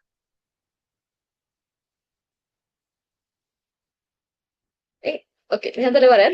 ഇപ്പൊ എന്റെ വീട്ടിൽ ഒരാൾ വിഷമിച്ചിരിക്കുകയാണെങ്കിൽ ഓട്ടോമാറ്റിക്കലി ഞാൻ ആലോചിക്കുന്നത് എന്താ പറ്റി ചോദിച്ചിട്ട് പറയുന്നില്ല, പിന്നെ ഞാൻ ടെൻസ്ഡ് ആവാൻ തുടങ്ങും. അതേ വിഷമം പതിയെ പതിയെ എന്റെ ഉള്ളിൽ വരും, ഞാനും ഡൗൺ ആയി തുടങ്ങും. അല്ലെ? ഇതാണ് നോർമലി സംഭവിക്കുക. അപ്പൊ ഇതിന്റെ വേറൊരു വശമാണ് അഡോളസെൻസിൽ വരുന്നത്. നമ്മുടെ മുഖത്തുള്ള അതേ എക്സ്പ്രഷൻ അവരെടുക്കും. നിങ്ങളുടെ അഡോളസെന്റ് ആയിട്ടുള്ള കുട്ടിയോട് ഡോമിനന്റ് ആവാൻ ശ്രമിച്ച് നിങ്ങളുടെ മുഖത്ത് ഫ്രസ്ട്രേഷനും ദേഷ്യവും ഒക്കെയാണ് കാണുന്നെങ്കിൽ അതേ കാര്യം കുട്ടി അതേപോലെ കോപ്പി ചെയ്തിട്ട് നിങ്ങളുടെ അടുത്ത് കാണിക്കും. അത് നമ്മുടെ ബ്രെയിൻ്റെ ഒരു ടെൻഡൻസി, ഒരു സർവൈവൽ മോഡെന്നോ ഒക്കെ നമുക്ക് പറയാം. നമ്മുടെ മുഖത്ത് ആങ്കർ ആണോ കുട്ടിയുടെ മുഖത്ത് ആങ്കർ ആയിരിക്കും, നമ്മൾ ഫ്രസ്ട്രേറ്റഡ് ആണോ കുട്ടിയും ഫ്രസ്ട്രേറ്റഡ് ആയിരിക്കും. നമ്മൾ എമ്പത്തറ്റിക് ആയ കുട്ടി അവിടെ എമ്പതിയോട് തിരിച്ച് സംസാരിക്കും. അങ്ങനെ കംപ്ലീറ്റ്ലി ആ ഒരു കാര്യം അവിടെ എന്ത് ചെയ്യുന്നുണ്ട്, ഷെയർ ചെയ്ത് പോകുന്നുണ്ട്. അപ്പൊ നമ്മുടെ മുഖത്തെ എക്സ്പ്രഷൻസ്, നമ്മുടെ ടോൺ, അത് തന്നെയാണ്. ഇവരെന്ത് പറഞ്ഞാലും തർക്കുത്തര എന്ന് പറയുമ്പോൾ നിങ്ങൾ പറഞ്ഞ ടോൺ നിങ്ങളൊന്ന് ആലോചിച്ച് നോക്ക്. നിങ്ങൾ ഏത് ടോണിൽ സംസാരിച്ചപ്പോഴാണ് അവിടെ തർക്കുത്തരം വന്നത്, അല്ലെങ്കിൽ നിങ്ങൾ ഏത് ടോണിൽ, അല്ലെങ്കിൽ നിങ്ങൾ എന്ത് എക്സ്പ്രഷൻ ആണ് നിങ്ങളുടെ ഫേസിൽ ആ സമയത്ത് ഉണ്ടായിരുന്നത്, അതിനനുസരിച്ചാണ് അപ്പുറത്തുനിന്ന് റിയാക്ഷൻ വന്നിരിക്കുന്നത്. നമ്മൾ കാമായിട്ടും എംപത്തറ്റിക് ആയിട്ടും അവിടെ റെസ്പോണ്ട് ചെയ്യാൻ ശ്രമിച്ചാൽ കുട്ടിയും അതേ രീതിയിലാണ് റെസ്പോണ്ട് ചെയ്യുക. കാരണം അഡോളസൻസ് ഓട്ടോണമി അത് തന്നെയാണ് അവർ എക്സ്പെക്ട് ചെയ്യുന്നത്. അവർ ഓട്ടോണോമി നമ്മൾ കൺട്രോൾ ചെയ്യാൻ പോയാൽ, നമ്മൾ പവർഫുൾ ആവാൻ നോക്കിക്കഴിഞ്ഞാൽ അവർ റിയാക്ട് ചെയ്യും. അവരുടെ ഓട്ടോണോമി അനുവദിക്കുകയും വേണം, എന്നാൽ അവരെ നമ്മൾ മോണിറ്റർ ചെയ്യുകയും വേണം. ഭയങ്കര ചലഞ്ചിങ് ആയിട്ടുള്ള പീരീഡ് ആണ്. അതുകൊണ്ട് നമ്മൾ അത് ചെയ്യണം. അവരെ ബ്ലെയിം ചെയ്യുന്ന നിർത്ത്. ബ്ലെയിം ചെയ്യും തോറും അവരത് ചെയ്തുകൊണ്ടിരിക്കും. അതൊരു ടെൻഡൻസിയാണ് ആ പ്രായത്തില്. ചെയ്യരുത് പറയണതേ അവർ ചെയ്യും. ഈവൻ ചെറിയ കുട്ടികളും അങ്ങനെയൊക്കെ തന്നെയാണ്. വെള്ളത്തിൽ കൈയിടല്ലേ എന്ന് പറഞ്ഞാൽ വെള്ളത്തിൽ തന്നെ വീണ്ടും കൈയിട്ടിട്ട് ചിരിക്കും. കണ്ടിട്ടില്ലേ? സെയിം ബിഹേവിയർ ആണ്. അന്ന് നമ്മളത് കാണുമ്പോ രസം, തമാശ, കുട്ടിയുടെ വികൃതി അല്ലെ, കാരണം 2 വയസ്സുള്ള കുട്ടിയാണല്ലോ. വെള്ളത്തിൽ കൈയിടുന്നതുകൊണ്ട് വെള്ളത്തിൽ വീണ്ടും കൈയിട്ടടിക്കുന്ന കാണുമ്പോൾ നമ്മളിന്ന് ചിരിക്കും, വീഡിയോ എടുക്കും, ഷെയർ ചെയ്യും പാരന്റ്സ്. എന്നിട്ട് വലുതാവുന്ന സമയത്ത് അഡോളസെന്റ് ആകുമ്പോൾ ഒരു കാര്യം ചെയ്യരുത്, വലുതാവൻ ചെയ്തു കഴിഞ്ഞാൽ അഹങ്കാരി. അത് ഭയങ്കര ഒരു കോൺട്രഡിക്ഷൻ ഉണ്ട് നമ്മുടെ പാരന്റിങ്ങില്. അപ്പൊ നമ്മളൊരു ബ്ലെയിം ചെയ്യുന്നതിന് പകരം ഐ മെസ്സേജസ് യൂസ് ചെയ്യാം. അത് അഡോളസെൻസുമായിട്ട് മാത്രമല്ല കേട്ടോ, ഏതൊരു റിലേഷൻഷിപ്പിലും നമ്മൾ ഉപയോഗിക്കേണ്ട ഒരു സ്റ്റേറ്റ്മെന്റ് ആണ് ഐ സ്റ്റേറ്റ്മെന്റ്സ്. CBT നമ്മൾ എപ്പോഴും പറയുന്ന കാര്യമാണ് ഐ സ്റ്റേറ്റ്മെന്റ്സ് ഉപയോഗിക്കാം. എനിക്ക് ഇന്നതാണ് ഫീൽ ചെയ്തത്, എനിക്ക് ഇങ്ങനെയാണ് ഇത്. അവരെ ബ്ലെയിം ചെയ്യുന്നതിന് പകരം ഇപ്പൊ കുട്ടി എക്സാമിന് ഫെയിലായി, അല്ലെങ്കിൽ അപ്പൊ നമ്മൾ ദേഷ്യപ്പെടുന്നതിന് പകരം നീ എക്സാം ഫെയിൽ ആയപ്പോ എനിക്ക് നിന്റെ ഫ്യൂച്ചർ ആലോചിച്ച് വറീസ് ഉണ്ടായിരുന്നു, നീ കഷ്ടപ്പെടേണ്ടി വരുമോ എന്നുള്ള പേടി എനിക്കുണ്ടായിരുന്നു, അത് എന്നെ ഫ്രസ്ട്രേറ്റഡ് ആക്കി എന്നുള്ളത് സത്യമാണ്. പക്ഷെ അതുകൊണ്ടാണ് അതിന് സംഭവിച്ചത്. ഇവ നിങ്ങൾ ദേഷ്യപ്പെട്ടു പോയാലും ഇങ്ങനെ നിങ്ങൾക്ക് പറയാം, അല്ലാതെ വേദനിപ്പിക്കാനല്ലായിരുന്നു, ഇനി അങ്ങനെ ഉണ്ടാവില്ല, നമുക്കൊരു സോറി പറയാം പാരന്റ്സിന് വേണമെങ്കിൽ മക്കളോട്, അതിൽ തെറ്റുമില്ല. അത് വളരെ അവരെ ഹീൽ ചെയ്യാൻ ഭയങ്കരമായിട്ട് അത് സഹായിക്കും. അപ്പൊ അവര് തിരിച്ചും സോറി പറയും. അപ്പൊ നമ്മുടെ ഫീലിങ്സ് നമ്മൾ അവിടെ എക്സ്പ്രസ് ചെയ്യുക.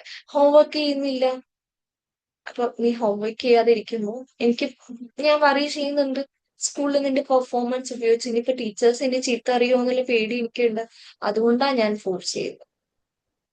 നമ്മുടെ ഫീലിങ്സ് പറയുമ്പോൾ നമ്മൾ എന്തുകൊണ്ട് അതിനെ പറഞ്ഞു എന്നുള്ളൊരു കാര്യം, അപ്പൊ അതിനനുസരിച്ചുള്ള മറുപടികളായിരിക്കും അവർ വരിക. നമ്മുടെ ടോൺ എന്നുള്ളത് വളരെ ഇമ്പോർട്ടന്റ് ആണ്. അവർ അക്യൂസ് ചെയ്ത് ബ്ലെയിം ചെയ്യുന്നതിന് പകരം നമ്മുടെ ടോൺ നമ്മൾ ചേഞ്ച് ചെയ്യാന്നുള്ളത് ഇമ്പോർട്ടന്റ് ആണ്. അപ്പോ എപ്പോഴും ഇത് റിയലി നടന്നൊരു കേസ് സ്റ്റഡിയാണ്. ചെറിയൊരു കുട്ടി സ്കൂളിൽ പോകാൻ ഭയങ്കര മടിയാണ്, എന്നും കരച്ചില്, ഓരോ സ്കൂളിൽ പോയാൽ തന്നെ ഭയങ്കര സ്tomach പെയിൻ, അത് ഇത് എന്ന് പറഞ്ഞിട്ട് അവിടുന്ന് തിരിച്ചു വിളിക്കും. പാരന്റ്സ് സ്കൂളിൽ വിട്ടു പോകുന്ന സമയത്ത് ഭയങ്കര ബഹളമാണ്. ഇങ്ങനൊരു സിറ്റുവേഷൻ ഒക്കെ വന്നാൽ നോർമലി എങ്ങനെയാ പാരന്റ്സ് റെസ്പോണ്ട് ചെയ്യുന്നുണ്ടാവുക? സ്കൂളിൽ പോകുമ്പോൾ സ്കൂളിൽ കുട്ടി വരാൻ സമ്മതിക്കുന്നില്ല, കുട്ടി അവിടെ കിടന്ന് പ്രശ്നം ഉണ്ടാക്കുക എന്നുള്ളതൊക്കെ ആദ്യമൊക്കെ പാരന്റ് സമാധാനിപ്പിക്കില്ലേ. പക്ഷെ ഈ ബിഹേവിയർ റിപ്പീറ്റഡ് ആയിട്ടൊരു 1 വീക്ക് 2 വീക്ക് 3 വീക്ക് ഒക്കെ കഴിഞ്ഞിട്ട് മാറുന്നില്ലെങ്കിലോ? നോർമലി ഉറപ്പായിട്ടും പാരന്റ്സ് ഇങ്ങനെ എന്തോ ആ ഒരു സമയം അങ്ങനെ ഒരു സിറ്റുവേഷൻ വരുന്ന സമയത്ത് നമ്മൾ ഉറപ്പായിട്ടും ഈ പറയുന്ന എല്ലാം നമ്മൾ മാറ്റി വെച്ച് അവരിങ്ങനെ കണ്ടിന്യൂസ് ഇത് കാണിക്കുമ്പോൾ നമ്മൾ ഷൗട്ട് ചെയ്യത്തില്ലേ, ചെയ്തു പോകത്തില്ലേ അവരെ, ഇതെന്താ ഇങ്ങനെ മറ്റ് സിംറ്റംസ് ഒന്നും ഇല്ലെങ്കിൽ, മറ്റ് ഫിസിക്കൽ സിംറ്റംസ് ഒന്നും കാണിക്കുന്നില്ല, പക്ഷെ ഇതിൽ സ്കൂളിലോട്ട് പിന്നെ നമുക്ക് അവിടെ പോയി സംസാരിക്കാം. സ്കൂളിൽ പോയിട്ട് എന്തെങ്കിലും ഇഷ്യൂസ് കുഞ്ഞ് ഫേസ് ചെയ്യുന്നുണ്ടോ, അതുകൊണ്ടാണോ ഈ മടി കാണിക്കുന്നത് എന്നും യെസ്. ചോദിച്ചതിന് ശേഷവും ഈ സെയിം സംഭവം റിപ്പീറ്റ് ചെയ്യുകയാണെങ്കിൽ എനിക്കറിയത്തില്ല, ഞാൻ ഇവിടെ ദേഷ്യപ്പെട്ടിട്ടുണ്ട് ആ അങ്ങനെ. ഉറപ്പായിട്ടും ഇത് കുട്ടികളില് സ്കൂൾ ഗോയിങ് ഏജിൽ വരുന്നതാണ് ഈ സെപ്പറേഷൻ ആൻസൈറ്റി പല കുട്ടികളിലും കാണാറുണ്ട്. അപ്പൊ ഇവിടെ ചിലപ്പോ കുട്ടീനെ ആ ഒരു സെപ്പറേഷൻ ആൻസൈറ്റി കൊണ്ടായിരിക്കാം കുട്ടീനെ സമാധാനിപ്പിക്കുക, സ്കൂളിൽ പോകേണ്ട നോർമലാണ്, ഫ്രണ്ട്സ് ഉണ്ടാവും, അതിന്റെ പോസിറ്റീവ് സൈഡ് പറയാ, വേണമെങ്കിൽ കുറച്ചു ദിവസം ഇപ്പൊ ഇഫ് പോസിബിൾ കുറച്ചു സമയം കുട്ടിയുടെ പുറത്ത് പാരന്റ് നിൽക്കുക, കുറച്ചു ദിവസം വൈകിട്ട് വിളിക്കാൻ വരാം എന്നുള്ളത്, എന്തെങ്കിലും ഇങ്ങനെ ക്ലാസ് കൃത്യമായിട്ട് അറ്റൻഡ് ചെയ്താൽ റിവാർഡ് കൊടുക്കുക. ഇനി ചില ദിവസം കുട്ടി മിസ്സാക്കിയാലും കുഴപ്പമില്ല, അടുത്ത ദിവസം പ്രോപ്പറായിട്ട് പോവാനായിട്ട് കുട്ടീനെ എൻകറേജ് ചെയ്യുക. ഇങ്ങനെയുള്ള ബിഹേവിയേഴ്സ് ഒക്കെ നമുക്ക് ചെയ്യാൻ പറ്റും. പക്ഷെ ഇതിന്റെ പുറകിലുള്ള കാരണം നമ്മൾ ആദ്യം നോക്കണം. ഈ പറഞ്ഞ കേസിൽ ആ കുട്ടിയുടെ കാരണം എന്ന് പറഞ്ഞു കഴിഞ്ഞാല് ഈ കുട്ടി സ്കൂള് മാറ്റിയായിരുന്നു. സ്കൂള് മാറ്റാനും കാരണമുണ്ട്. ആദ്യത്തെ സ്കൂളില് എന്തോ എന്താ പറയാ ടീച്ചർ എന്തോ സംസാരിച്ചു എന്തോ പറഞ്ഞിട്ട് കുട്ടീനെ അടിച്ചിട്ട് ക്ലാസ്സിന് പുറത്ത് നിർത്തി. ക്ലാസ്സിന് പുറത്ത്, ചെറിയ കുട്ടിയാണ്, 7 വയസ്സില്ലോ നൽകണം. അപ്പൊ കഴിഞ്ഞ വർഷം വരുമ്പോ 6 വയസ്സില് പുറത്ത് നിർത്തി. അപ്പൊ കുട്ടി ആകെ, അതിനുശേഷം കുട്ടി സ്കൂളിൽ പോകുമ്പോ ഇതേ ബിഹേവിയേഴ്സ് കാണിച്ചു. അപ്പൊ വീട്ടുകാർ എന്ത് വിചാരിച്ചു, സ്കൂൾ മാറ്റിയ പ്രശ്നം തീരുമല്ലോ. സ്കൂൾ മാറ്റിയപ്പോൾ ഇതേ ബിഹേവിയർ. കാരണം കുട്ടിയുടെ ഉള്ളിൽ അത് ഇങ്ങനെ ട്രിഗർ ചെയ്യാം. കുട്ടി കുറെ പാരന്റ്സിനോട് പറഞ്ഞിട്ടുണ്ടായിരുന്നു, ഞാൻ ഒന്നും ചെയ്തില്ല, ടീച്ചർ വെറുതെ എന്നെ തല്ലിയതാ. അത് ആ പാരന്റ്സ് ശരിക്കും അപ്പൊ ഒന്ന് അവിടുന്ന് അഡ്മിറ്റ് ചെയ്ത് കൊടുക്കുന്നത്, ഓക്കെ മനസ്സിലാക്കി, ഒരു അറിയാതെ ടീച്ചർക്ക് തെറ്റ് പറ്റിയതാണ്, അല്ലെങ്കിൽ ടീച്ചർ തല്ലിയതാണ്. പിന്നെ അന്ന് കുട്ടികളൊക്കെ ഭയങ്കരമായിട്ട് കളിയാക്കി പുറത്ത് നിർത്തി. ഉറപ്പായിട്ട് ഈ പ്രായത്തിലെ കുട്ടികളിൽ കളിയാക്കലൊക്കെ ഉണ്ടാവുമല്ലോ. അങ്ങനെയൊക്കെ കളിയാക്കിയപ്പോ ആ കുട്ടിക്ക് അത് ഭയങ്കരമായിട്ട് ഇമോഷണലി ഹേർട്ടായി. അവിടെ ശരിക്കും ആ കുഞ്ഞു മോനെ ഒരു പ്ലേ തെറാപ്പിക്കോ അല്ലെങ്കിൽ ഒരു കൗൺസിലിംഗോ അവർക്ക് എടുക്കാമായിരുന്നു, അല്ലെങ്കിൽ സ്കൂൾ കൗൺസിലറോട് അവർക്ക് സംസാരിക്കാമായിരുന്നു. അതൊന്നും പാരന്റ്സ് ചെയ്തില്ല. ഒരു സ്കൂൾ മാറ്റാന്നുള്ള ഒരു പോസിബിലിറ്റി മാത്രം ചെയ്തു. ഓക്കെ, അത് നല്ലൊരു തീരുമാനമാണ് അവർ ചെയ്തത്. പക്ഷെ അത് കഴിഞ്ഞപ്പോ ആ കുട്ടിയുടെ നീഡ്സ് അപ്പോഴും കുട്ടീനെ സമാധാനിപ്പിച്ചിട്ടില്ല, ഇത് നോർമൽ ആണെന്ന് പറഞ്ഞിട്ടില്ല, ഇനി സ്കൂളിൽ ഇങ്ങനെ ഉണ്ടാവില്ല എന്നുള്ളൊരു അഷുറൻസ് കൊടുക്കുക എന്നുള്ള ഒരു റെസ്പോൺസിബിലിറ്റി കൂടെ അവിടെ പാരന്റ്സിനുണ്ട്. പിന്നെ കുട്ടി പേടിക്കുന്നത് അവിടെ നടന്നു നോക്കി ഇവിടെയും നടക്കുക എന്നുള്ള പേടിയോടുകൂടിയാണ് ഒരു ദിവസം സ്കൂളിൽ പോകുന്നത്. അതുകൊണ്ടാണ് ഓരോ കാരണം പറഞ്ഞ് അവിടെ പ്രശ്നം ഉണ്ടാക്കുന്നത്. അപ്പോ കൗൺസിലിംഗ് ഇമ്പോർട്ടന്റ് ആണ് കുട്ടിയുടെ. പിന്നെ ഈ പാരന്റ്, ഇവിടെ അച്ഛൻ എന്ന് പറഞ്ഞത് കുറച്ചൊരു സ്ട്രിക്റ്റ് ആയിരുന്നു. സ്കൂളിൽ വന്നിട്ടൊന്നും പറയുമെങ്കിലും കുട്ടിക്ക് അച്ഛനെ കുറച്ച് പേടിയൊക്കെ ഉണ്ടെന്നാണ് കൗൺസിലർ സംസാരിച്ച സമയത്ത്. ഇത് എനിക്ക് വന്ന കേസല്ല, എനിക്ക് റെഫർ ചെയ്ത് വന്നൊരു കേസാണ്. അപ്പൊ അവിടെ കൗൺസിലർ എന്നോട് ഡിസ്കസ് ചെയ്തൊരു കേസാണ്. അപ്പൊ ആ കുട്ടിയോട് അച്ഛൻ ദേഷ്യപ്പെടായിരുന്നു, അടി കിട്ടും സ്കൂളിൽ പോയില്ലെങ്കിൽ എന്നൊക്കെ പറഞ്ഞിട്ടാണ് വിട്ടാക്കുന്നത്. അപ്പൊ പേടിപ്പിച്ചിട്ടാണ് കുട്ടീനെ വിടുന്നത്. ആ ഒരു ബിഹേവിയറും ഒട്ടും ശരിയായിട്ടുള്ള കാര്യമല്ല.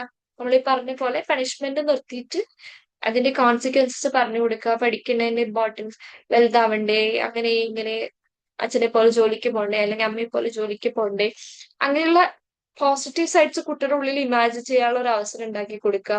റിവാർഡ്സ് കൊടുക്കും. സ്കൂളിൽ പോകുമ്പോൾ ചോക്ലേറ്റ്സോ അല്ലെങ്കിൽ ഇഷ്ടമുള്ള എന്തെങ്കിലും കാര്യമോ, ഇത്ര ദിവസം സ്കൂളിൽ പോയാൽ ഇന്ന ചെയ്തു തരാം എന്നുള്ള ടോക്കൺ എക്കണോമി സിസ്റ്റം വെക്കാം.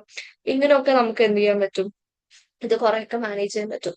ആ ഒരു കുറച്ചു കാലം അത് നമ്മൾ ചെയ്യേണ്ടി വരും. അപ്പൊ ഇവിടെ ഈ പറഞ്ഞ പോലെ കുട്ടിയുടെ ബിഹേവിയർ എന്ന് പറയുന്നത് ശരിക്കും എന്താണ്, അറ്റാച്ച്മെന്റ് സെക്യൂരിറ്റി ഇഷ്യൂ ആണ് ഇവിടെ വരുന്നത്. അത് എമ്പതിയോട് ഹാൻഡിൽ ചെയ്യാന്നുള്ളതാണ് നമുക്ക് ചെയ്യാൻ പറ്റുക. ഈവൻ അത് നമ്മള് ഈ പറഞ്ഞ പോലെ അഡോളസെൻസിലോട്ട് വരുമ്പോഴേക്കും അവര് തോട്ട്സിന് CBTയുടെ തോട്ട് റെക്കോർഡ് കൊടുക്കാം, ഐ കമ്മ്യൂണിക്കേഷൻ കൊടുക്കാം. പിന്നെ ഈ പറഞ്ഞ പോലെ പെട്ടെന്ന് ഒരു ദിവസം നിങ്ങൾ പോയിട്ട് കുട്ടിയോട് ഭയങ്കര സ്നേഹമൊക്കെ കാണിച്ച് പെരുമാറാൻ പോയാൽ കുട്ടി അക്സെപ്റ്റ് ചെയ്യില്ല. ഭയങ്കര വെയേർഡായിട്ട് കുട്ടിക്ക് തോന്നും. ഇത്രയും നാളില്ലാത്ത ഒരു അറ്റാച്ച്മെന്റ് പെട്ടെന്ന് വിട്ട് ആ സ്കൂളിലെ വിശേഷമൊക്കെ പറ മോനെ എന്ന് പറഞ്ഞാൽ കുട്ടി ഇങ്ങനെ വിളിച്ചു നോക്കും, ഇതെന്തത്, ഈ 10-15 കൊല്ലം നമ്മുടെ ഇത് ഇങ്ങനത്തതും കണ്ടില്ല, ഇപ്പൊ ഇതെന്താ അങ്ങനെ എന്നുള്ള ഒരു റിയാക്ഷൻ ആയിരിക്കും. പക്ഷെ നമ്മൾ റിപ്പീറ്റഡ് ആയിട്ട് പതുക്കെ പതുക്കെ അവരായിട്ട് അറ്റാച്ച്ഡ് ആവാൻ ശ്രമിക്കുക. ഫോഴ്സ് ചെയ്യരുത്. എപ്പോഴും റൂമിൽ കയറി പോവുക, ഫോൺ ചെക്ക് ചെയ്യുക, അങ്ങനത്തെ ബിഹേവിയർ ഒക്കെ പാരന്റ്സിനുണ്ടല്ലോ. അതൊക്കെ കുട്ടികളെ വീണ്ടും വീണ്ടും ഇറിറ്റേറ്റ് ചെയ്യും. പ്രത്യേകിച്ചും അഡോളസൻസ് ഒക്കെ വരുമ്പോൾ അതൊക്കെ നമ്മളൊരു കൺട്രോളിൽ അങ്ങ് പോവുക. നമ്മൾ അതിന്റെ എല്ലാ കോൺസിക്വൻസസും അഡോളസൻസ് ആകുമ്പോഴേക്കും അവർക്ക് പറഞ്ഞു കൊടുക്കുക. കുട്ടിക്കാലത്ത് നീ നമ്മളൊരു അറ്റാച്ച്മെന്റ് ഡെവലപ്പ് ചെയ്ത് വന്നാൽ മാത്രമേ ഒരു അഡോളസെന്റ് ആകുമ്പോഴും ആസ് എ പാരന്റ് അല്ലെങ്കിൽ ഒരു പാരന്റ് എന്നുള്ള രീതിയിലുള്ള ഒരു അറ്റാച്ച്മെന്റ് കുട്ടിയും കാണിക്കുള്ളൂ. അല്ലെങ്കിൽ അത് പ്രായം കൂടുന്തോറും നമ്മളിന്ന് കുട്ടികൾ ഇങ്ങനെ അകന്ന് പോവും. പിന്നെ വലുതാകുമ്പോ നോക്കിയില്ല എന്ന് പറയുന്നില്ല, ചില പറത്തില്ലാതെയാവും. നമ്മുടെ മിസ്റ്റേക്ക് ആണോ എന്ന് ചോദിച്ചാൽ അല്ല. ഇപ്പൊ നമ്മുടെ അടുത്ത് കൗൺസിലിംഗിനൊക്കെ പാരന്റ്സ് വരുമ്പോൾ ഒരിക്കലും അവരെ ബ്ലെയിം ചെയ്യേണ്ട കാര്യമില്ല. ഈ പറഞ്ഞ പോലെ കണ്ടീഷനിങ് ആണ്, അവരുടെ ഫ്രസ്ട്രേഷൻസ്, അവര് പോയിട്ടുള്ള ട്രോമാസ്, ചിലപ്പോൾ അവരുടെ ലൈഫ് സിറ്റുവേഷൻസ്, ഇതൊക്കെ ഇതിലോട്ട് കോൺട്രിബ്യൂട്ട് ചെയ്യുന്നുണ്ട്. പക്ഷെ അതൊക്കെ നമ്മൾ ഹീൽ ചെയ്യുക എന്നുള്ളത് വളരെ ഇമ്പോർട്ടന്റ് ആണ്. ഒരു കുട്ടീനെ വളർത്തുമ്പോൾ നമ്മുടെ ട്രോമാസ്, നമ്മുടെ ഇഷ്യൂസ്, നമ്മുടെ ഇത് എല്ലാം നമ്മൾ ഹീൽ ചെയ്യാനായിട്ട് ശ്രമിക്കണം. നമുക്ക് ഒരു മിസ്റ്റേക്ക് പറ്റിയെന്നുണ്ടെങ്കിൽ നമ്മൾ അത് അഡ്മിറ്റ് ചെയ്ത് പാരന്റ്സിന്റെ മിസ്റ്റേക്സ് തിരുത്തി ഹീൽ ചെയ്ത് തുടങ്ങിക്കഴിഞ്ഞാല് കുറെയൊക്കെ കുട്ടികളോടും, ഇപ്പൊ എന്ത് ട്രോമയിലൂടെ പോയ ഒരു പാരന്റ് ആണെങ്കിലും അവര് പ്രോപ്പറായിട്ട് അവരെ കെയർ ചെയ്യുക. സെൽഫ് കെയർ വളരെ ഇമ്പോർട്ടന്റ് ആണ്. പാരന്റ്സിനും അവരുടേതായ ഒരു സമയം വേണം അല്ലെ. ആ സെൽഫ് കെയർ പാരന്റ്സ് അവർക്ക് കൊടുക്കുക, അവരുടേതായ ഒരു സ്പേസ് എടുക്കുക. എന്നാൽ മാത്രമേ കുട്ടികൾക്ക് അതേപോലെ പറ്റൂ. ഇപ്പൊ ചെറിയൊരു കുട്ടീനെ വളർത്തുന്ന ഒരു പാരന്റ് ആണെങ്കിൽ അത് ഫാമിലി വളരെ ശ്രദ്ധിക്കേണ്ട ഒരു കാര്യമാണ്. ഇടയ്ക്കൊക്കെ ഒരു ബ്രേക്ക് ആ പാരന്റിന് ആവശ്യമാണ്. പ്രത്യേകിച്ച് മദർ ആണെങ്കിൽ അതിന് ആവശ്യമാണ്. ചില പാരന്റ്സ് റീസെന്റ് ഒരു കോമഡി വീഡിയോ ആയിട്ട് കണ്ടാണ്, പേളിമാനയോട് ഗസ്റ്റ് ചോദിക്കുന്നുണ്ട് മൂവിക്ക് വരുമ്പോ അപ്പൊ 2 ടിക്കറ്റ് ബുക്ക് ചെയ്യണം എന്ന് പറഞ്ഞപ്പോ അപ്പൊ കുട്ടികൾ എന്ത് ചെയ്യും, പിന്നെ ആര് സിനിമ കാണാൻ പറ്റുമോ എനിക്ക് കുട്ടികളെയും കൊണ്ട് പോയാ. അപ്പൊ ഭയങ്കര നെഗറ്റീവ് വന്നു അതിന് കുറെ ആൾക്കാര്. അപ്പൊ പിന്നെ കുട്ടികളെ എന്താ കളയണോ, പിന്നെ എന്തിനാ കുട്ടീനെ ഉണ്ടാക്കിയത്. അങ്ങനെയല്ല, അവര് കുട്ടികളെ കൊണ്ടുപോകുന്നിടത്തൊക്കെ കൊണ്ടുപോകുന്നുണ്ട്. പക്ഷെ അവര് രണ്ടുപേർക്കും ഒരു പേഴ്സണൽ സ്പേസ് വേണം. ഒരു മൂവി ഇരുന്ന് കാണണമെങ്കിൽ ചെറിയ കുട്ടികളെ കൊണ്ട് തിയേറ്ററിൽ പോയാൽ അറിയാം, കുട്ടികൾ ബഹളം വെക്കും. കുട്ടികൾ ഒട്ടും കംഫർട്ടബിൾ ആയിരിക്കില്ല തിയേറ്ററിൽ കുറെ നേരം അടങ്ങി ഒതുങ്ങിയിരിക്കുക, പ്രത്യേകിച്ചും ചെറിയ ടോഡ്ലേഴ്സ് ആയിട്ടുള്ള കുട്ടികള്. അപ്പോ അവര് പാരന്റ്സിന് മാത്രം പോണെങ്കിൽ ആ ഒരു സ്പേസ് അവർ എടുക്കണം. അത് എടുക്കാതെ ഇരുന്ന് കഴിഞ്ഞാൽ അവിടെ ഫ്രസ്ട്രേഷൻ വരും. നമ്മള് കുട്ടിക്ക് വേണ്ടി എല്ലാം മാറ്റി, പ്രത്യേകിച്ച് മദേഴ്സിനാണ് അത് ഉണ്ടാവും ഈ പോസ്റ്റ്മോർട്ടം ഒക്കെ ആയിട്ട്. എല്ലാം അടക്കിടയ്ക്ക് വെച്ചിട്ട് ആ ഫ്രസ്ട്രേഷൻ ഒക്കെ ചിലപ്പോൾ കുട്ടികളുടെ ഉള്ളിലേക്ക് വരുന്നതായിരിക്കും. അപ്പൊ നമ്മള് കുട്ടിയായിട്ട് ഒരു അറ്റാച്ച്മെന്റ് വരുന്നില്ല എന്ന് കണ്ടു കഴിഞ്ഞാൽ അത് അനലൈസ് ചെയ്യുക, എന്താ ട്രിഗർ ചെയ്യുന്നത്, എന്താണ് സംഭവിക്കുന്നത്. ആസ് എ പാരന്റ്, സൈക്കോളജിസ്റ്റ് ആയിട്ട് ടെക്നിക്കുകൾ നമ്മൾ ചെയ്യും, പ്രൈഡ് സ്കിൽസ് പഠിപ്പിക്കും, പ്ലേ തെറാപ്പി എടുക്കും, CBT എടുക്കും. പക്ഷെ ആസ് എ പാരന്റ് എന്നുള്ള രീതിയിലാണ് ഞാൻ കൂടുതലായിട്ടും കാര്യങ്ങൾ പറഞ്ഞു പോയത്. ആസ് എ പാരന്റ് നമ്മൾ വരുമ്പോഴേക്കും ആ ഒരു കുട്ടിയോട് ഇരുന്നിട്ട് അനലൈസ് ചെയ്യുക, എവിടെയാണ് പറ്റുന്നത്, എവിടെയാണ് ട്രിഗർ ചെയ്യുന്നത്, എന്തൊക്കെ നീഡ്സ് ആണ് സാറ്റിസ്ഫൈ ചെയ്യുന്നത്, ഓരോ പ്രായത്തിലും അവന്റെ നീഡ്സ് എന്തൊക്കെയായിരിക്കും, അല്ലെങ്കിൽ അവന്റെ നീഡ്സ് എന്തൊക്കെയായിരിക്കും. ഗേൾസും ബോയ്സിലോട്ട് വരുമ്പോഴേക്കും നീഡ്സിലും മാറ്റങ്ങളുണ്ട്. അപ്പൊ അത്തരം കാര്യങ്ങൾ അത് നമ്മൾ അഡ്രസ് ചെയ്യുക, then അപ്രീഷിയേറ്റ് ചെയ്യുക, കമ്മ്യൂണിക്കേറ്റ് ചെയ്യുക, ഐ സ്റ്റേറ്റ്മെന്റ്സ് ഉപയോഗിക്കുക, ഫ്രീ ടൈം കണ്ടെത്തുക. ഇപ്പൊ ഈവൻ കുട്ടികളോട് മൊബൈൽ യൂസ് ചെയ്യേണ്ട നിങ്ങൾ പറയുന്ന ഒരു സമയത്ത് അത് നിങ്ങൾ മൊബൈലിൽ താഴെ വയ്ക്കുക. നമ്മളായിരിക്കണം അവർക്ക് റോൾ മോഡൽസ്. ഡിന്നർ ടൈമിൽ ഫോൺ യൂസ് ചെയ്യണമെന്ന് കുട്ടിയോട് പറഞ്ഞിട്ട് ഡിന്നർ ടൈമിൽ നിങ്ങൾ ഫോൺ യൂസ് ചെയ്ത് കഴിഞ്ഞാൽ പിന്നെ ആ റൂളിൽ അവിടെ കാര്യമില്ലല്ലോ. അങ്ങനത്തെ കുറെ കാര്യങ്ങളൊക്കെ നമ്മൾ കൺട്രോൾ ചെയ്യുമ്പോൾ കുട്ടികളുടെ ബിഹേവിയറിലും മാറ്റങ്ങൾ വരും. ഓക്കെ, ക്ലിയർ ആണോ?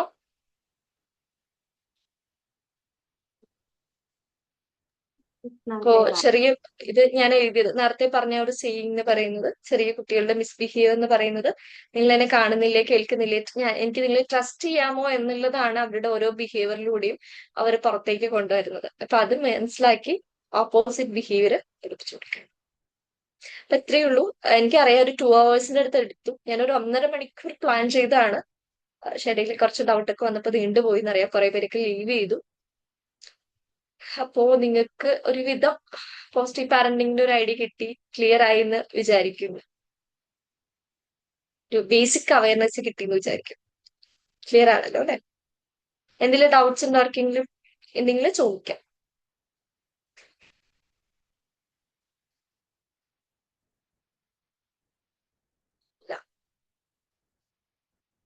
ഡൗട്ട്സ് ഒരു ഒന്നും ഇല്ലല്ലോ ഡൗട്ട് അല്ലെ? ഉള്ളതാണ്.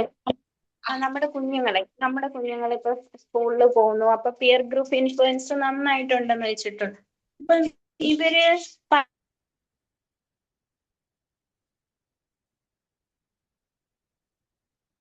വോയിസ് ബ്രേക്ക് ആയി. ഹലോ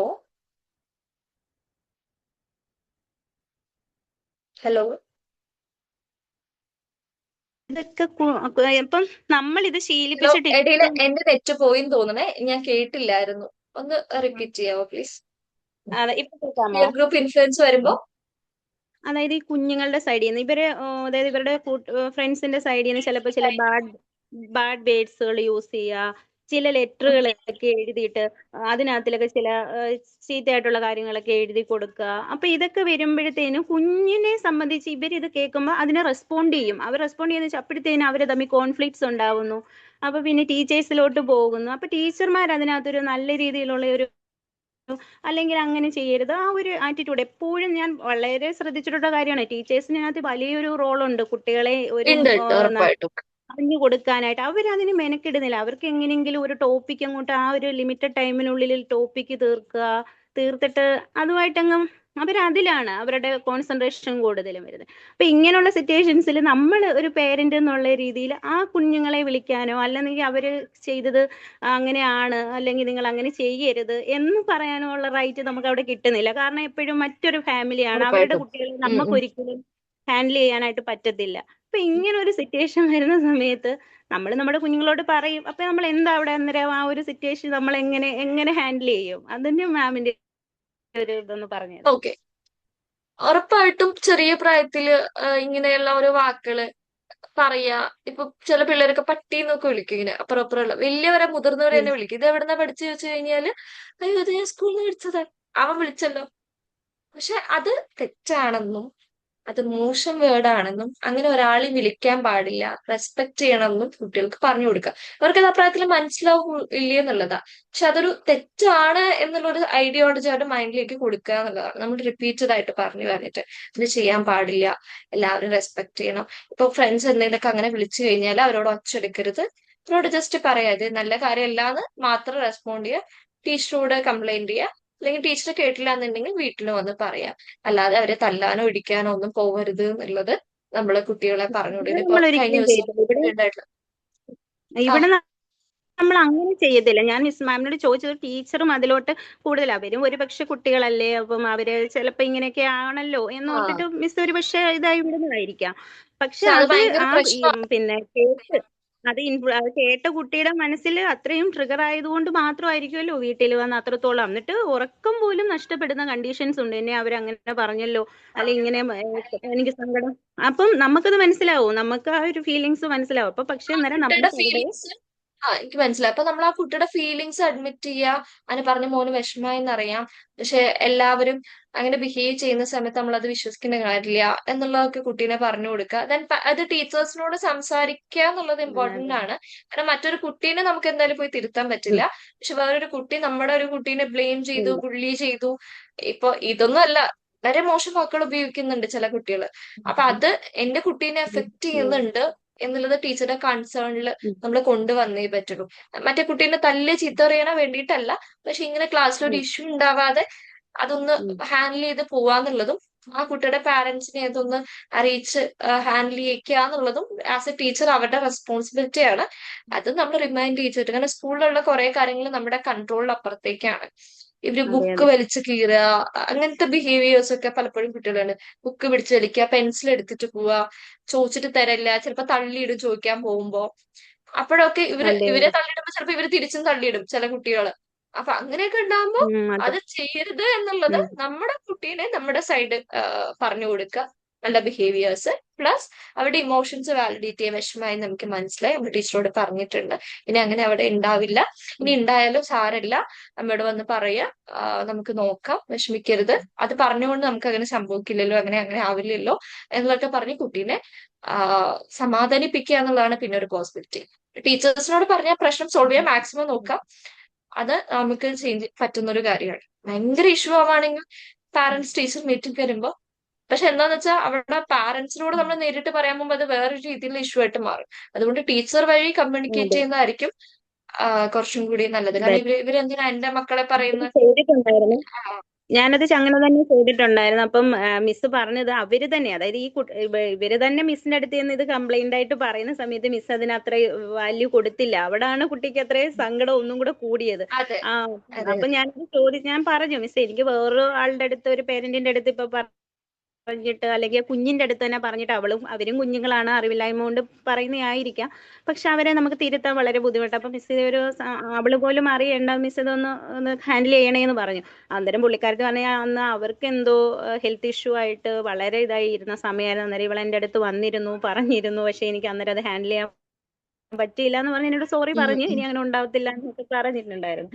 എങ്കിലും നമ്മളിങ്ങനത് മാമിന്റെ അടുത്ത് ഒരു സൈക്കോളജിക്കലി നമ്മൾ അതിനെ എങ്ങനെ ഡീൽ ചെയ്യാം എന്നുള്ളതിന്റെ ഒരു ഡൗട്ടിൽ ഞാൻ ചെയ്തു. സൈക്കോളജിക്കലി ഇവിടെ നമുക്ക് നമ്മുടെ ഒരു കുട്ടിക്ക് വേണ്ട സപ്പോർട്ട് കൊടുക്കുക എന്നുള്ളതാണ് ആസ് എ പാരന്റ് നമുക്ക് ചെയ്യാൻ പറ്റുന്നത്. പിന്നെ നമ്മൾ ഹാൻഡിൽ ചെയ്യേണ്ട ടീച്ചറുടെ സൈഡ്, സ്കൂളിലുള്ള വിഷയങ്ങൾ ഹാൻഡിൽ ചെയ്യാന്നുള്ളതിൽ ടീച്ചേഴ്സിന് ഒരു പങ്കുണ്ട്. ഇപ്പൊ ചെറിയ കുട്ടികളെ സംബന്ധിച്ചൊക്കെ ഇത് നമ്മൾ പാരന്റിങ് ഒരു വാക്സിൻ എന്ന് പറഞ്ഞ പോലെ തന്നെ ഒരു പരിധിയിൽ കൂടുതൽ സമയം കുട്ടികൾ ഒരു ദിവസത്തിന് സ്പെൻഡ് ചെയ്യുന്നത്, അല്ലെങ്കിൽ ഒരു 3/4 ഭാഗം സ്പെൻഡ് ചെയ്യുന്ന സ്കൂളിൽ തന്നെയാണ്. അപ്പൊ അവിടെ ടീച്ചേഴ്സിന് വലിയൊരു റോൾ ഉണ്ട്. അത് വേറൊരു സെഷനായിട്ട് നമുക്ക് പറയേണ്ടി വരും. ടീച്ചേഴ്സിന്റെ ബുള്ളിങ്, ടീച്ചേഴ്സിന്റെ പെരുമാറ്റം ഒക്കെ കുട്ടികളെ എഫക്ട് ചെയ്യുന്നുണ്ട്. അപ്പൊ ഇവിടെ എങ്ങനെ റിയാക്ട് ചെയ്യണമെന്ന് കുട്ടിയോട് പഠിപ്പിക്കുക, ദെൻ കുട്ടിയുടെ ഇമോഷൻ വാലിഡേറ്റ് ചെയ്യുക, ദെൻ ടീച്ചറോട് സംസാരിച്ച് അതിനൊരു സൊല്യൂഷൻ ഉണ്ടാക്കുക. ഈ 3 കാര്യങ്ങളാണ് നമുക്കവിടെ ചെയ്യാൻ പറ്റുന്നത്. ഇത് ടീച്ചേഴ്സിന്റെ നമ്മൾ അറിയിച്ച പറ്റും. കാരണം നമ്മൾ അവിടെ റിയാക്ട് ചെയ്തില്ല എന്നുണ്ടെങ്കിൽ ചിലപ്പോൾ ടീച്ചർക്ക് അന്ന് വയ്യായിരിക്കും, സത്യമായിരിക്കും. പക്ഷെ ഓരോ പ്രാവശ്യം ടീച്ചർ അത് റിപ്പീറ്റ് ചെയ്ത് പോയി കഴിഞ്ഞാൽ മറ്റേ കുട്ടിയുടെ ബിഹേവിയറിനെ റെയിൻഫോഴ്സ് ചെയ്യുകയും ഇപ്പുറത്തെ കുട്ടിയുടെ ഇമോഷനെ വാലിഡേറ്റ് ചെയ്യാത്തൊരു കണ്ടീഷനിലേക്ക് പോകും. അത് ഭയങ്കര ബുദ്ധിമുട്ടുണ്ടാക്കി. പിന്നെ നമുക്ക് കംപ്ലൈന്റ് ചെയ്യല്ലാതെ വേറെ വഴി ഉണ്ടാവില്ല. അപ്പൊ നമ്മുടെ കുട്ടിയാണല്ലേ അൾട്ടിമേറ്റ് ആയിട്ടും നമ്മുടെ ലക്ഷ്യം എന്ന് പറഞ്ഞാൽ നമ്മുടെ കുട്ടിയുടെ മെന്റൽ ഹെൽത്ത് ആണ്. അപ്പൊ നമുക്ക് റിയാക്ട് ചെയ്യേണ്ടി വരും ആസ് എ പാരന്റ്. സൈക്കോളജിക്കലി നമുക്ക് കുട്ടിയുടെ നീഡ്സ് സാറ്റിസ്ഫൈ ചെയ്യുക, അല്ലെങ്കിൽ ഇമോഷൻ വാലിഡേറ്റ് ചെയ്യുക എന്നുള്ളതാണ് ഇവിടെ ചെയ്യുക, സപ്പോർട്ട് ചെയ്യുക എന്നുള്ളത്. Okay okay ma'am, thank you. Okay, വേറെ ആർക്കെങ്കിലും ഡൗട്ട് ഉണ്ടോ? ഓക്കെ, വേറെ ഡൗട്ട് ഒന്നും ഇല്ലെങ്കിൽ ലീവ് ചെയ്തോളൂ. പ്രസന്റേഷനും റെക്കോർഡിങ്ങും ഗ്രൂപ്പിൽ ഷെയർ ചെയ്യുന്നതായിരിക്കും. Okay, bye, good night. Okay, ma'am. Good night. Thank you. Thank you all. Good night.